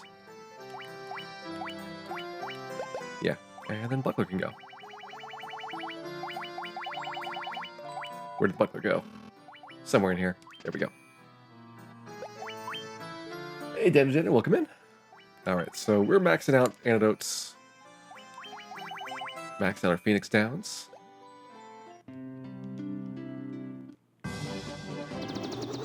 It was an extra Excalibur. I didn't need that one. Okay, where do I need to get for remaining things? Crescent Lake will sell me Ethers. Do I need any spells in Crescent Lake? I think we're good on spells.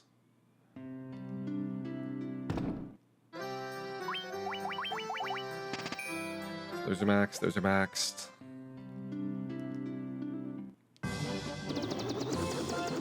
Down south we'll get to Gaia.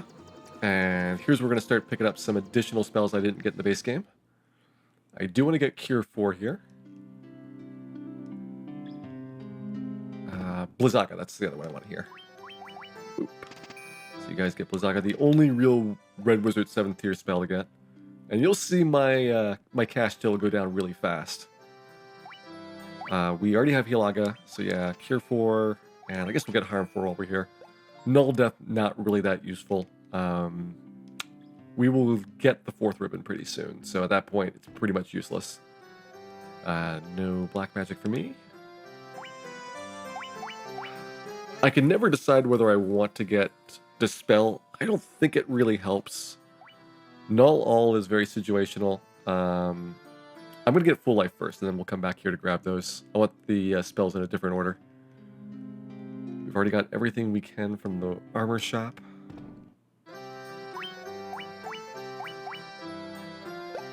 We have enough cottages for the rest of the game. Gold Needles and Remedies, I guess they're the only 2 items that I might be picking up more of. Gold Needles, I could get those at maybe Elfland.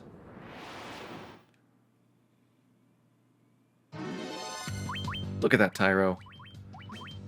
Sustenance. That is minutes worth of food for Dan. He devours an entire Tyro every 2 minutes. It's a real pain hunting for him.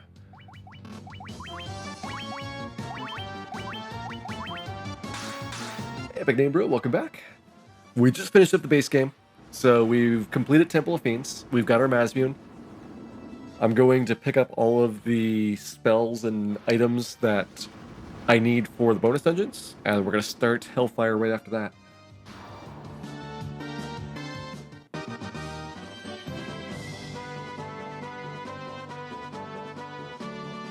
How many Agamas per minute does Dan need? I think like an Agama, like if we do 3 Agamas per minute, which is what I can get by the end of the speed run, then Dan's pretty well fed by the time we finish up the grind.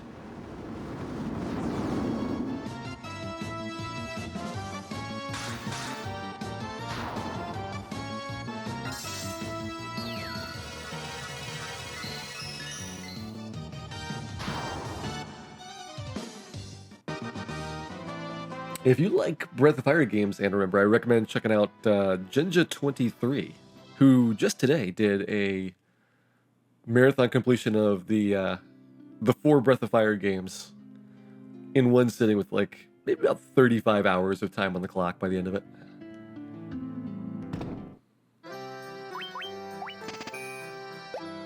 I enjoy doing the Super Nintendo ones, Breath of Fire 1 and 2. I have a harder time with 3 and with Dragon Quarter. Those don't feel like they're really made by the same developers, really, because they just play so differently.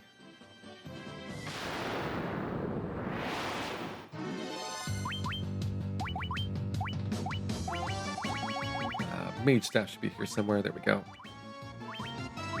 Probably don't need the Fyra, given that we have so much damage from Fire 3s.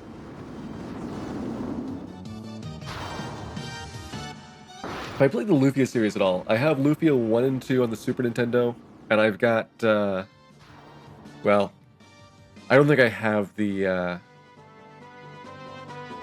other Lufia game anymore. That luckily was lost.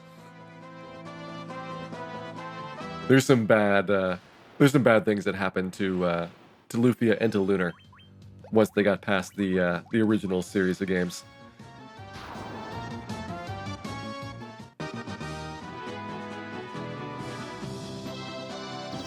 There we go. So now we got full life in, and I want to pick up my other 8th tier spells here. I wanted to structure it so that Null All was last in my list, and that way if I wanted to throw it away, it wouldn't affect my order. So Holy, and then Null All. Let's check everybody's spells here. Cura Dia, Cura Diara, Null Frost. Alright, so that can go, that can go, that can go. Basically, I could clean up this list a little bit here, but this is pretty good. I think we got everything we want from 7th and 8th tiers. You guys are good. Yep, I think we got everything we want from Gaia.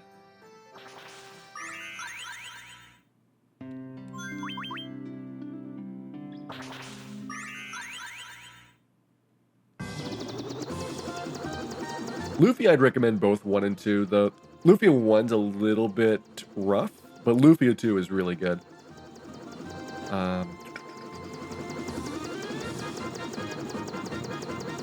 I don't really need more remedies, so I don't have to go to Onrak, I think. I'm trying to remember if there's anything at all useful there. We don't need Null Death, so we're good on that.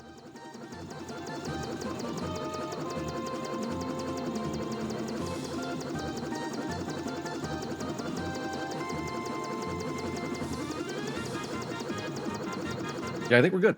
All right. So I can't think of anything I really need. Like, definitely don't need gold needles for, like, the early parts here. The only thing left to do is find where Cardia Islands have gone. Maybe I'll have better luck if I go from Ordeal's side.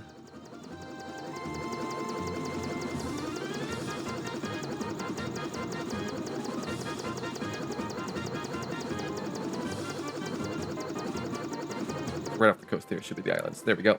So what they've done is put Carrie's dungeon in one of these. I'm going to go grab the items while I'm in the neighborhood. But basically there is a double hole where there wasn't before. It's the one on the western side of the island group.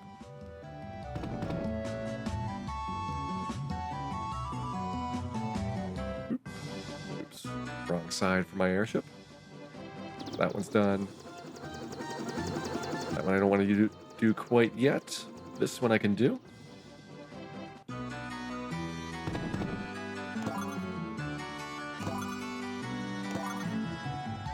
There should be one more treasure chest. I think it's the one in the far west, which has the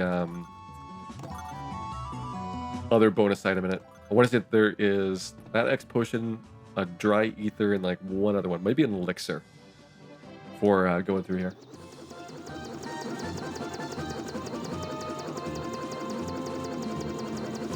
Actually, no, because we did this one already. We already got those. Maybe there is not an elixir there. Could have sworn there was, though. Oh, well. We got what we came for, pretty much. Oh, cottage. One more thing. That. I do like watching Ancient Cave, like especially like Elmegas, people that are really good at doing very fast completions of it. Playing Ancient Cave, I have a really hard time getting into it simply because I don't have a lot of experience with how the monsters move around. And that makes it tough to do manipulations for some of the later floors. Like the first 20 floors or so, whatever. You've got no problems with dealing with the monsters there, but then they start getting really, really hard.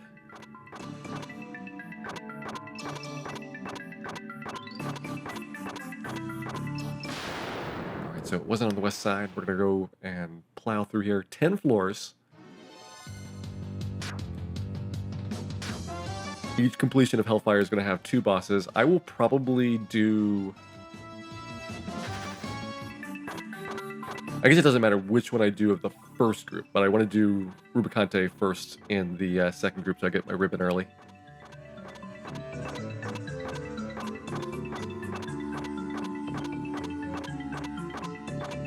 There's the stairs. Well, at least it's not the world map.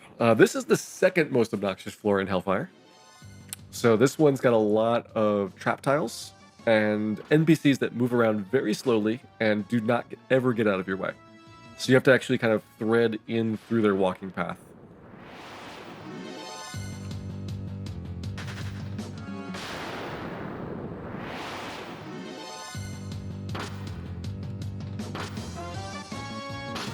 Did I get everything I need from the caravan? I don't need the caravan items for Hellfire, but I will need them for Whisperwind.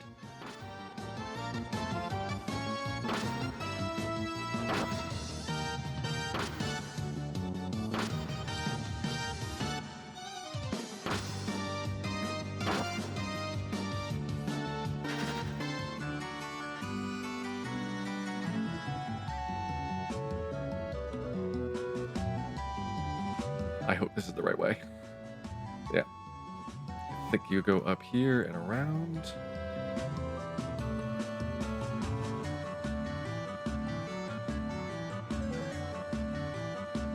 I want to take the trap tiles. It's better than dealing with those NPCs. So it looks like it's not that bad, but what's happening is that the NPCs have a fixed walking path. And if they're blocked, rather than turning and moving in a different direction like normal NPCs do, these ones will just sit there and stare at you. So you have to kind of slip through them. And with dash mode, it actually can be tough doing the really precise movements. I'll sometimes turn dash on or turn dash off if I have to kind of get a tighter path through there.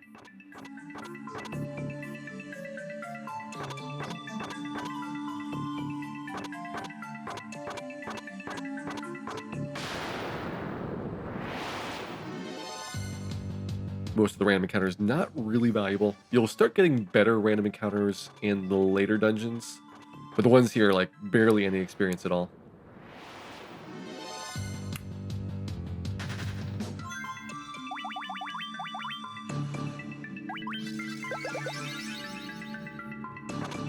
This is probably not correct if this is going up to a doorway.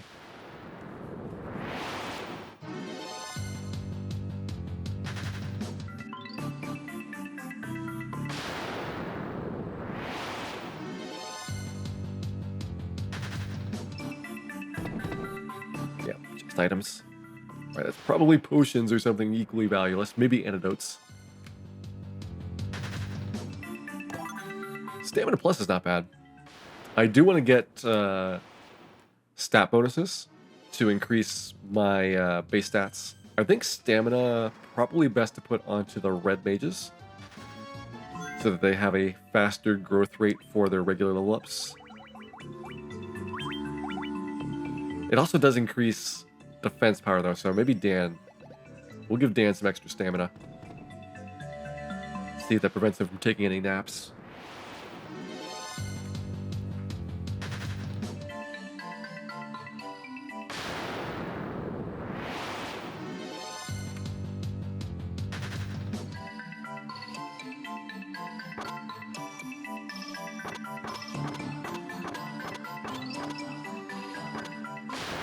Alright, so stairs not here. So we'll try, I guess, next to the interior area.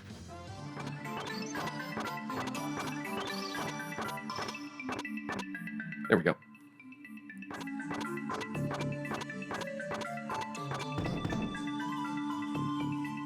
This one. I kind of remember vaguely where the stairs are. It's not the furthest left over, but I want to go over to the left and like come back around. And it's like about halfway through the level.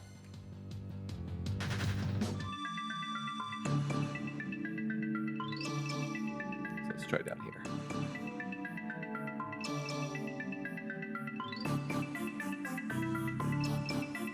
That's kind of promising down there. There we go. All right, so top half done. This is our first set of bosses. Which one do I want? I think I want north one, which is Mylon. If I can find my way to get to him. Probably doesn't matter too much what order I do these in.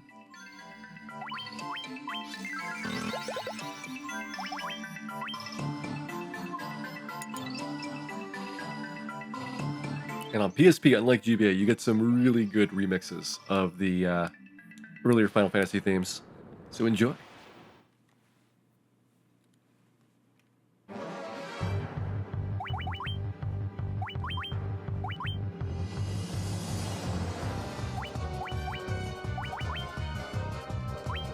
You're probably good. Just defend.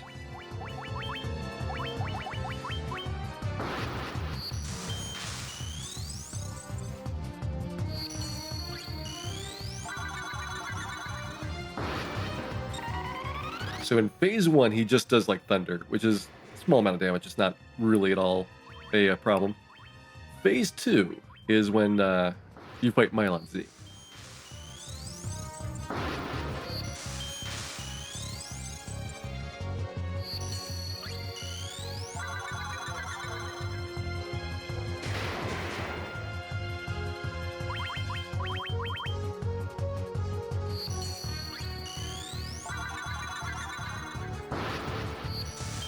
I'll agree Dreadful Fight is probably the better theme here. I think that the remixes, Final Fantasy 3, 6, and maybe Battle on the Big Bridge are the best for the PSP version. This one's like, it's okay.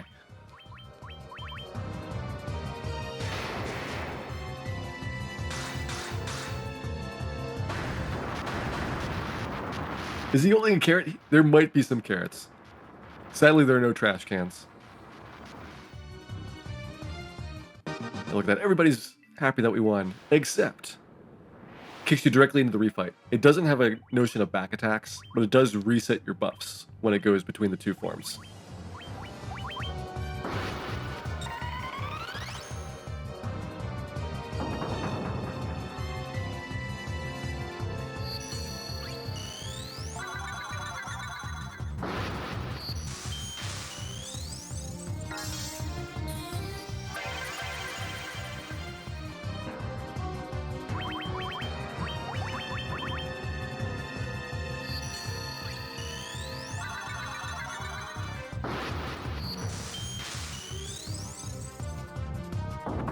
Double poison gas is not terrible.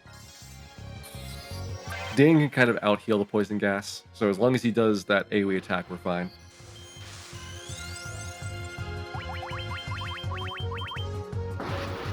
Maybe could have had the Red Wizards per Terra there. They don't really need more tempers. We should be doing a couple thousand per round here. Yeah, about 4,000, so 2 hits.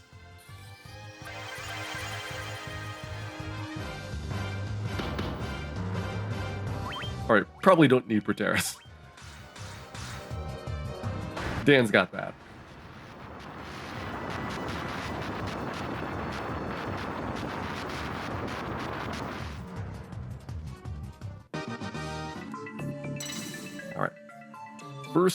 boss down.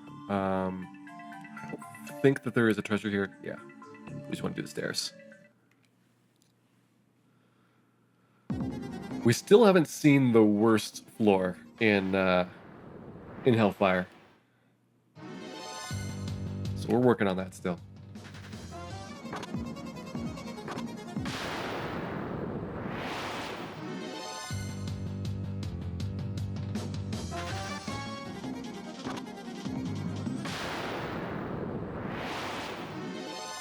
I want to say we're on the west side of this floor.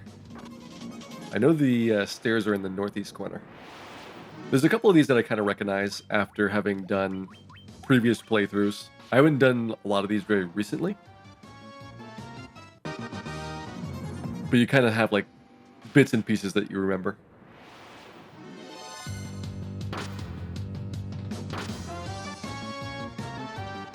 The gimmick of this floor, by the way, is that you'll continuously take damage while standing on the red tiles. You don't even have to walk around. It's just a periodic pulse every few seconds. And the bats are crazy and kind of get in your way a lot, but they're not that bad. Hey, Kate, welcome in. Just in time for some bonus dungeon starts here. We finished at the base game. We're doing our very first pass through Hellfire now.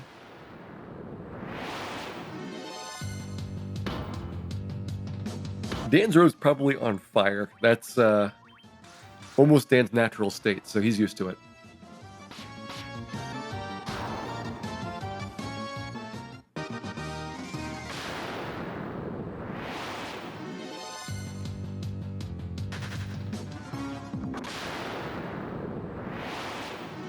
Those are the dehydrated Agamas. If you leave an Agama in an oven too long, that's what it turns into. They're no good once they get to that stage.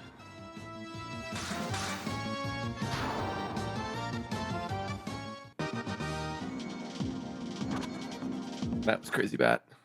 Alright. Do we got terrible floor? We have terrible floor. So this one is probably the worst floor in all of the bonus dungeons. Except for maybe Labyrinth of Time.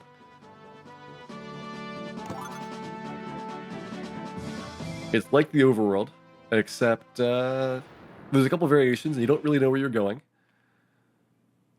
And eventually you kind of stumble across the exit.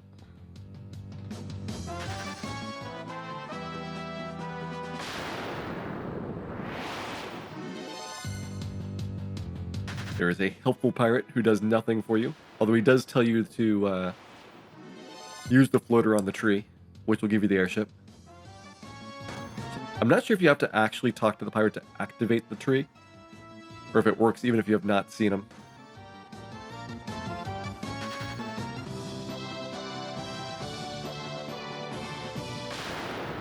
I kind of feel like we're... Oh, which one is this? This might be the one where you have to get the airship. Alright, you do have to talk to the pirate. Good to know.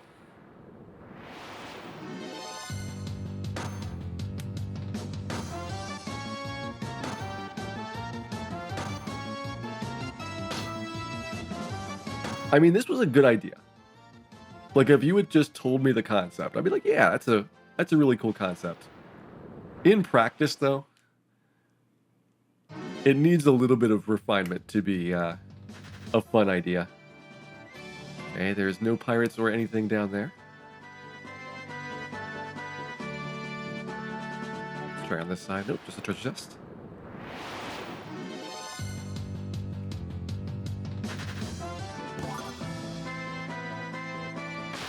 Fairy Tonic is one of the items that is a temporary buff you can buy at the caravan. That's the one that increases your MP, which I would never really consider super useful unless you've got an immensely long fight, which you know you're going to make elixir at least once, if not twice.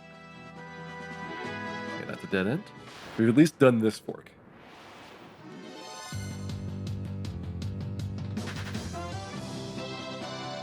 There are unique towns in a couple of them.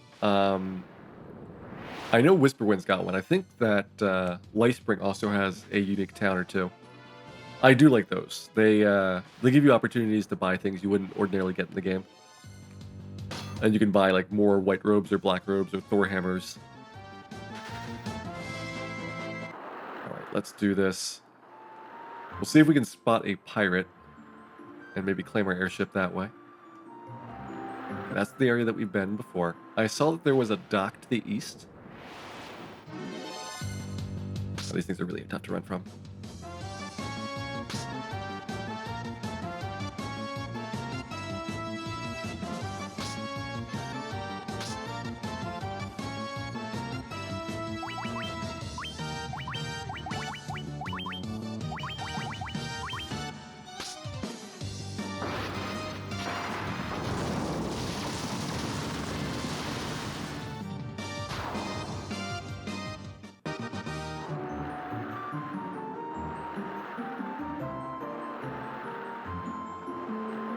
Ooh, there's the pirate at the dock.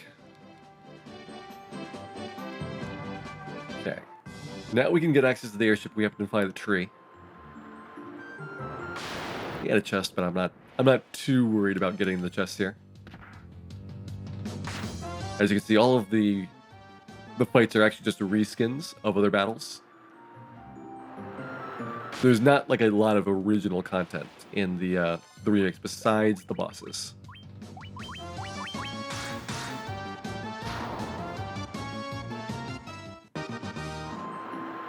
That troll's very blue. I still haven't seen a tree. But I want to follow the coastline to find where it is and then dock as close as I can nearby. If you start walking around on the overworld, it's really easy to get lost.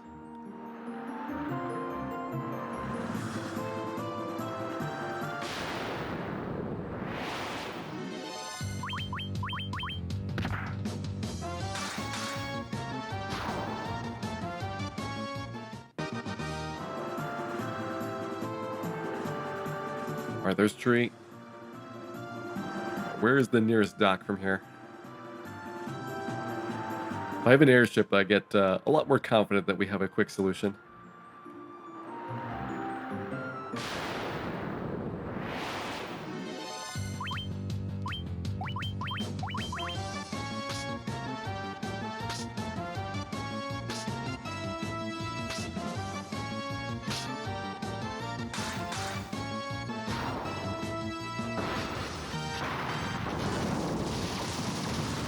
The thing with Blue Troll, though, is that they already have a Sea Troll.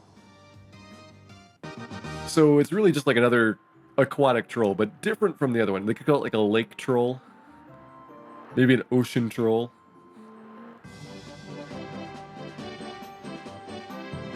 Okay, if we go out here. Can I go all the way around on this side? I think I ended up going pretty far to the west after finding that dock. And the tree was back here. Harbor Troll. Cove Troll.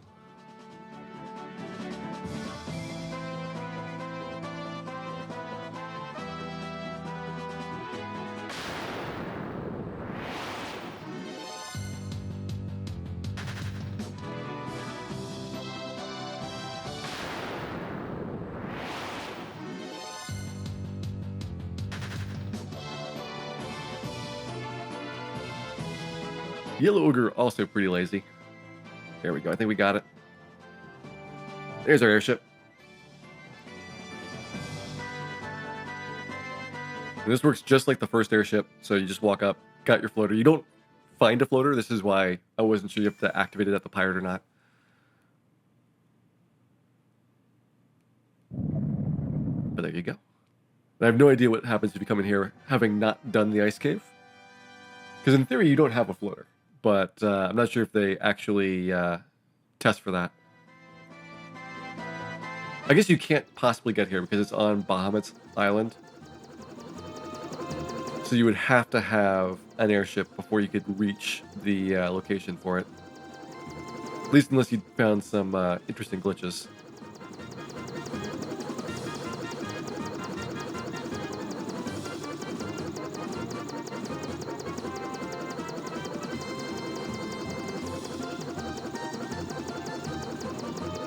Alright, where are the stairs? Should just be a plain looking staircase.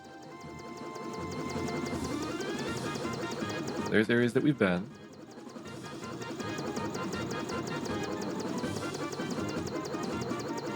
my boat is parked.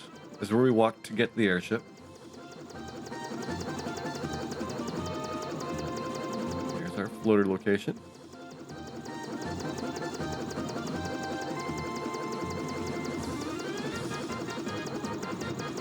This is where we walked originally to get over to the boat in the first place. There we go. Yeah, this is the one that required the airship to finish. The other variants do not require the airship, but it's really helpful. That's just a treasure chest over there, it looks like. I guess we'll go ahead and grab it. Totally not worth it.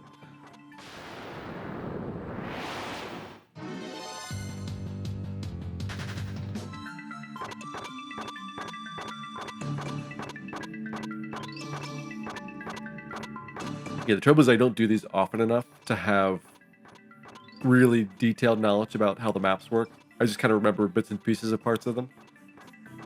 So I kind of have to relearn it every time. I see this as being the south edge. I want to be on the north side, I think, for getting in there.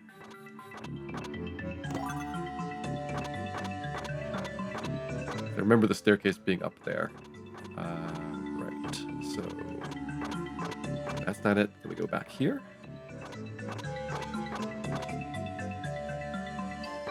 Down.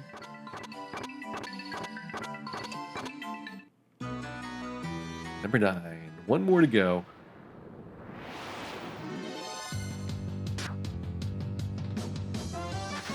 Hey, thanks, Kate. Glad you're enjoying the stream.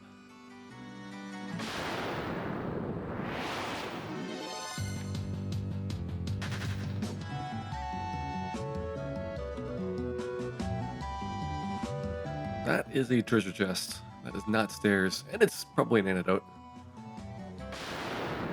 I guess I had also full of ethers, maybe? I want to say there's 2 items that I've maxed out on. Oh, I've also maxed out on Phoenix Downs. Ooh, emergency exit. That's totally useless. And done. Okay, Rubicante, I think it's the farther of the 2 bosses. So let's try going around. I can also tell where he is because he's got a treasure chest next to him, which is what is holding the ribbon. This looks vaguely familiar. There we go.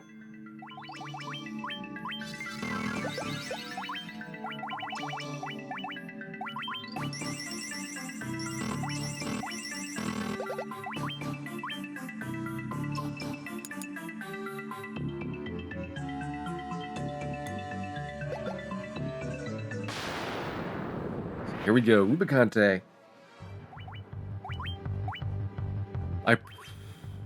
I probably don't need to do Giant's Tonics, but I will Protera here. Yeah, Protera's gonna help.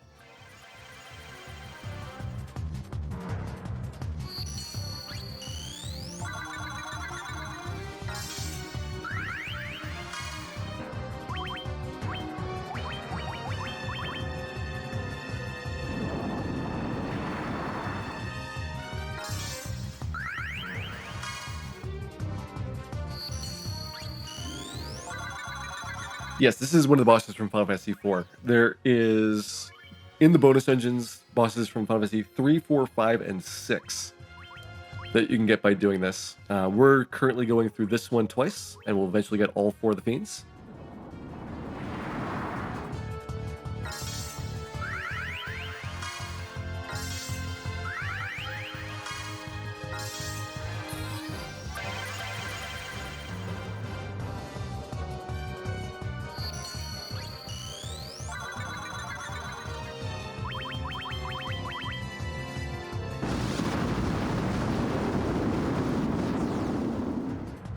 Alright, that's not bad.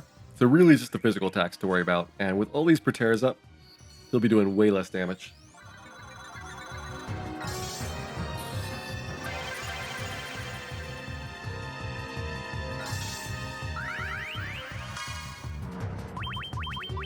Probably switch over to Haste and Tempers now.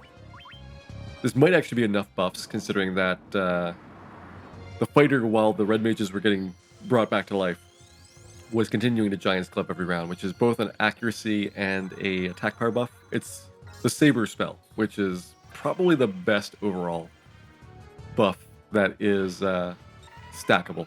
It's not quite as good as haste when it comes down to just the one-time effectiveness. And I guess if you guys defend, we'll let Sassoon take care of this problem. Austin, welcome in. Oh yeah, that's some good damage. That's some good defense.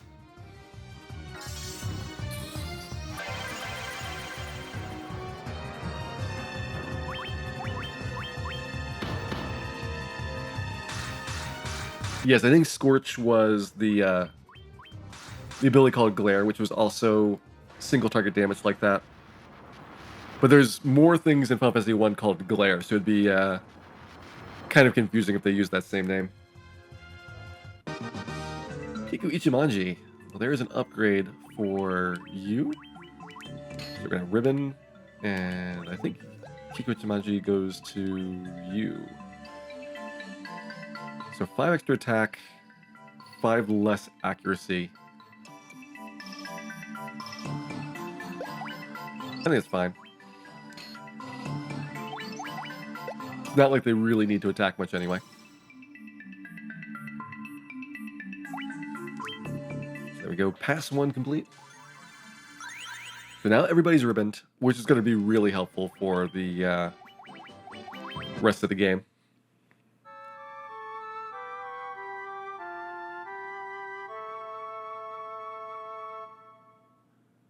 And now pass number 2. So this time we need Kainazu and Valvalis as our 2 picks. And we're going to get the same 10 floors again, but a different order. They're randomized every time. Is this the same one I had before? I think this is different. It's definitely a different starting spot.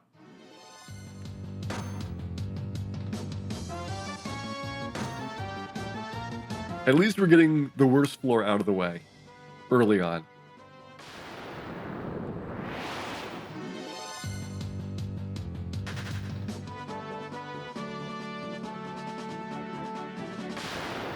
It looks like this is a dead end. We'll go down to the water section. This one, I want to say, is the one that you do not need the airship to finish.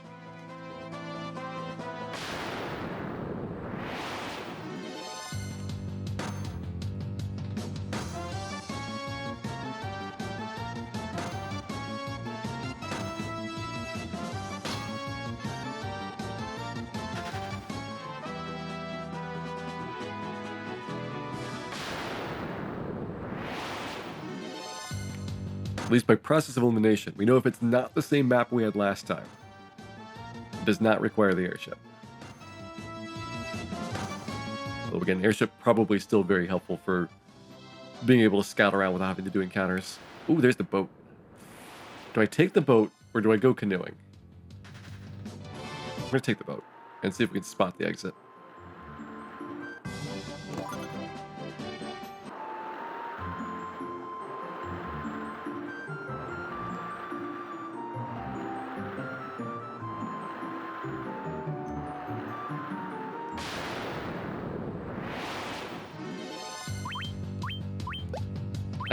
I can't get over this blue troll.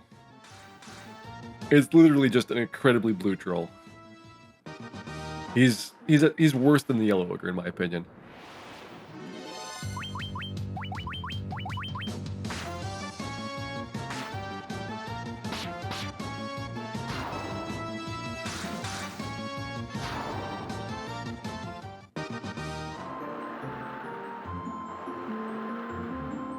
There's Pirate. Cannot talk to him from boat. That'd be really cool if that worked.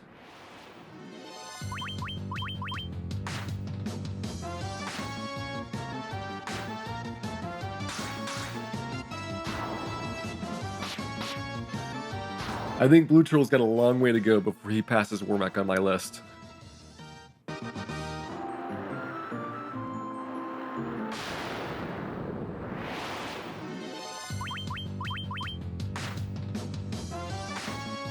I don't know why my ship is covered in death elementals. Somebody should really clean these out and not invite them back.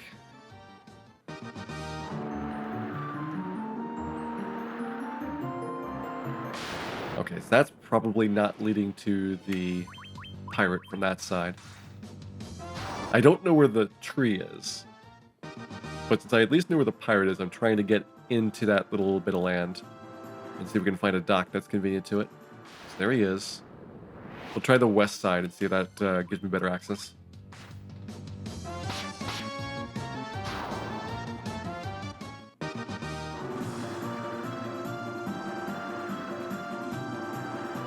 Probably not. If I get up there, then there's no way to easily get into there. So where do you actually get the pirate from? There's my starting dock.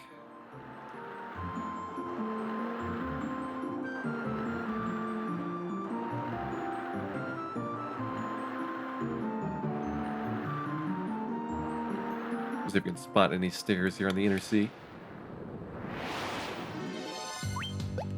Too many trolls.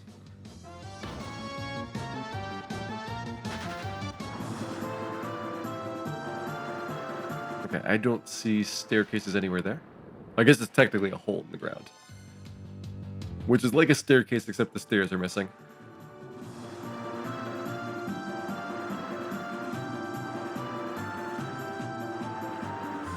There's tree. But without pirate, that's not going to work.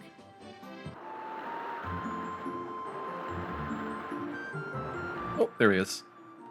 All we needed was boat. Pirate was just a trick.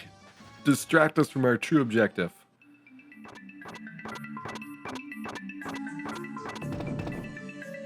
Alright, this one again. This one was pretty easy.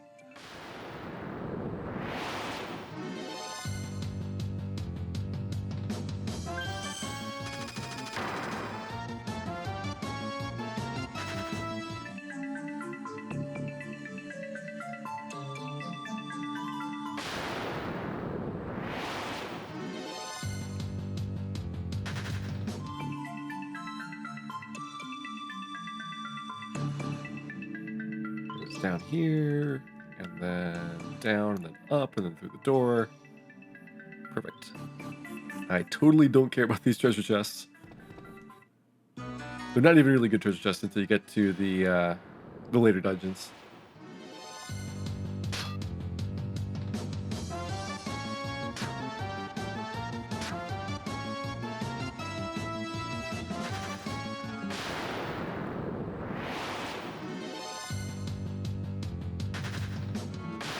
I think 5 is actually a pretty tough game casually. Like, there's a lot of sections in there which just really, without any warning, throw a very difficult boss fight out where you have to figure out what the concept is to win.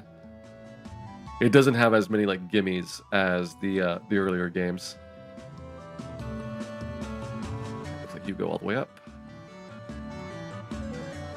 Out of my way. There you go.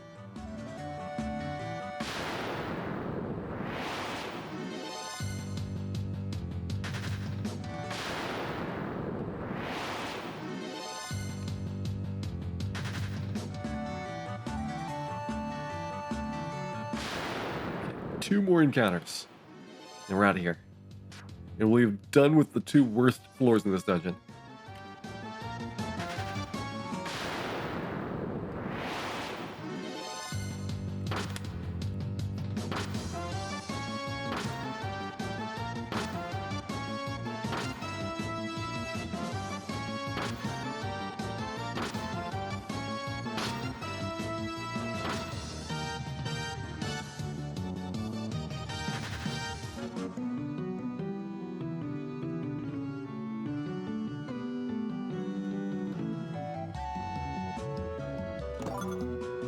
Giant's Tonic. Saves me from buying one of those.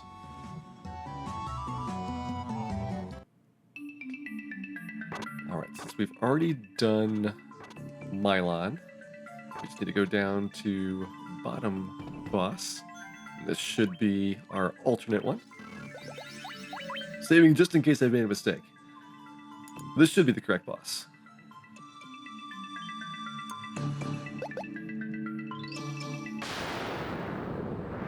So number 3, Okay, Nazu.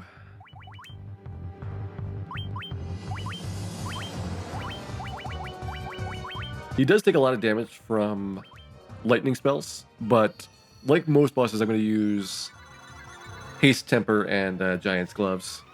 Also, the Pater is probably a good idea if he's hasting himself.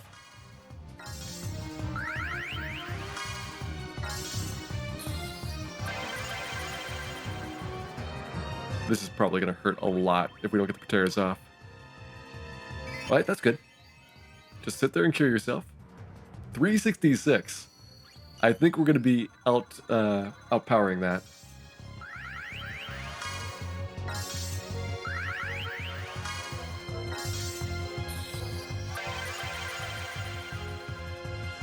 I'll do one more round of Pateras. That'll give me 6 total. At that point, I don't really feel like I would worry about any of the mid-game bosses.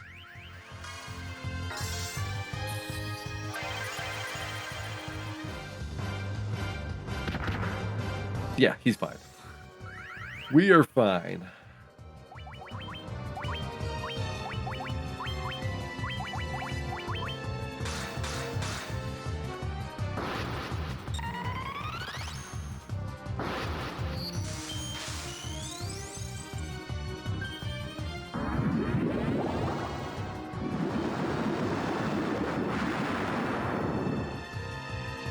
We're not fine. We're not fine at all. It's, I guess, Hilaga double temper? Hopefully he does not double tsunami.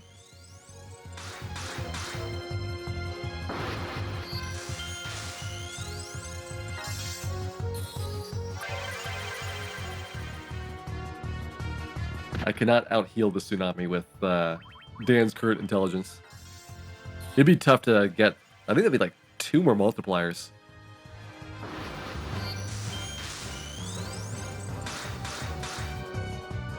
Doesn't matter though, Kainazu down. 3 of our 4 fiends out of the way.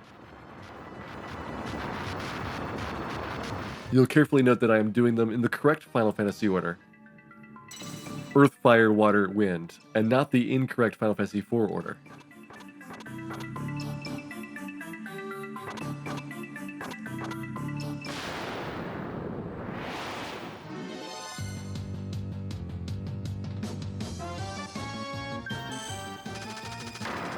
Heal Staff wouldn't do much because it's heal 1.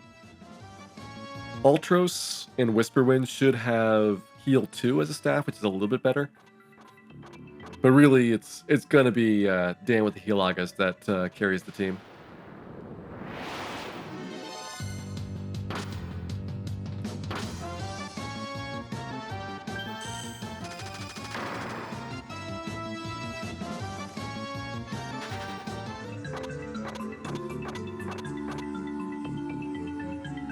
I kind of think I did this last time.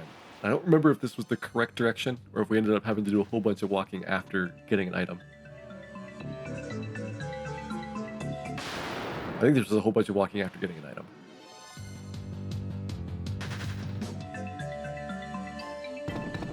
Yeah, here we go. Blue Fang.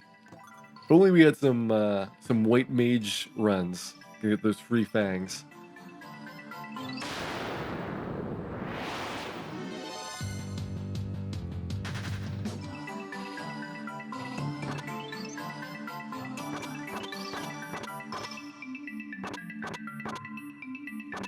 That's right, we went up in the middle here, and I think I was on the bottom side instead of the top side, so I had to go one more round. Maybe we'll confirm by just going in here. Oh, there it is.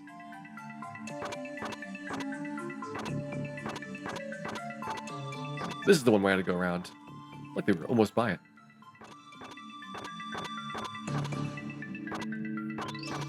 It's amazing how much faster these floors go when you don't have horrible, horrible overworld puzzles.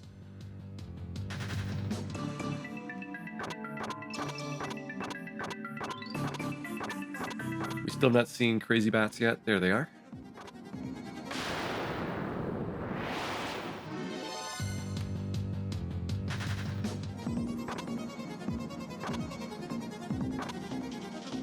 One more down.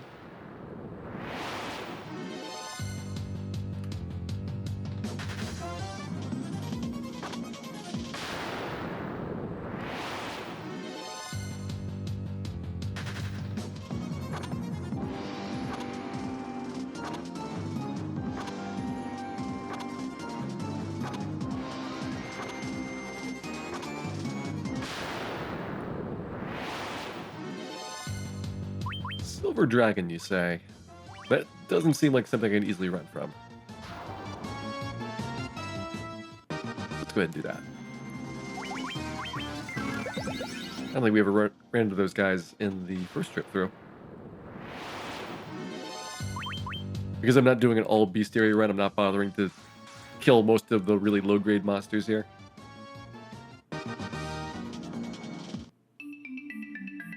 And last dungeon floor.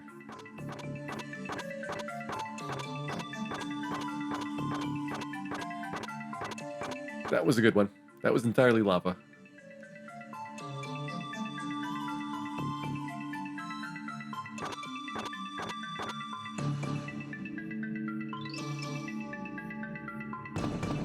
There we go, that's Valvalis.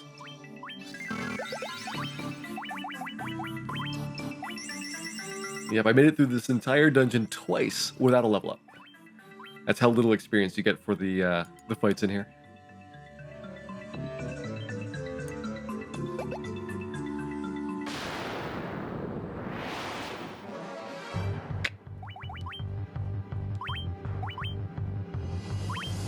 Let's do a preemptive Hilaga here. I don't remember Valvalis having anything besides... Oh, she's got a... I think she's got Petrification, which we should all be resisting with our ribbons.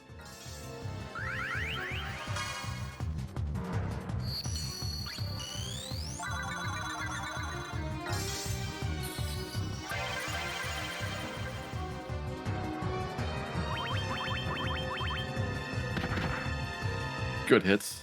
We need more Pateras. This is working out pretty good, though.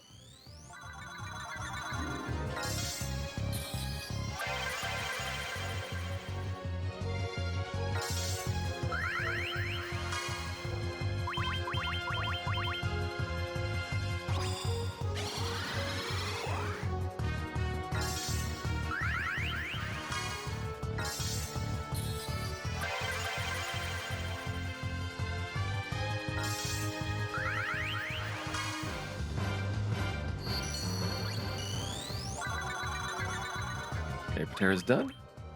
Okay, you're going to keep healogging. Time to start dropping the haste and the tempers. Once I get the haste up, I think it's worthwhile starting to attack with the knight, rather than consuming more rounds with Giant's Gloves. He's not going to be really high damage quite yet, but he'll get there.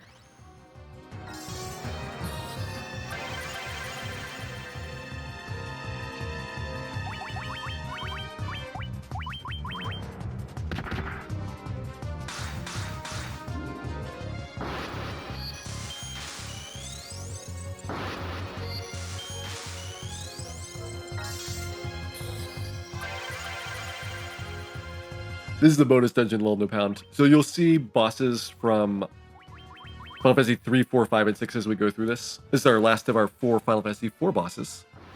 And when we go over to Whisperwind next, we'll get FF6.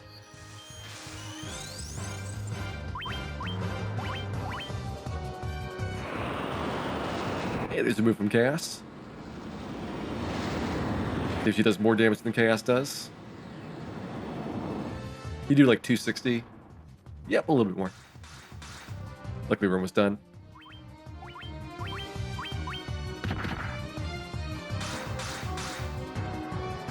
Got her.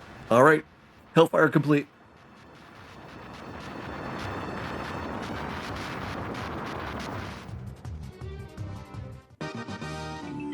There. Braveheart. I don't think that's better than Masmune. Yeah, 2 better accuracy, but way less attack. So... Oh, it's night only. Never mind. I was thinking I could maybe get an upgrade for my red mages there. We are done. There is one of the 4 dungeons down. So we used a bunch of ethers. That was my only resource that got consumed. I also want to pick up gold needles. That's right. We didn't pick up gold needles before going in. We also didn't do the caravan shopping, which is going to be very useful for Final Fantasy VI. So let's do all of those.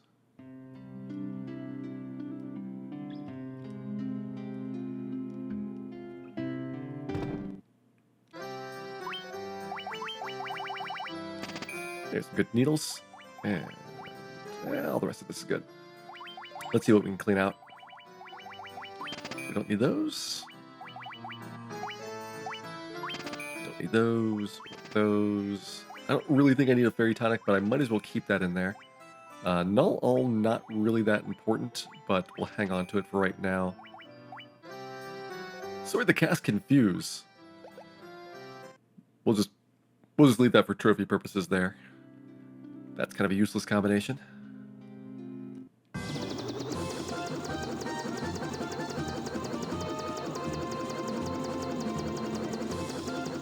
Ethers are... I guess Gaia is going to be my best source for them. Caravan first, though.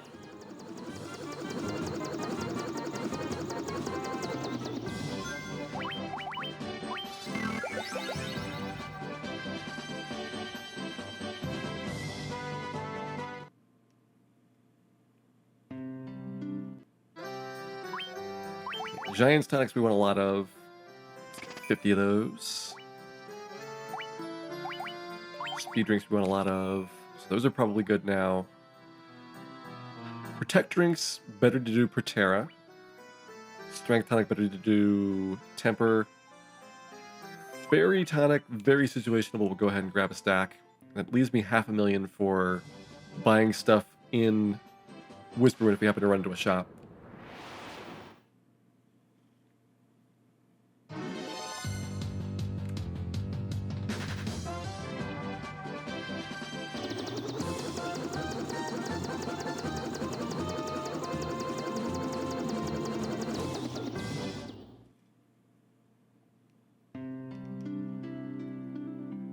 Okay, I should have ethers here. Spells we are all good on.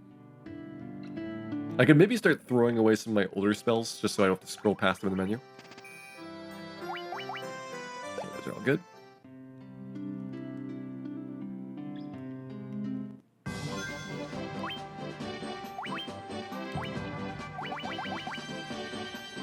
Actually, it'll likely give me complications for my scrolling because I'm so used to having those spells be sitting there. There's Ice Cave. We can only land right here. We'd go and get a shortcut to Whisperwind. I'll go ahead and take the top route down.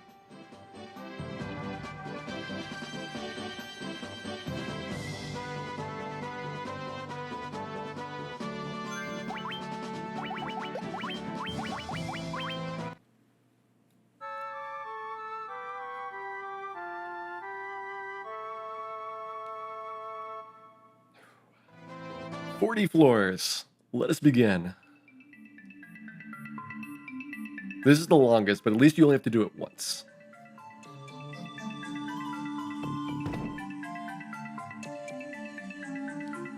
Oh boy, the dwarf one. So you have a fetch quest. So he wants a caribou. This is randomized every time. You want the keys.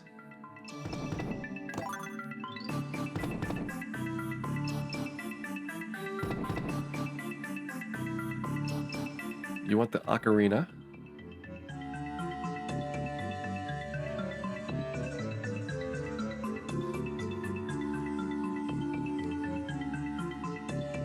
You want the tools.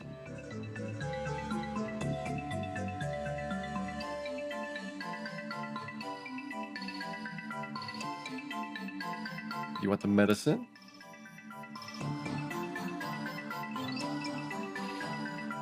You want the plans.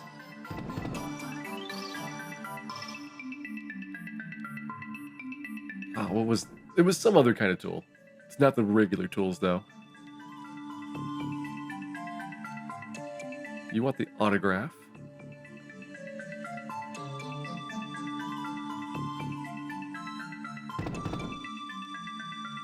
You want the cat whiskers. Hey, Kara, welcome in. There's the caribou. Alright, so that was on the west side. Probably be easier to write these down, but it's not too hard to go around for the loop. Nope, that was the keys. There we go. Ocarina. That was somewhere in the north here. There we go. Cogwheel. Cogwheel, I think, was airship. I don't remember which of these guys was airship and which was tools. You were tools. So it must have been the guy in the east that was airship. Yeah, the guy that's ... is not talking to you because he's not friendly. And so the cat whiskers is a sign of friendship in Dwarven society. Pickaxe. Alright, that was other tools guy. I like this better than the overworld floor.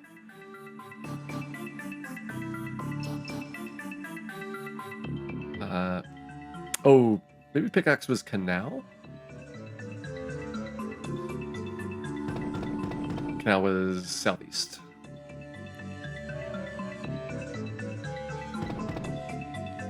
Up your whiskers.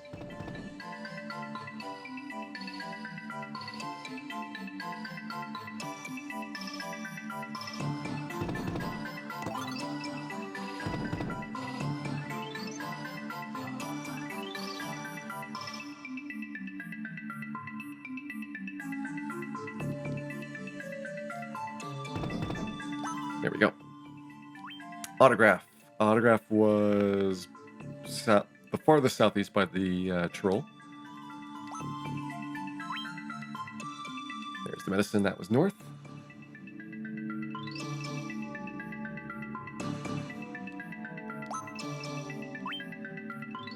There's the other set of tools. There's two things that are like tools, and it's always annoying me about which one's which. I guess Pickaxe is the canal digging tools, and this is the regular set of tools. There's the house key, that was southwest.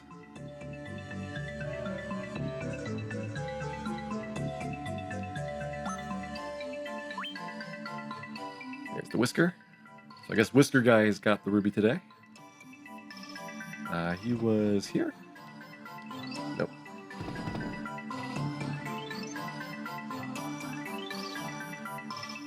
Oh, he might be in that room there. I was pretty sure Whisker Guy was in one of the rooms.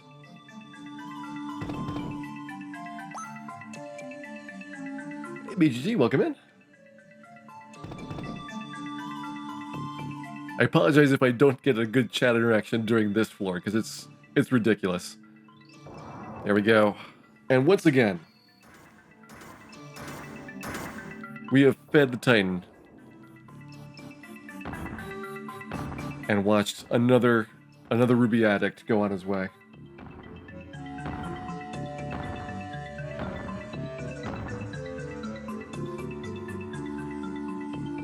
The fun thing is that the super gear does not really help you here because it's more about puzzles than about fighting until you get to the bosses.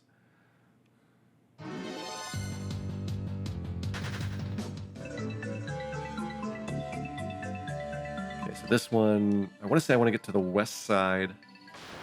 And then there is one spot that's really deceptive about where you can get by. That cuts off the northern part of the dungeon.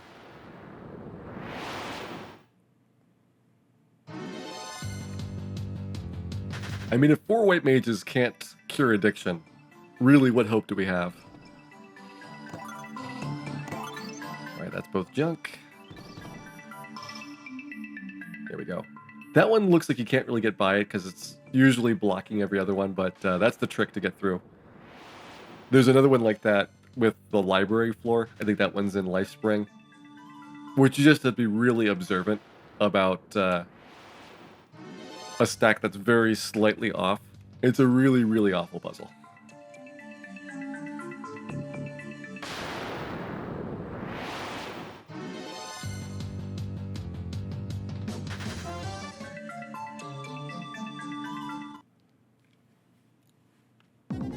There we go, now to the Marsh Cave floor.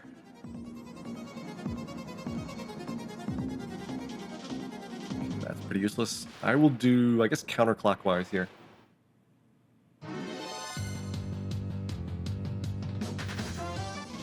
There's really no safe amount of ruby that you can have per day. It's best to go entirely rubyless and extend your life that way.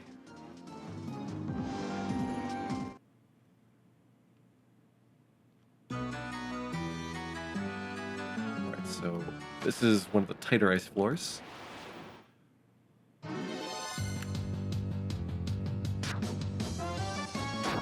Congrats, Dan. Glad to hear that you were able to quit.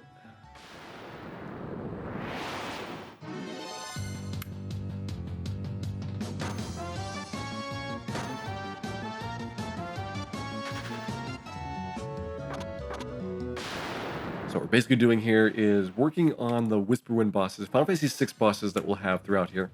Earlier on I did Hellfire, and so we got all the Final Fantasy IV bosses out of the way.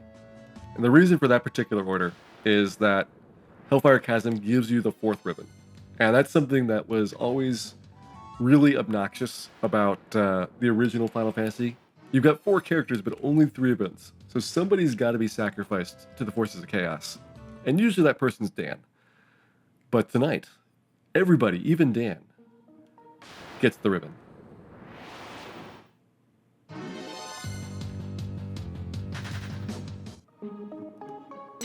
Here's a fast one.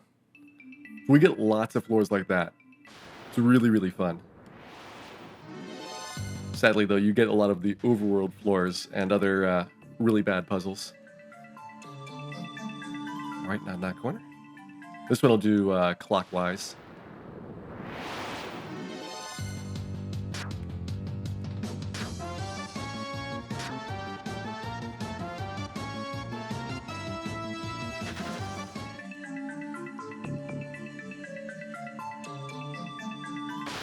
There we go, found the stairs. Even though the floor order is randomized, you'll notice the floors themselves, if you happen to recognize the map, is something that you could memorize over time. I don't do this often enough to know all 40 of these floors and all 20 of the ones in Lightspring, and then 10 in Hellfire and 5 in Earthgift. But I can kind of remember patterns, and so if I happen to spot something that looks kind of familiar, I'm sometimes able to do faster solutions.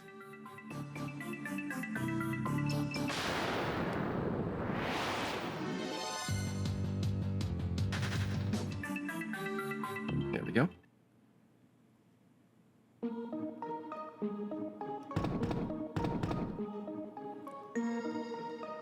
We're gonna check west side first. Kind of remember one of these having a big giant floor off to the east, and then the stairs were all by themselves on the west.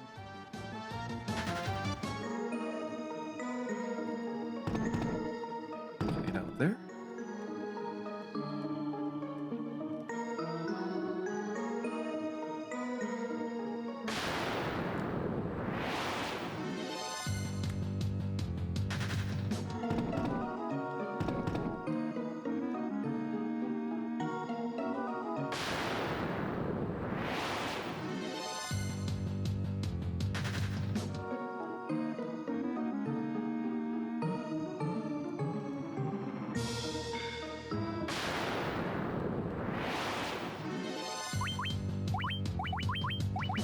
Death Elementals should be runnable, but there are a couple of monsters here in the bonus dungeons which have really high agility. And until you're at super ridiculous levels, it's a little bit faster to kill them than to get a bunch of can't runs. The monsters don't have a lot of health. That's the fast way of dealing with them.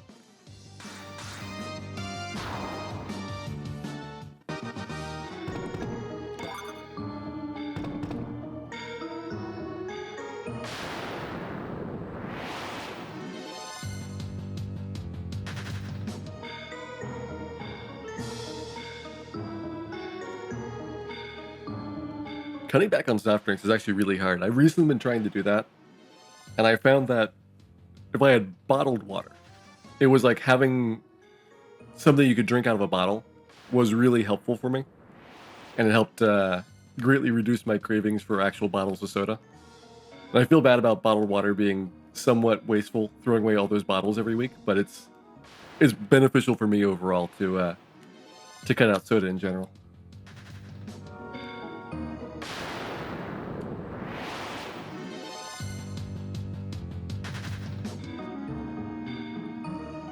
Doesn't look like the stairs were west side.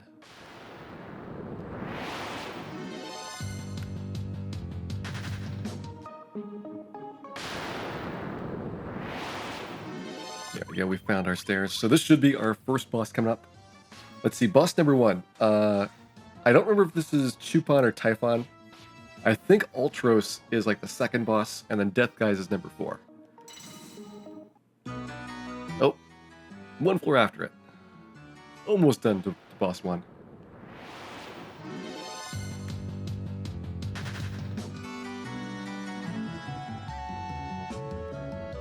Hey, Daggett. I had a lot of stuff I worked on since I was doing DQ1. That's probably about 2 years ago. And just kind of over time, just finding ideas for improvements. It's tough, like, especially early on when I first started streaming, working out things like quality. But then just like every couple of months, I'll sit down and say, here's something that bugs me, and I can make it better. And you get these like just incremental improvements over time until it gets to a point where there's like, well, I don't really know if there's anything I know how to fix. Like PSP here is a little bit fuzzy because of it having to zoom in really far. If you look at a PSP on a TV, the way that it does the capture is really weird because the PSP outputs a really tiny picture into display. And so there's not a good way of scaling that up easily.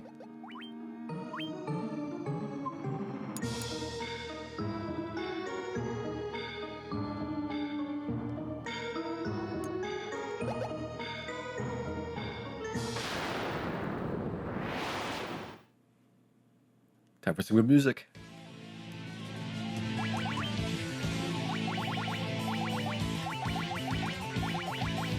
Where'd my Giant's glove go? There it goes.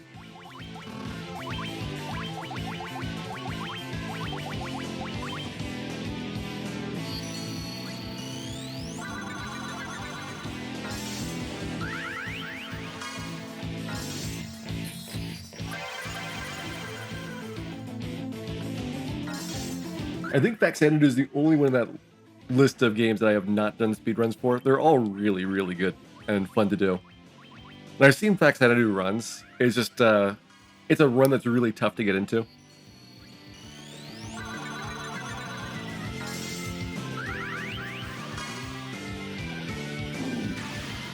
Good, did not kill the fighter.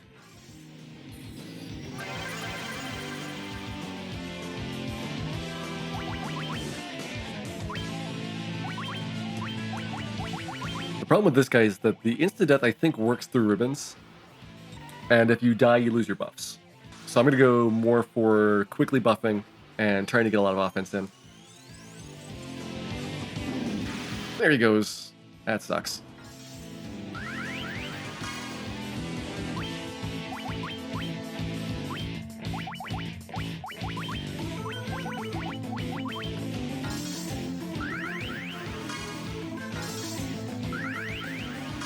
Recommended game for a first RPG speedrun. I mean, I would really find a game that you just enjoy playing a lot and you don't think you're going to get bored of it.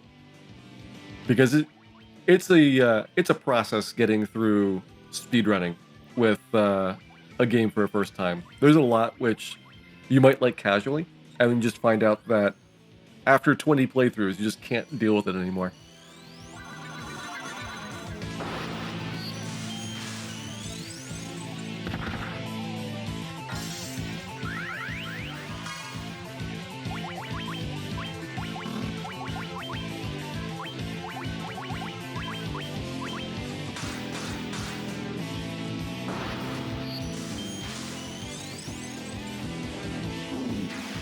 Go dodge that again. I don't think Invisra helps me dodge the snorts. I don't think it is a physical attack, but at least gives Dan something to do doing this. Typhon's not doing a lot of damage, so my White Mage is kind of hanging out there. Now the White Mage is back in action.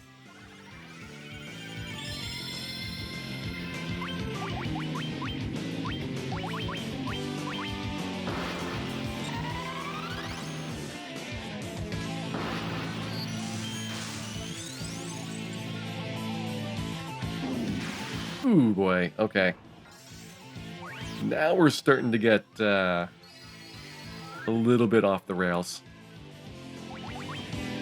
Let's see if we can get everybody buffed up again.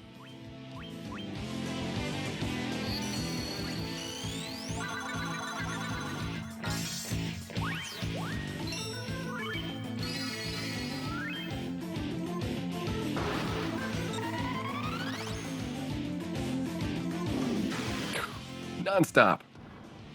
Okay. Got full life view. I think I need to start throwing ethers onto Dan to make sure that we don't run out of MP on my white wizard. I don't want to be using elixirs or mega elixirs in this dungeon. Those are more useful for like Omega or Shinru.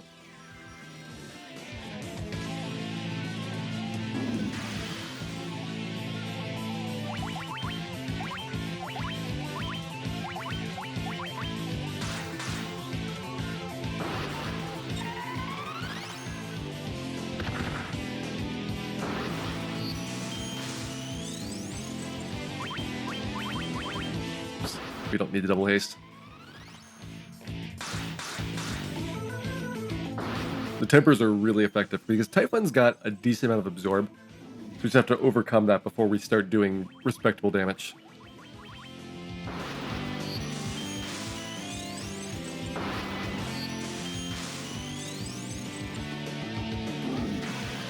Alright, Gil's down. Everybody but Dan has died sometime during this fight. Go ahead, full life you.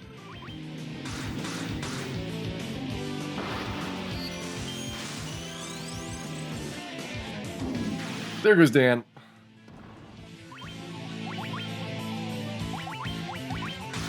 This party is get Dan back up. There we go.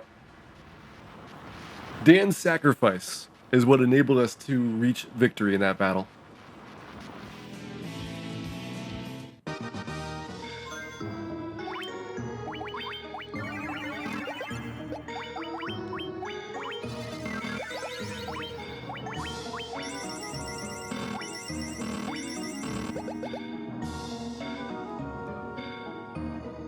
I don't think I can do anything with Genji Helm because I don't want to replace my ribbon on my fighter.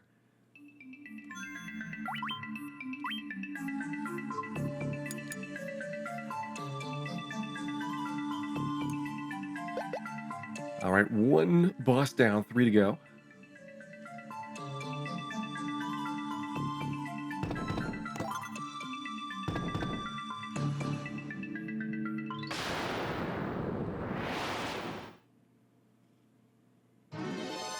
It is technically possible for me to one day use that helmet. There is, I think, a shield that the fighter can use that does give you all elemental resistances. And then you could pair the helmet with that. But I don't remember where that shield is. It might be the item that is actually broken and not able to be found in the game.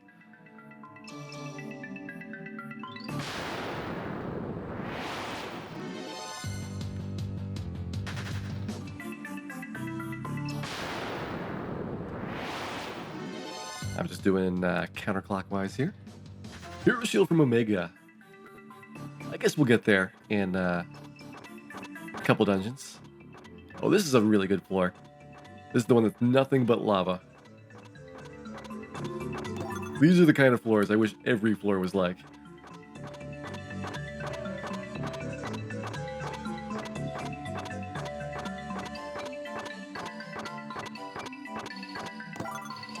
Ooh, Mega Elixir, nice. That is a really good pickup.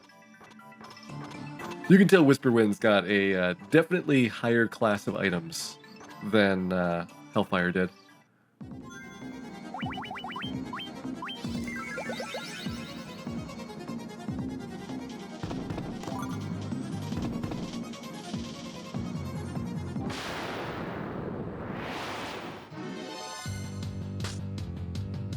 This dungeon is 40 floors, that's correct.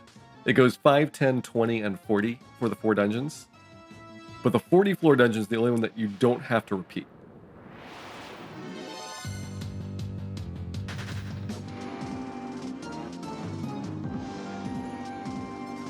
There we go, that's a quick one.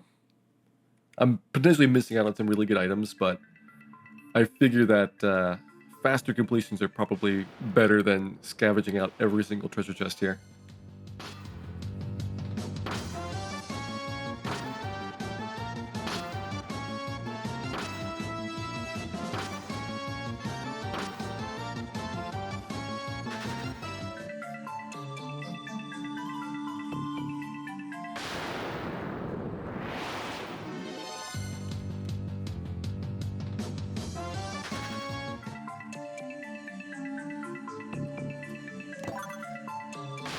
Somewhat useless fact.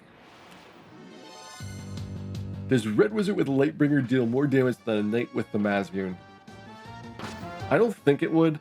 There are a couple of ridiculous swords, like an Ultima weapon would definitely beat out the Mazmune Knight.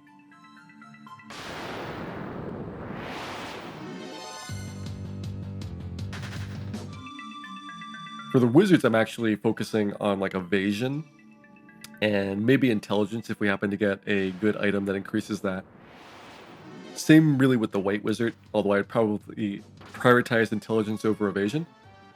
For Dan, I want to just maximize the number of multipliers that he gets for his Hilagas.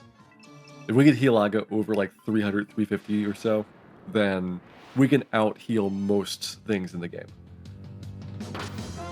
And the things we can't is usually like physical attacks that we can eventually Protera to reduce their damage.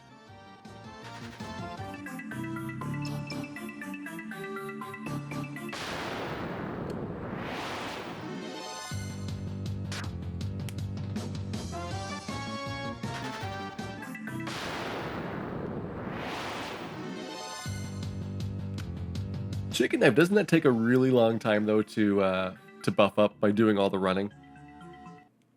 I never got into like Chicken Knife or Brave Blade simply because it felt like it was hard to consistently do one style of play throughout the entire run. But I can definitely see the attractiveness for some of those.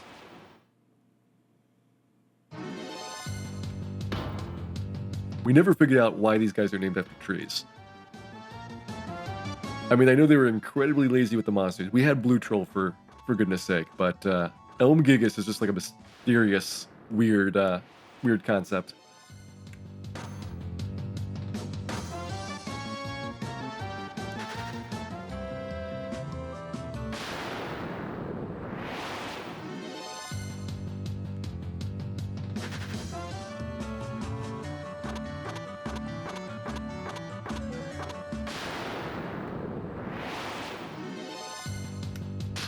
I'd probably take Tree Giant over that guy.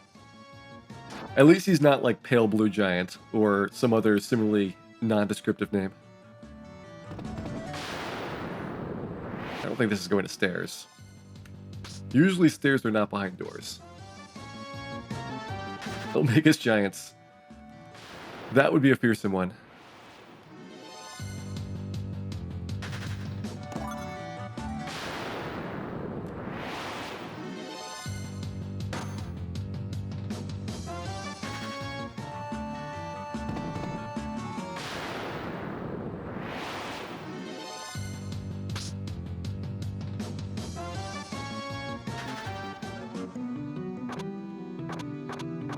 We've already done that one. So if I'm coming around here, I guess to the right next, and we'll see if that leads down to the stairs. There we go. Very few floors have staircases in like the middle of the level. So you can kind of just take a pass around the outside and usually find them very quickly. I like to do either like clockwise or counterclockwise, depending on how the floor looks when I first get there.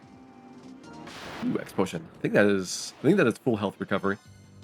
Probably not the useful item that it would be in like the base game. We've got, Cure 4 and almost unlimited quantities. But if Dan ever goes down, then maybe we can X potion him back.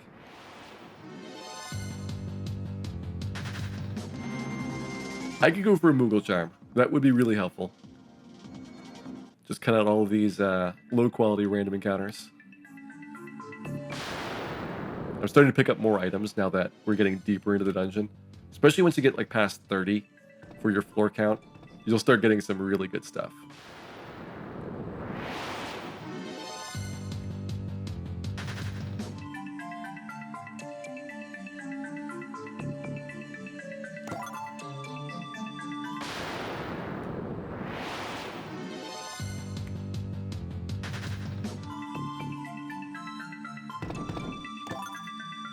Oh, is this the one where I had to go through here to get to it? Yeah, that's it. I think the last time I went through here, that was like 5 minutes until I eventually went there. That's the, like one of the rare exceptions where the staircase is in the middle.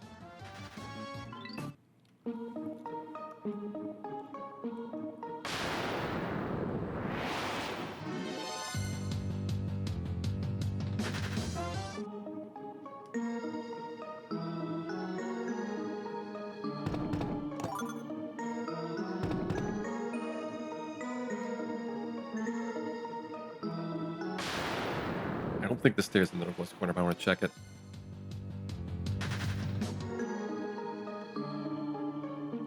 I think I got most of the Final Fantasy IV bonus summons the very first time I played the game. Just because I did a lot of grinding on early game monsters. I know I got the glass mask. I got whatever the bow drop is for like the lunar dungeon mages. I want to say I did get the ring from the Skull Knights. I'm trying to think about what else I got for that playthrough. It's been so long. Ooh, this is good. So this is the random town that has a weapon and armor shop here somewhere. The spells we don't really need because we already have all of our spells purchased.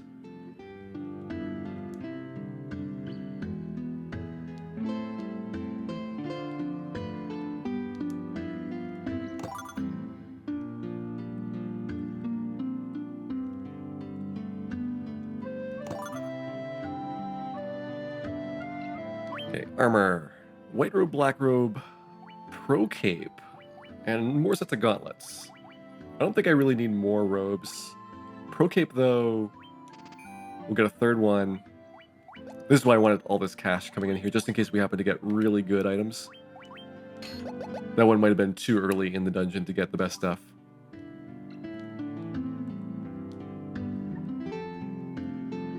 Yeah, Artemis Bow, I think, is the one that I was thinking of for the one in the lunar subterrane.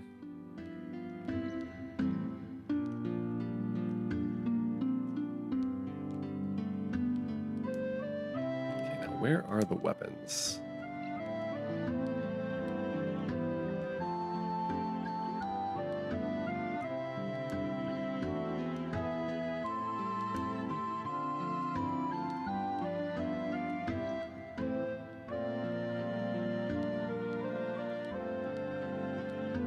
There we go. So we can get a wizard staff, Thor hammer, heal staff, mage staff, or light axe. I don't think we need any of those.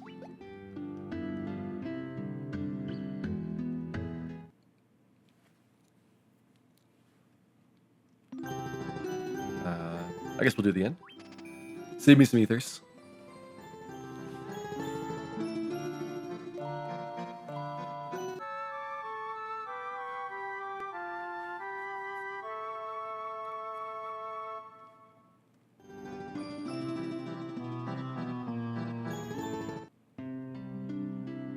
This is a nice non-combat floor. I think that there is only like 3 of these in the game, though.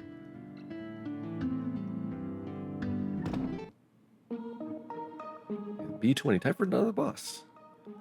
This one should be Ultros, if I remember correctly with the order of the bosses here. Okay, he's up there.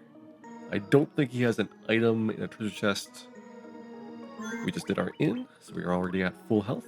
And let us go. This one, I remember not being as bad as the previous one, because at least he doesn't have instant death.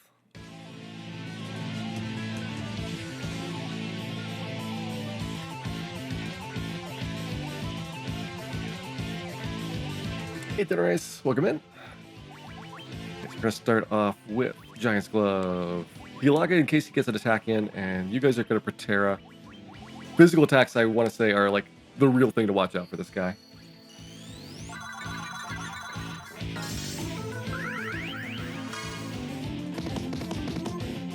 Alright, moderately painful. He's got 16 hits per round, though, so these Proteras are taking large amounts of damage off every cast. So we're going to quickly get to a spot where we are basically safe against him.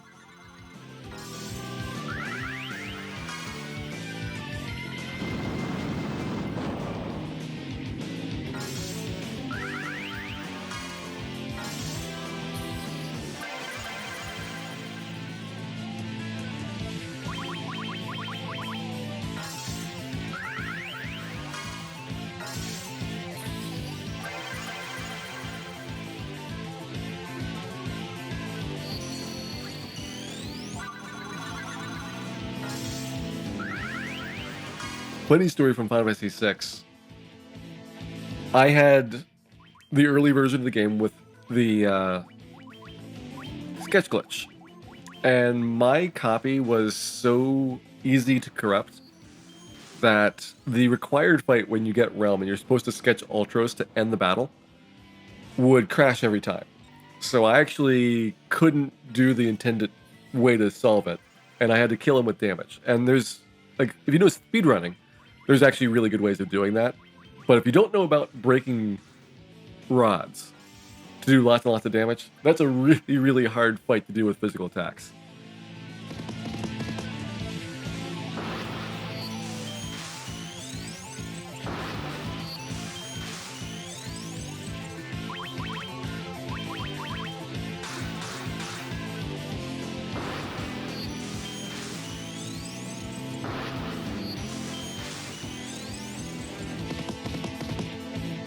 Good massages.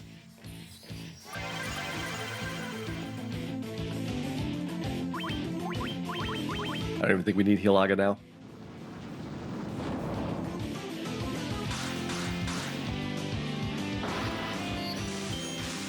You probably should be pretty close to max on base damage. I think he's got enough defense that we're not going to get much over 4,000. There we go.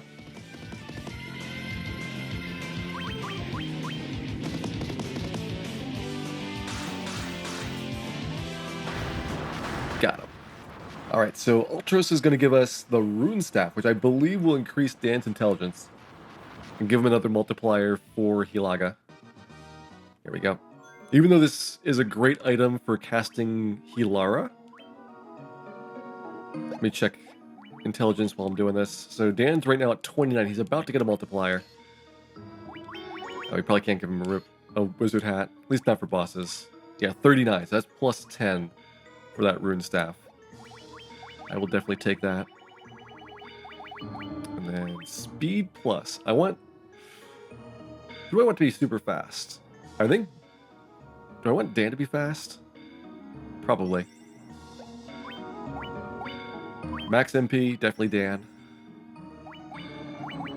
Strength, definitely the fighter. Kind of wish I could use that wizard hat. It's really good. But alas not. Not as good as a ribbon. We need to make Dan smarter. It's the only way.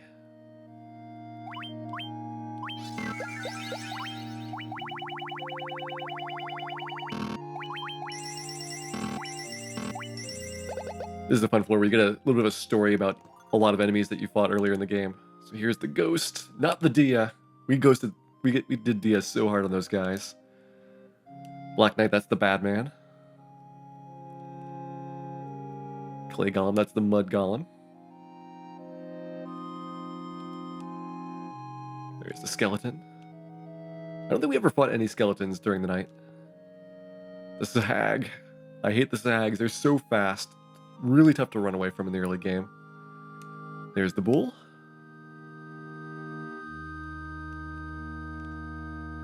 There's the ghoul. Is Dan the same as the NES Dan? Yes. So when he's not busy doing his normal party, he goes and does crazy adventures on the side. I want to say we got a crazy horse, but I don't remember it like at all tonight. There's Grimp. There's the gargoyle. We only run from those guys. No point ever fighting them. Ogre wants to learn magic, but there's Wiz Ogres. He can learn magic. There's Astos. They're really weird because they didn't buff them, so It's the exact same fight as last time.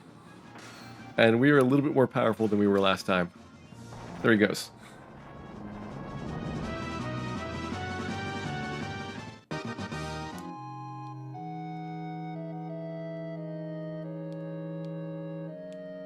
There's the troll headache. That's my favorite one. There's Medusa. There's the plain old imp. We kill a lot of mummies. That's probably our fault that he's here. There's the wizard. Ooh, another Soma drop. 5 more MP for Dan. We never fought a giant. I don't remember ever killing them tonight. There's the vampire. He also has not been buffed.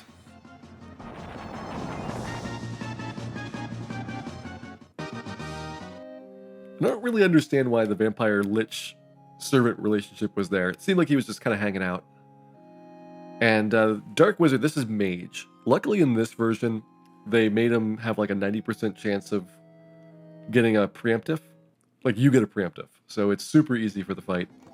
Otherwise, he casts Farag at the start and he's really awful.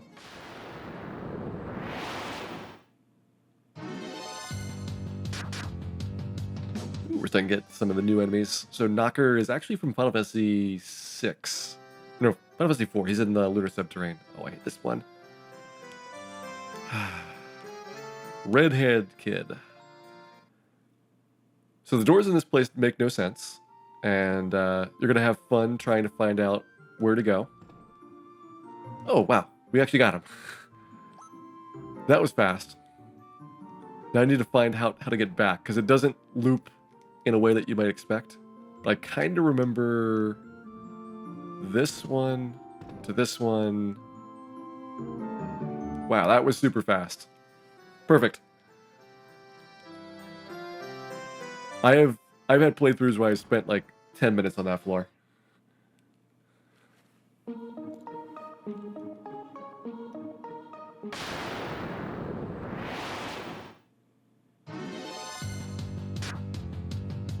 Back to the knockers. Yeah, these guys are in Final Fantasy 4 at the bottom of the Lunar Subterrane. They're imps that float, and there's a whole bunch of weird stuff in Final Fantasy 4 that the monsters just like make no sense about what the design concepts were. They just threw a couple things together and said, have at it.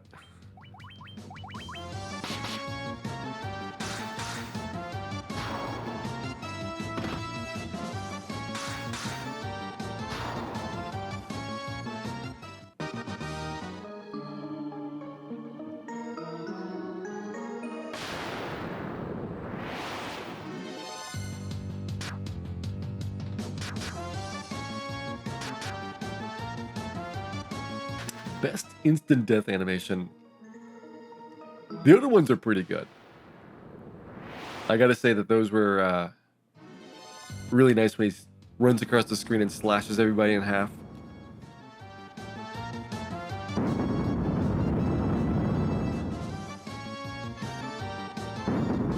Vacuum 2 in 7 Saga is a really powerful one, but it's more audio than visual.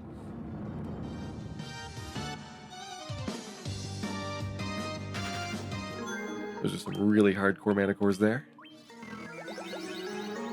You can definitely tell that the challenge level's going up when you get to the bottom of this. Right, Windexter? Thank you much for the bits there. We'll put those towards the Melmond Relief Fund. We're trying to rebuild Melmond one Fire 2 at a time.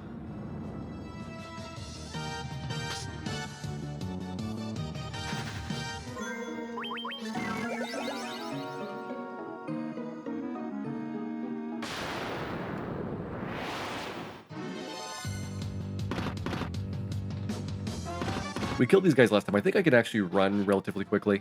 I don't remember them having as much agility as a Nightmare.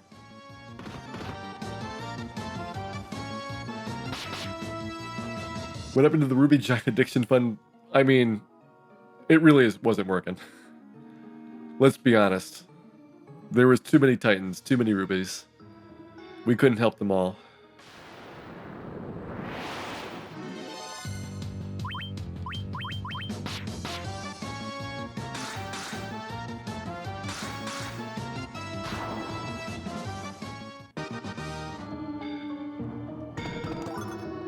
Ooh, Mind Blast. That's intelligence up. That might be a multiplier for Dan. So Dan should have like 2 multipliers since the last time we did Hilaga.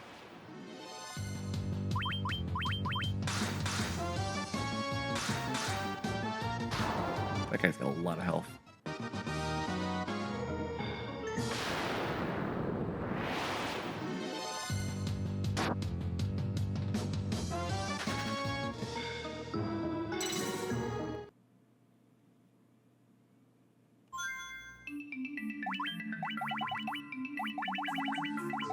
Alright, so Mind Blast, that's going to Dan.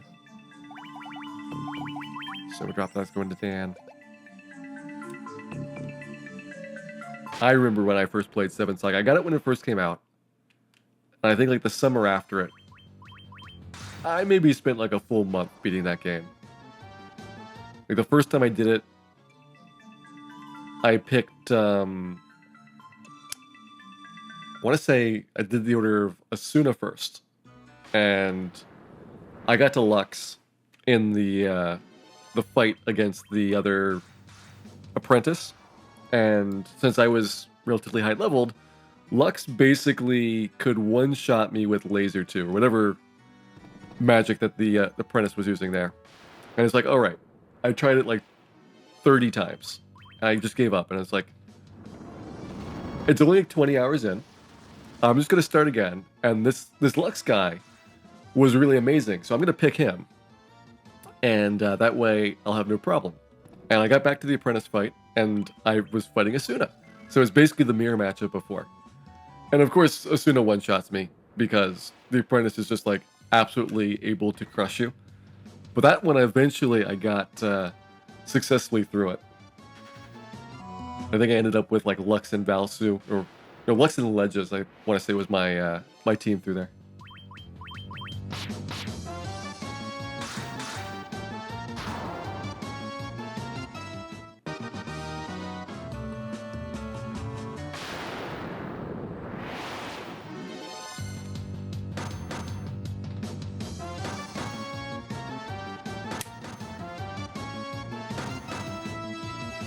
The alien guy, Wilmy. Yeah, he's really good. He's got a lot of fire magic. There's a couple characters though, like Wilmy, and I think Ledges as well, and I guess technically Lux. They basically get no equipment, and so it's really easy to get kind of stuck in spots, especially in the past. Like if you're going into the cave that takes away your magic, and you've got, Ledges and another magic user, you're absolutely just gonna have an awful, awful week getting through that cave. Okay, looks like we are not getting through this dungeon without doing some spells. Let's, I guess, Blizzaga and Thundaga. See which one's gonna be best.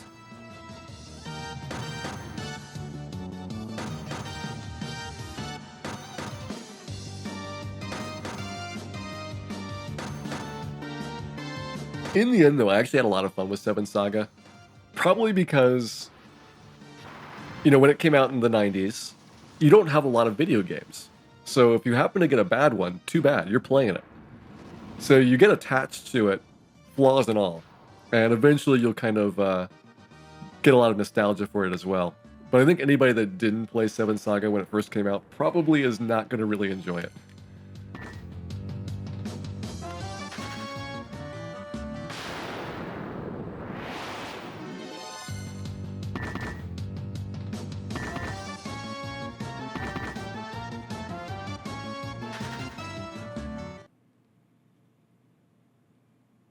Right, 27. Ooh, we can get a bunch of good treasure chests here.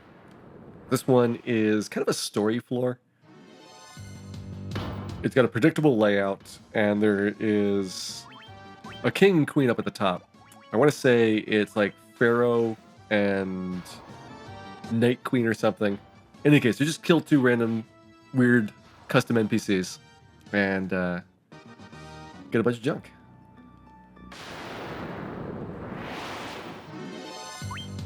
These ones I have to kill because it's encounter that's walking around. If I just ran away, they'd still be standing there.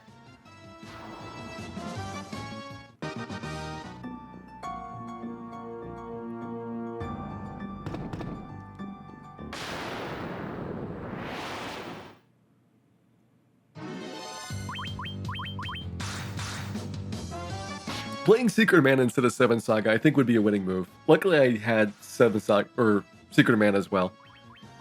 So I played that game a whole bunch. I'm looking forward to the Secret of Mana remake coming out.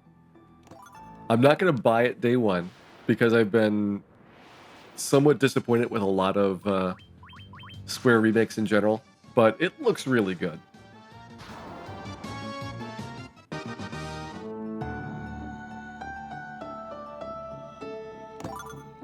Yeah, white curtain, we got nothing good. Maybe we'll see some stuff at the bottom.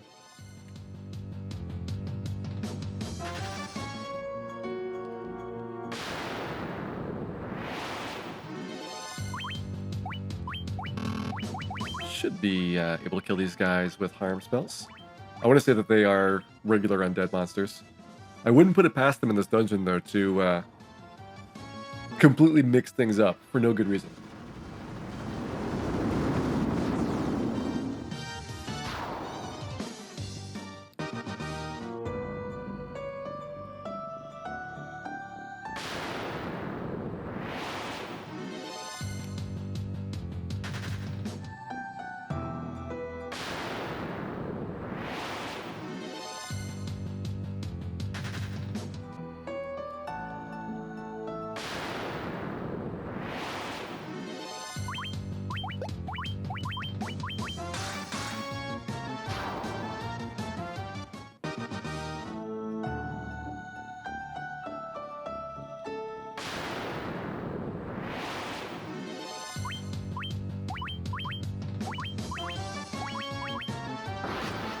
I'm trying to think about what they would really need to rebalance in 7, or got 7 Slack on the brain. What they really need to rebalance in Secret of Mana.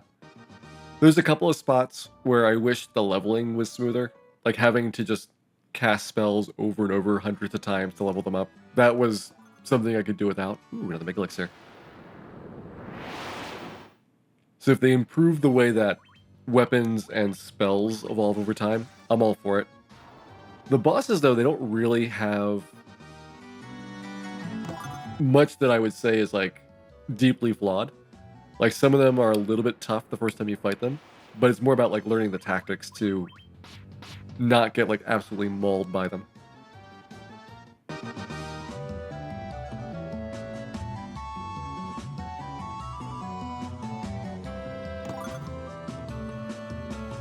Magic chaining, I guess, is one.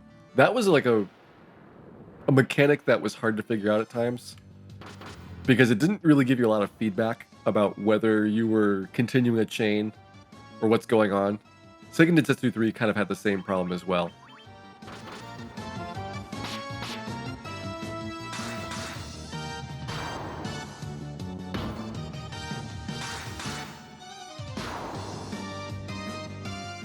Missing orbs, all of the orbs except for sword orbs could be found in the final dungeon on the regular encounters. You just had to grind them for a really long time to get drops. And you could even go and get a 9th level orb for everything. That was actually nice, but it took a long time to do the grinding for it. Okay, that's some good damage.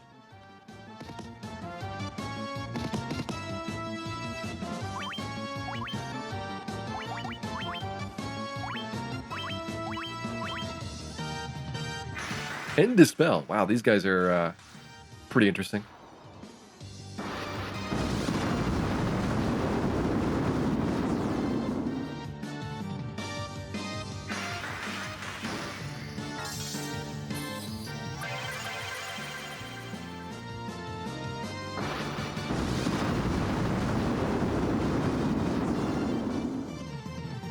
Okay, not a ton of HP though. Deathbringer. That sounds cool. That's actually not bad. Probably better than Defender. Yeah, 6 attack up. Ooh, I would lose 160, 192. Okay, so I wouldn't lose a multiplier yet, but he's like 1 away from the multiplier. And now he'd be 11 away. I think I would take that. It does give him more evasion.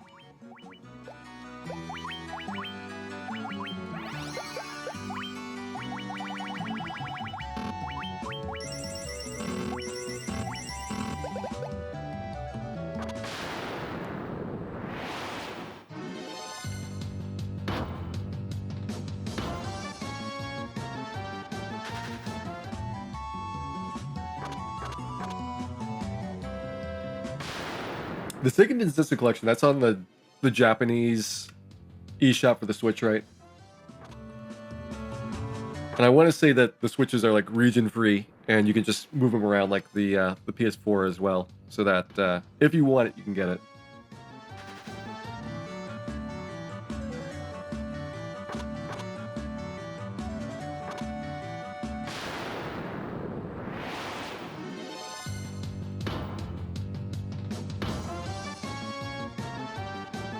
Import it, fancy.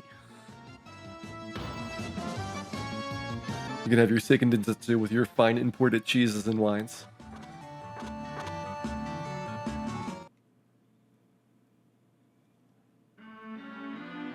Okay, so this is maybe the hardest. This is Phantom Train.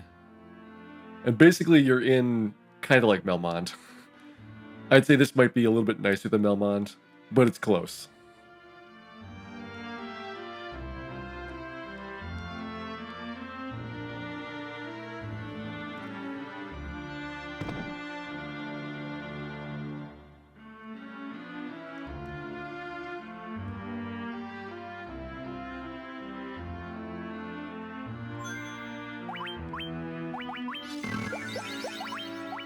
This is like what Melmond's gonna look like after we clean it up a bit.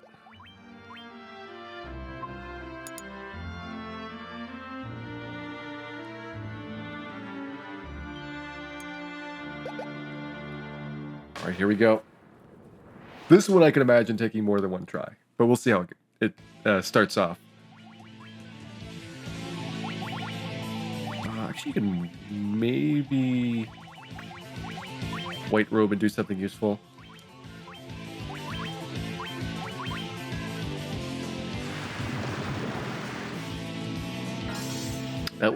One of the things that makes it tough, he does a lot of damage. Hopefully Dan's intelligence multiplier is going to let me out-heal that.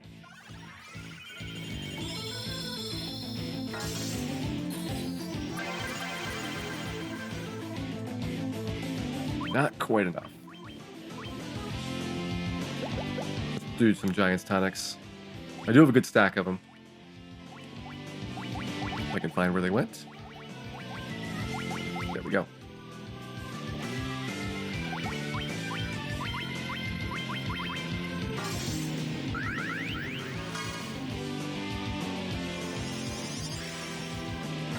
Sadly, you cannot target the enemies with life spells or curing spells, so no way to do the traditional method for killing this guy. Why is there a boss here? Because this is a bonus dungeon where we're getting battles from other Final Fantasies. So this one's Final Fantasy VI. We've already done the one for Final Fantasy IV. And we'll do tomorrow probably Final Fantasy 3 and 5 in that order.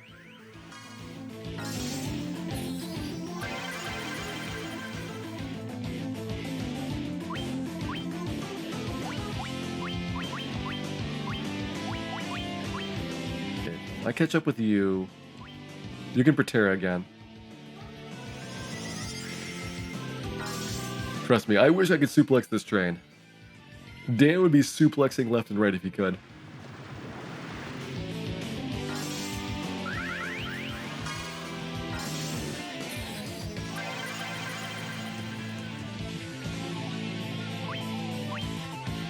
Alright, so now I'll max out you. You're gonna heal Aga again.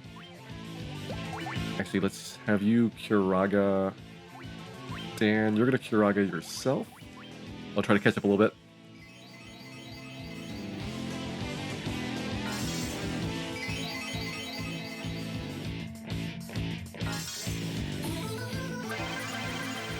Acid Rain does a little bit more damage than Dan can heal each round. So unless I do Curagas, I'll slowly dip down. Just trying to keep in line with what he's given me. Alright, so throw that. We do our final Giant's Tonics here.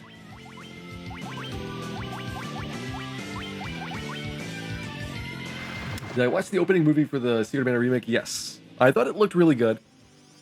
I mean, it follows the game very well, so they're clearly trying to buy into that retro market that has a lot of nostalgia for it.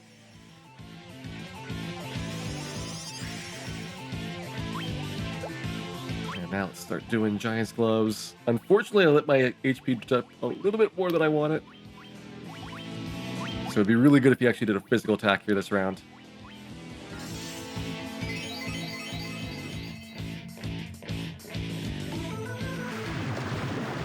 Clutch it out, kill. All right, he's good.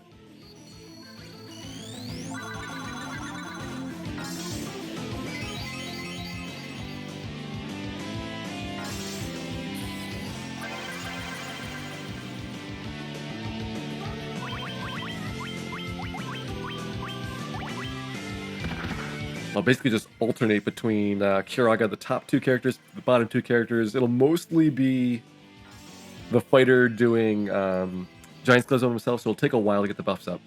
But we mostly have this, so it'll probably cost me a Mega Elixir. There is a Mega Elixir drop from this fight, so that'll cancel out. Actually, let's go for one round of haste here. That's going to be really critical. I just tempered the wrong person.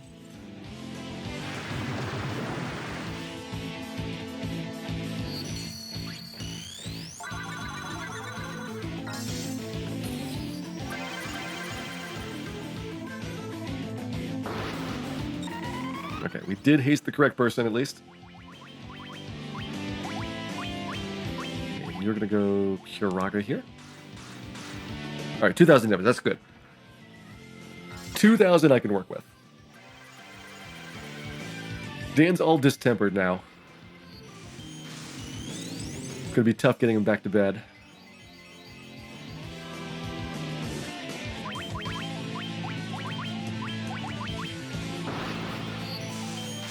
I don't even know when that got picked. Whatever is below temper. Okay, Thundara. Let's take them lightning damage there. 91. Good job, Dwayne. You tried. Gil, I want to say, is from Final Fantasy 3. It's a safe bet if you don't know what it is. It's either Final Fantasy 3 or 5. I'm going to Elixir. I think we've got enough rounds left that throwing ethers is not going to keep me in the battle.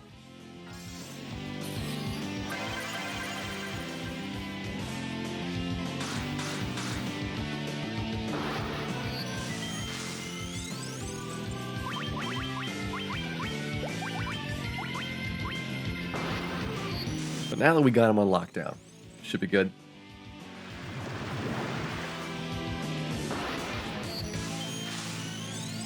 The only thing you're missing is really one way to decrease magic damage. So things like Acid Rain, or when you get to Shinru, a lot of the spells that he does, those are the ones that are like the toughest to be able to overcome. But we did it.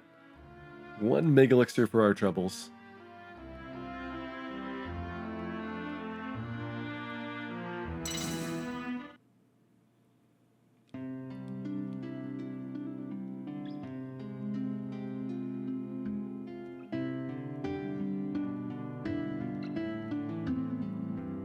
Get some stairs.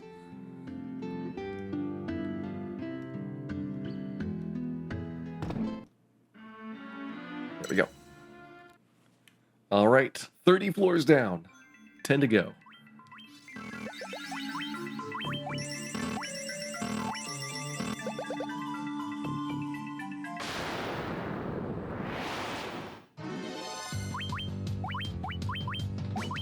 I'm going to take Mad Ogre over Yellow Ogre any day of the week.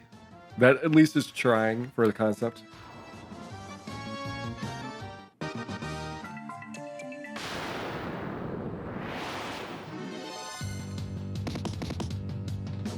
That was the guy we actually fought earlier as a special boss. So they've already really downgraded him.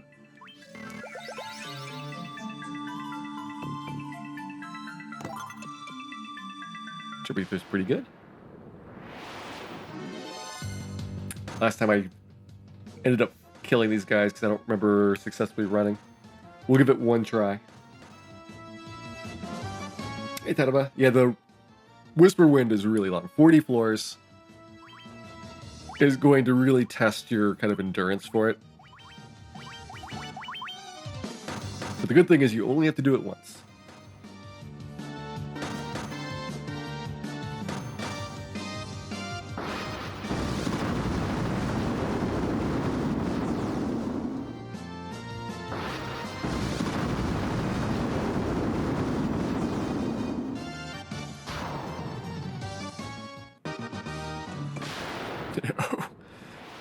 Not more birds. Alright, at least it's mummies.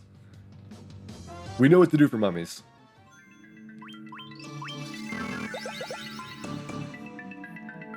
Okay, not up in the northeast corner. I was kind of going counterclockwise before, so let's keep going around that way. Alright, counterclockwise is dumb.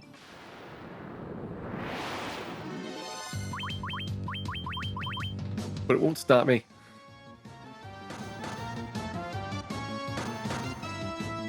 Yeah, this is, I think this is ultimate weapon for beating the final boss here. I mean, really, the stuff you get is very ridiculous, and hopefully it will help out for tackling Omega and Shinryu when we do Light Spring tomorrow, as well as Chronadia, which I will say that I have done these regular bonus dungeons a couple times, both GBA and PSP, so I'm kind of familiar with them. It's easily been however long since the game came out, maybe 10 years, since I've done Labyrinth of Time. That one's going to be a little bit more of an adventure. Especially because it's really puzzle heavy.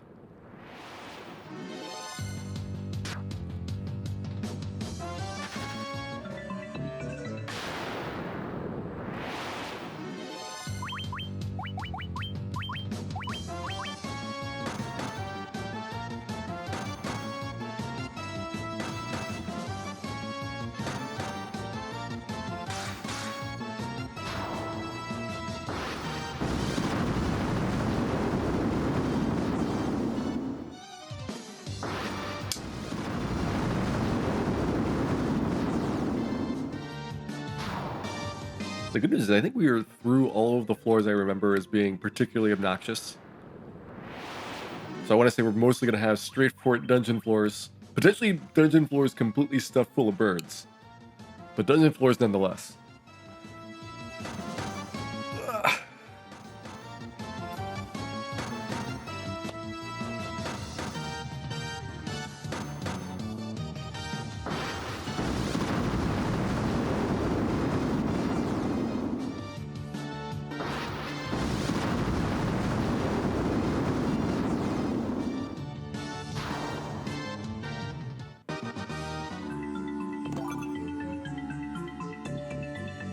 There we go. Found the stairs. Oh, I remember the line. Yeah, that's not one of the good ones. That's one of the really unpleasant ones. The marching one is really unpleasant. The I'm gonna say that the floor entirely full of Warmechs. I will approve of that one. I can definitely respect the artistic direction they were going for.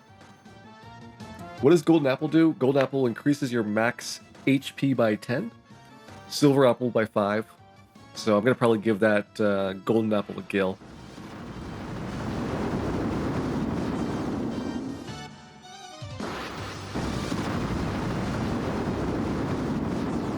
And there's probably an upper tier to the Soma drop. Soma drop's 5 MP. So I'm guessing there is some other Soma item that is 10 MP.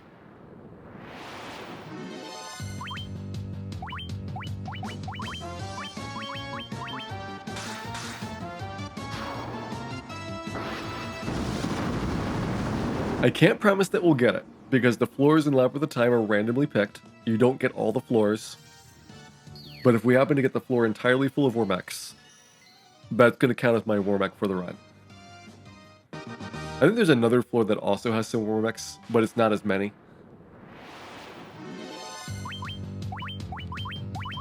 Speaking of crying, these guys have Mind Blast, the same as Sorcerers. I remember this the last time we did this guy.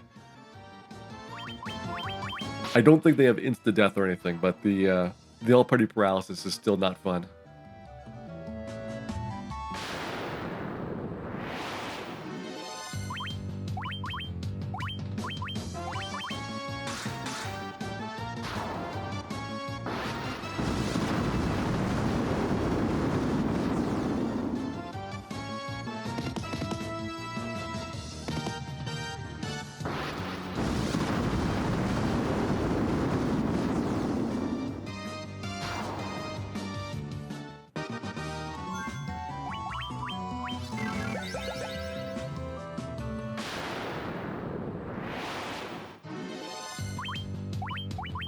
probably faster to kill them than to do the attack spells. Yeah, they'll be probably still be 2 rounds.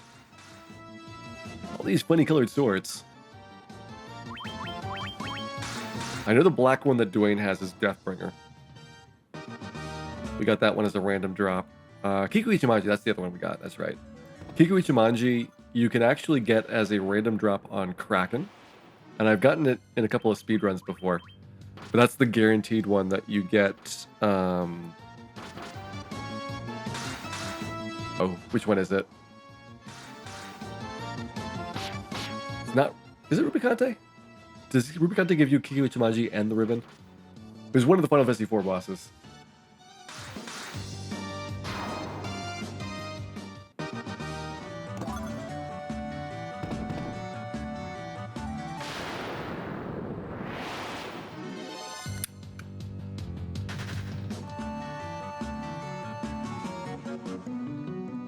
I think I've seen a lot of people that like monster skills in Final Fantasy Tactics kind of gravitate towards randomizer, because that makes the monsters really ridiculous. But while I like Final Fantasy Tactics, the randomizer looks like so ridiculously hard, because you can get some really, really awful boss battles that I don't know if I'd ever want to take it on.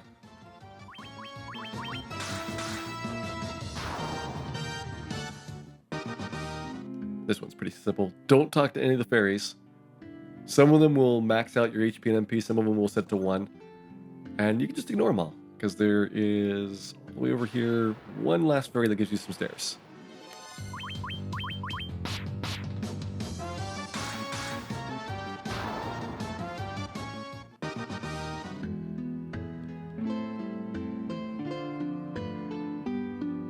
And can I go down the stairs? Can I go down the stairs? We're just gonna have a staring contest, which is like going down the stairs, except we sit here and stare at each other. Wanna come back here? There we go. Really insistent on not going down. Oh, another wonderful floor. These are the floors I dream of.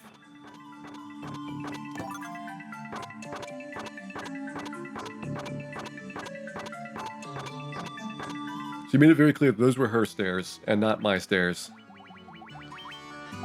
Okay, max HP, that's gonna go on to Gil.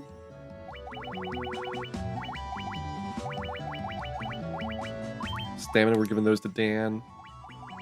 I could maybe give the stamina ups to the red mages so that they get more hit points for their level ups. But I really want Dan to get more hit points as well.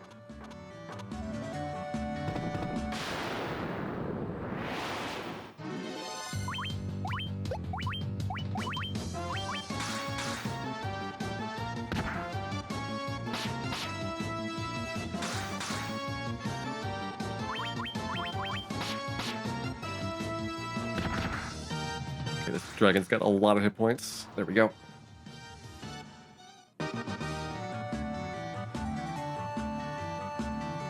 Is there anything in this room? Oh, it's a pass-through room. Alright, which side is going to have the staircase? I'm going to go west side, because I'm already over here. But I haven't really explored east side where we started.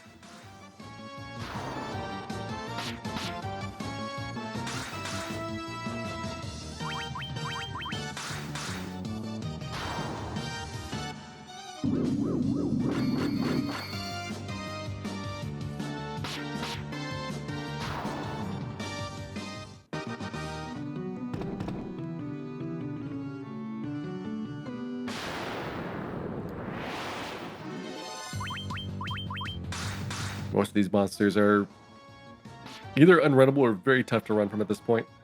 So we're having to kill a lot of the random encounters now. There we go. West side was stair side. 36. Oh, and we get the town. One of these is a shop. And floor 36 seems pretty deep in the dungeon. So I'm hoping we get some really good stuff in the store. That one does not look like a store. There's the item shop. I forget if there's one shop or two shops. Warhammer, Ogre Killer, Sage's Miter, Elven Cloak, and Hermes shoes to cast haste. I mean, there is a possibility I might need some of these, so we're going to grab a couple. I mean, why not just get one of each?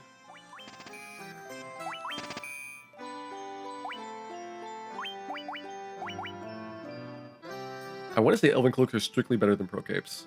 Even though it's a small amount, might as well grab them.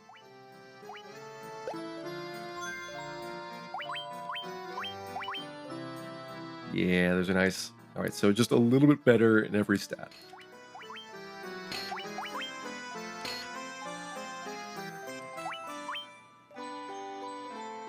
Okay, anything else that we picked up that's interesting? So Ogre Killer, but against Giants, probably not that helpful. Warhammer is a really big weapon for the White Mage, I guess. A little bit more than the Rune Staff on attack power, but I think we'll stick with our intelligence bonus.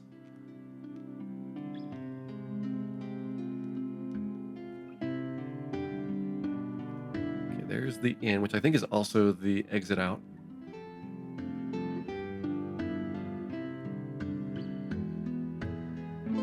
There's a clinic, which I don't know why they have a clinic in this place. And that looks like all the shops that are available.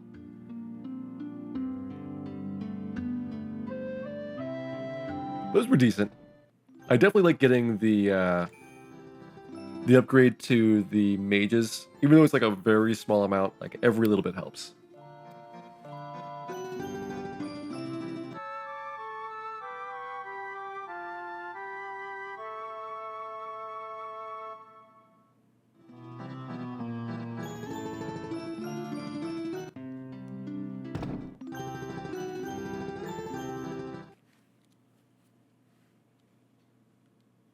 $37. All right, this is the fun overworld one.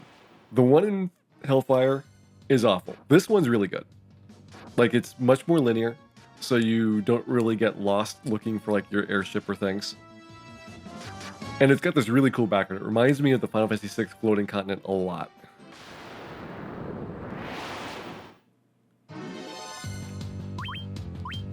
I have no idea who that guy is. Let's kill him. We're making hamburgers. He's got a lot of health. Okay, so note it. Those guys take a lot of hits.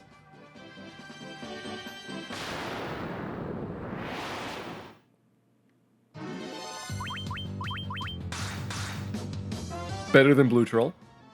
I think I'm going to give him like 3 out of 10. He at least has a concept.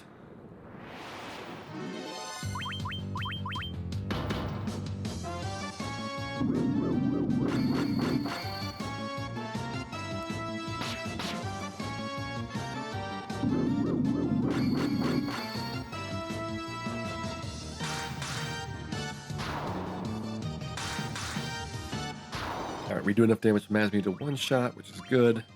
We'll keep defending with Dan. Unless the White Mage really has something to do.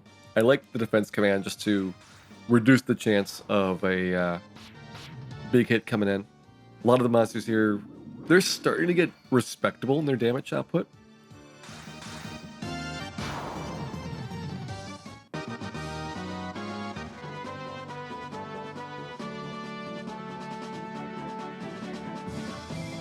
I remember the only thing that's really confusing about this is there is a section, it kind of looks like it's a big poison swamp, but it's actually just a lake.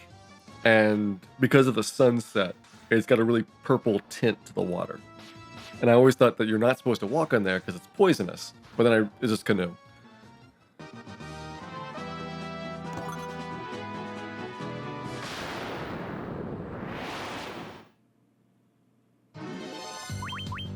More of these guys.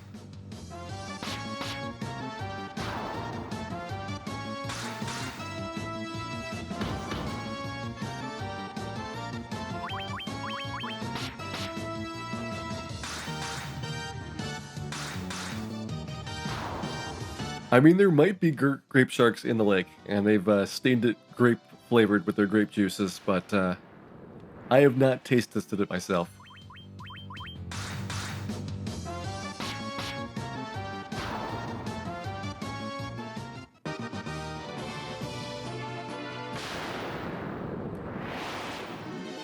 Lava's different. Poison sticks to your shoes. Lava does not.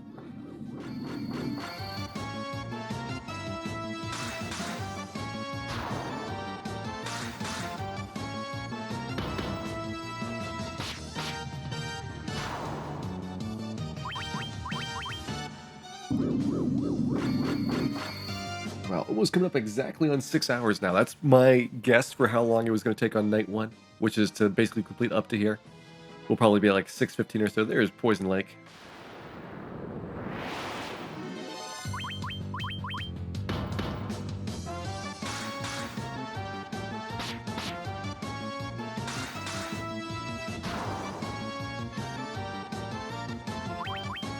A big poison map would not be as good because poison,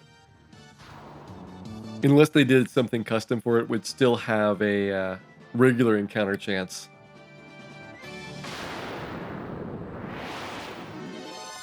Oh boy, this guy again.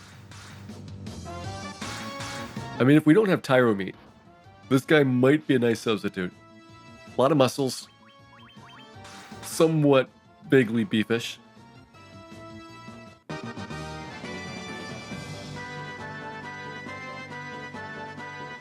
There we go. All right, what floor are we on? 38. 2 floors to go. Oh, good. I get to count beavers.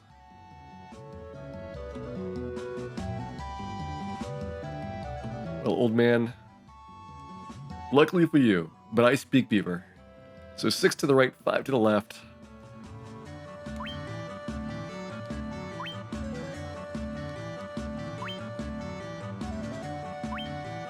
That's 4, 5, 6, 1, 2, 3. These beavers are really crazy.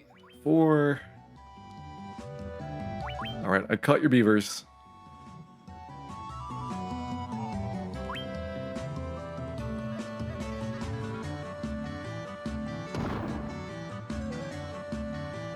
I really don't know how to describe that one. Like, clearly they're going for some kind of Final Fantasy II reference for the beaver adventures there, but the beaver counting puzzle, possibly the weirdest floor. Oh, robot parts. Time to play some Final Fantasy Legend 3 here for our final one. We must find 2 robot parts to evolve our robot. There's a robot part.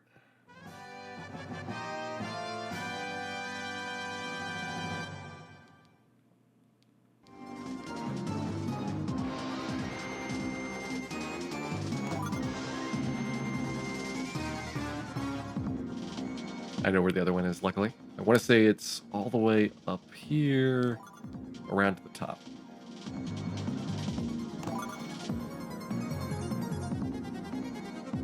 We're getting some good items. Let's see if there's another treasure chest first. Okay, it looks like one more. Okay, it should be this room. Not that room.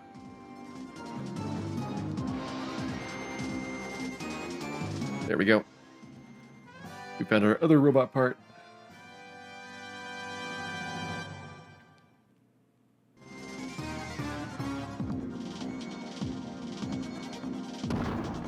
And then, of course, they immediately blocked me in. There we go. Floor 40. Our last floor of Whisperwind Cove here. So there is Death, guys. Looks like there is no treasure chest before the fight. I want to say he gives me a treasure chest in addition to his item. But I don't think you can get it. Yeah, it looks like it's going to be in the teleport section afterwards.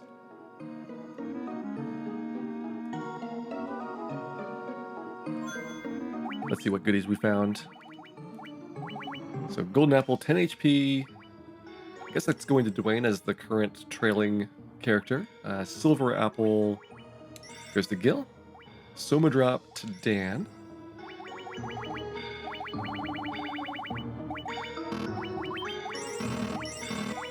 Either back up to full.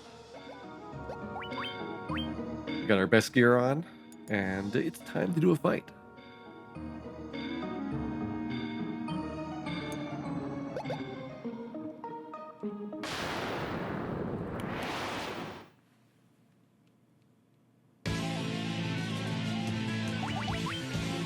All right, best start here. I think that I want to throw Giant's Tonics. That's something for my fighter to do in round one. We'll start with probably you. You guys are gonna do Proteras here until we can get some coverage. Ooh, that's a good dodge. That was really clutch getting that dodge right off the start.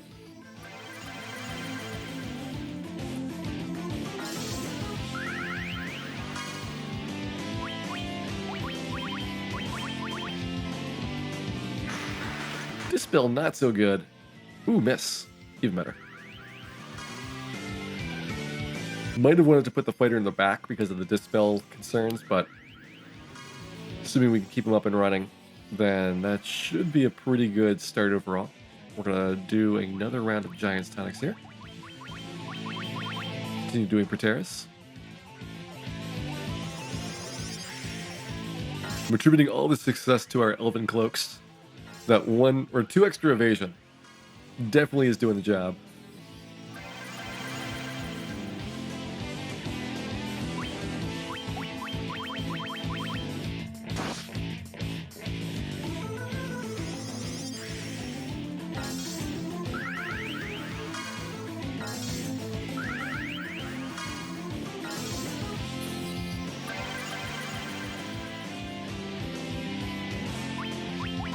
Oops, I want to do Giant's Tonic on you. And that'll be our last tonic. This will be our last Proteras as well. These dodges. These are the dodges that are going to carry our party here tonight.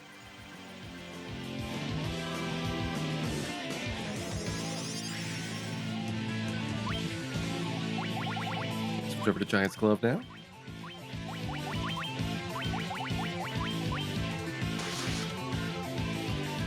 Since we got all the Proteras up while he was busy missing, basically we've neutralized his physical attack. His magic attack, though, I think he still has insta-death, and the Dispel makes it particularly tough to block against.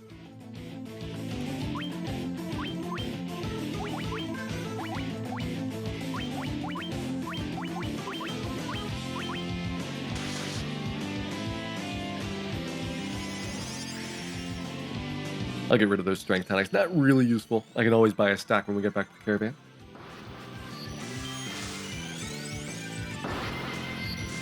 We've done a lot of buffing for base attack. I don't think our accuracy is really buffed yet, but that'll be speed drinks after this if we need them. We'll probably hit 2,000 here.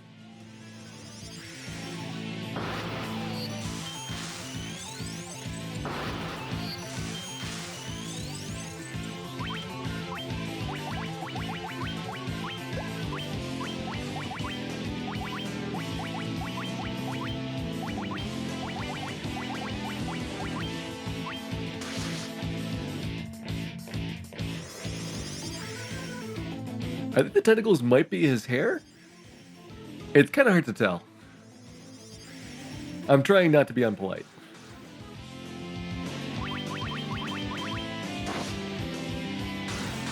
This is like super easy. Should have been a little bit tougher, but we got really lucky at the start. Last time I did this, it took me a couple rounds to stabilize and just get the battle ready to go. But eventually you got him on lockdown. All right, death. Will it kill my fighter? Did not.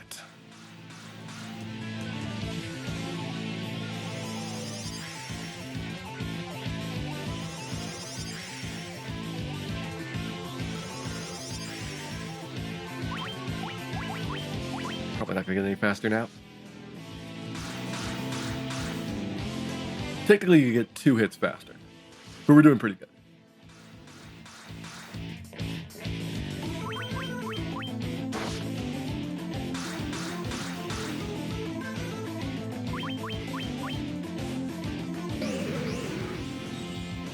Not my Dan. Good, Dan clutching it out there.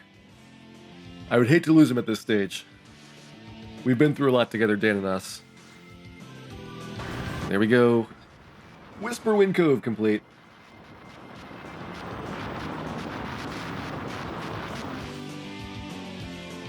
So we got our Lightbringer, and should be another treasure chest here somewhere, right? Yes, there we go. Ultima Weapon. So let's see what that does. So Ultima Weapon, not a bad boost. I believe it is attack based on your HP divided by 10. So I'm going to have to keep the fighter's HP as close to 999 as possible to maximize the benefit there, but it's really good. Lightbringer versus Mazmune. I would probably say Lightbringer is better because of the evasion. I really value the evasion for the red mages here. Like, I'm not even sure if I want to put Mazmune on. Even though it's so much better for attack, that 5 evasion is more likely to be useful in combat. And so there we go. Already done with the dungeon. And I'll go do my shopping here to get ready for tomorrow. We'll be going to pick up some ethers, some more items from the caravan. And then tomorrow, when we come back, it's going to be Earth Gift, which we have to do 4 times. Get through all the Final Fantasy 3 bosses. We will do Life Spring twice, and then Labyrinth of Time to finish it off. And then finally kill Chaos, of course. Because who could forget him?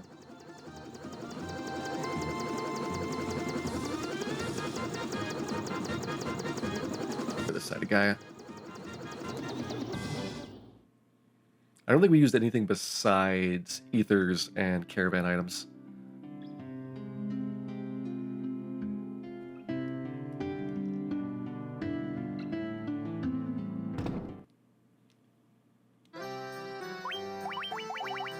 Go ahead and max those out. Still at 99 Phoenix Downs. Alright, Epic Name Bro, have a good night. We're just about ready to shut down, so probably a good time to check out. Okay, get rid of my Pro Capes. Feels so bad, man, but we don't really need those anymore. Same thing with Buckler.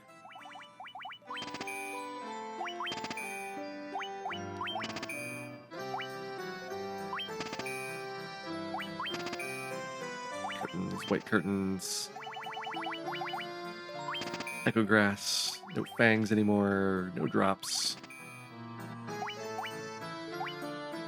Probably don't need Cockatrice's Claws. That's a good collection there. So caravan, and that should be it. I'll park right by the Earth Gift for tomorrow so that we have a quick start on it. Okay, south.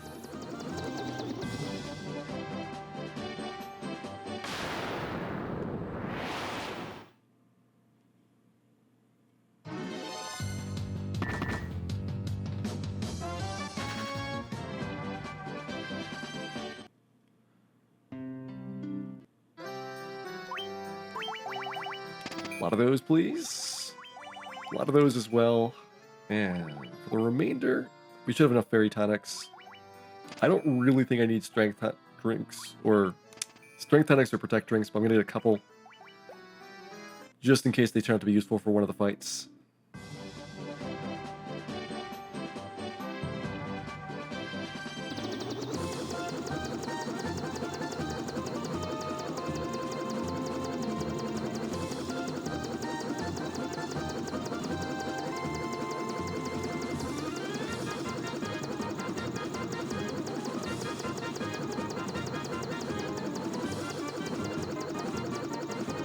We managed to hit no land going north to south. Where could we possibly be that would be true? I must have been right in between the Elven continent and where Melmond is. We dodged a bullet there, not seeing Melmond again.